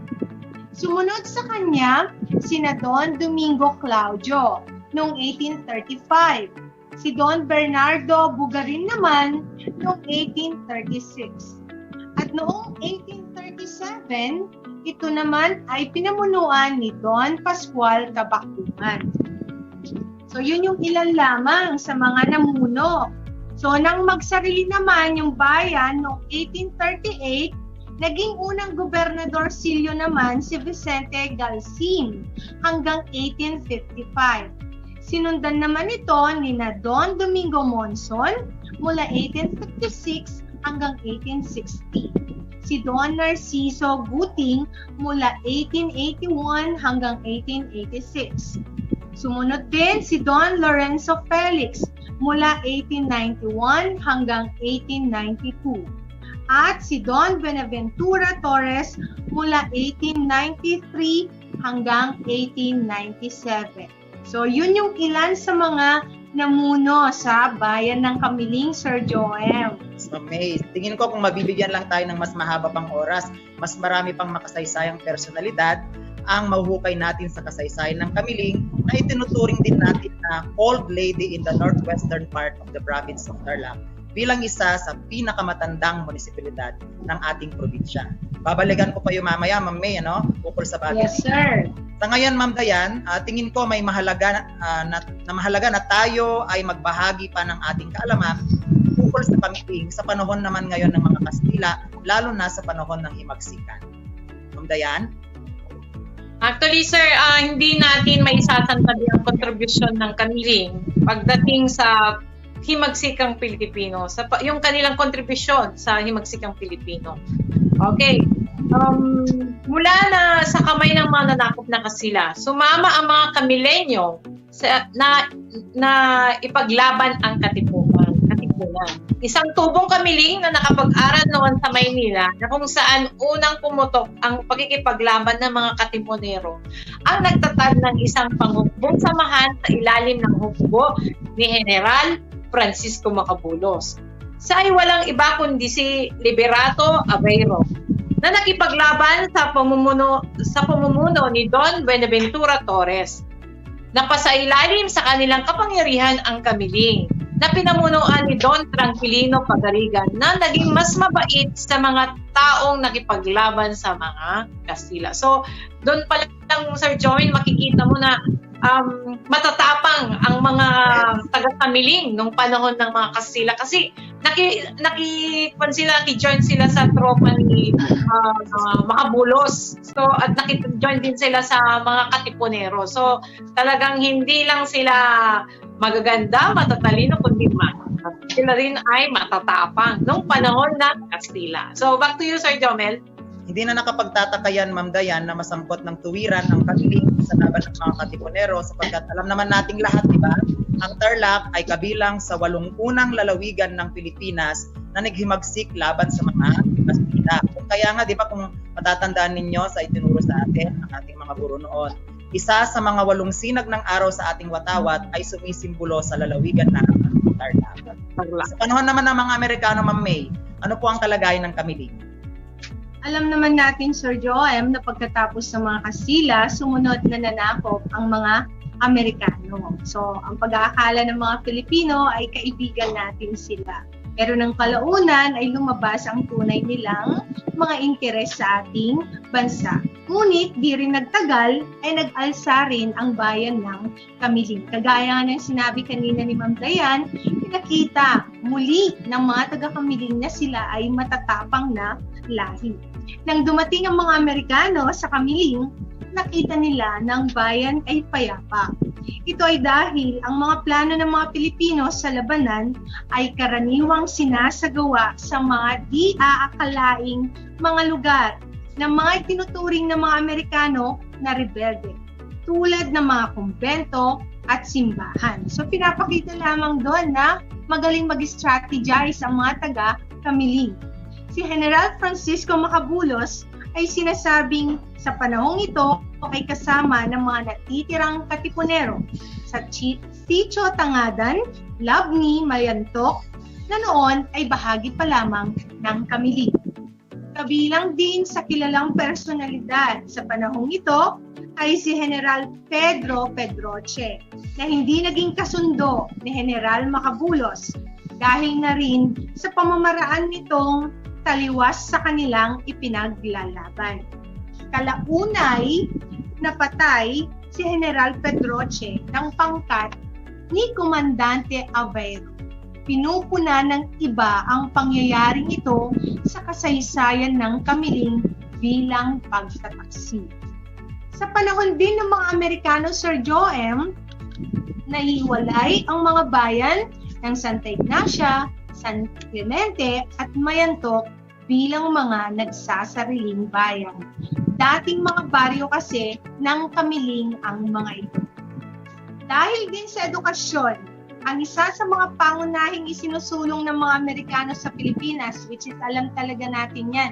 Yan yung sinasabi at talagang trademark pag sinabi mo pananakop ng mga Amerikano. Kabilang ang Kamiling sa mga lugar na nagkaroon ng mga pagtatayo ng mga paaralan gaya ng mga gusaling gabaldon.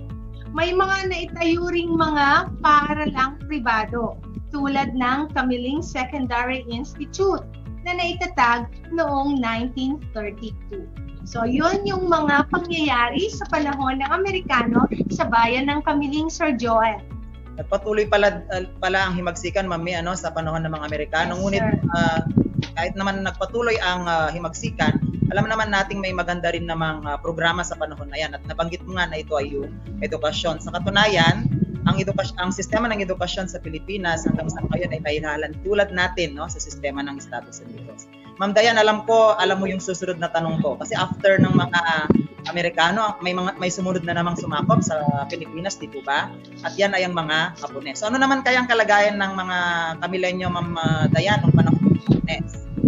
Gaya ng ating napakinggan mga unang episode ng Kasalo, Sir Jomel, isa ang lalawigan ng Tarlac, di ba, na isa sa mga lalawigan na isa sa mga unang binomba ng mga Hapones. So, siyempre, kabilang na doon ang bayan ng Kamiling. Tapos sa ganyan, Sir Jomel, tulad ng mga Katimonero na nakipaglaban sa mga Kastila at Amerikano, siyempre lumaban din ang mga Kamilenyo laban sa mga Hapones. Ang mga naging pinuno ng bayan ng Kamiling sa panahon ng Pilipinas na sakop ng mga Hapones ay ang mga sumusunod. Una si Angelo Cabrera mula 1941 hanggang 1942, Simeon Santos 1943, Pablo Dumawal 1944 hanggang 1945.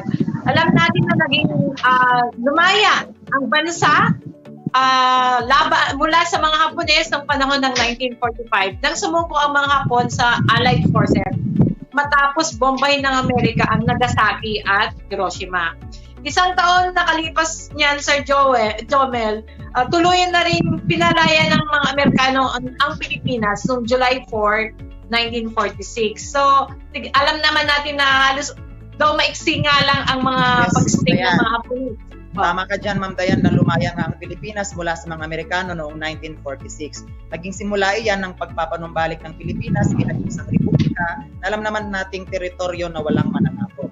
Sa makatwid, nagsimula ang pagsisikap hindi lamang ng mga Kamilenyo kundi ng sabayalang Pilipino sa pagpapaunlad ng bansa hanggang sa kasalukuyan. Ma'am Dayan and Ma'am May, kumusta naman ngayon ang Kamiling sa iba't ibang aspeto sa kasalukuyan? Sa ating mga tagapakinig at manonood, ang Kamiling sa kasalukuyan ay binubuo ng 61 barangay.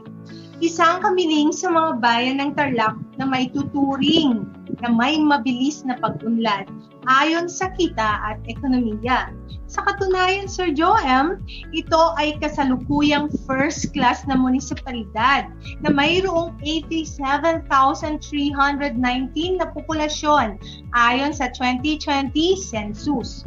Maliban sa may tuturing na maunlad na ekonomiya, ang Kamiling din ay may tuturing na maunlad sa pamanang kultural at likas na yaman. May tuturing ang mga ito na dahilan ng pagdagsa ng mga lokal na turista.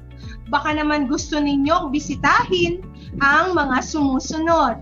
Luma at bagong simbahan ng San Miguel Arcangel, Maria Clara Museum, Maria Clara Town Plaza, Mount Damas, Ubud Falls at Pias Falls. So kung minsan nakakakita ako ng mga pinupost ng mga friends ko sa Facebook, so napapasana all na lang talaga ako.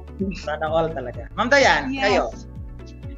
Siyempre, sir, pag hindi mo nakita at natikman ang mga ito, talagang, hindi ka talagang nagpunta ng Kamiling. Ano yung mga yun, sir? Kasama na dito yung, number 1, yung chicharon o bagnet. O yung kilala bilang chicharon Kamiling. So, sa mga kakanin naman na paborito natin tulad ng tubig, pinait, patupat, at inuruban. O dahil dito, okay, ang Kamiling ay nagtatanghal ng Chicharon at Inuruban Festival na karaniwang dinadaos sa buwan ng Oktubre. Sa pamamagi na makikita natin, nagkakaroon ng street dancing upang maitampok ang kanilang pamanang kultural at mga produkto.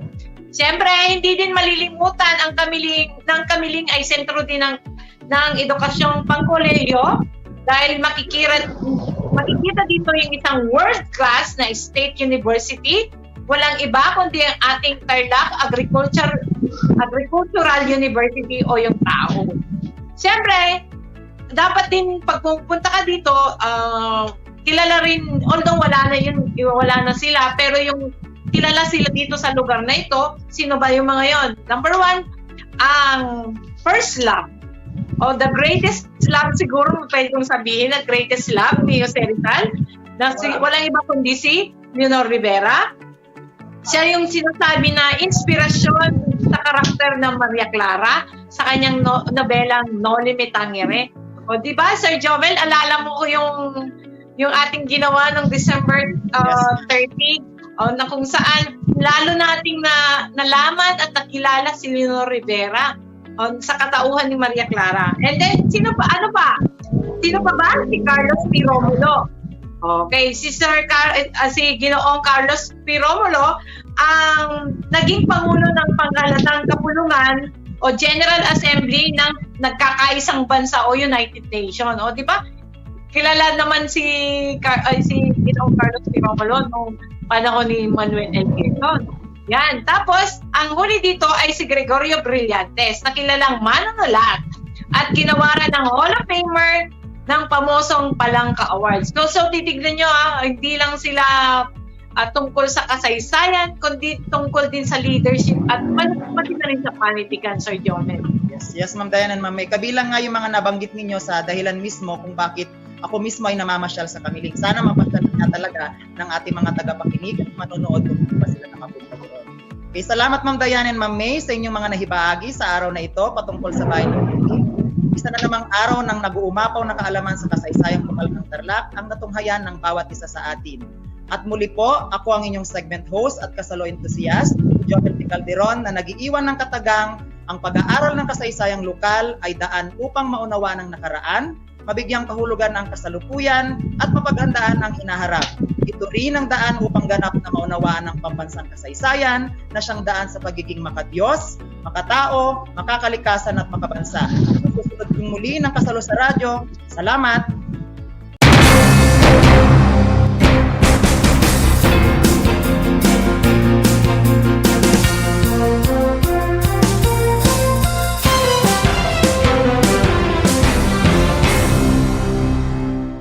Alam niyo ba na ang gitnang Luzon ay tinaguri ang banga ng bigas ng bayan at kamalig ng palay ng Pilipinas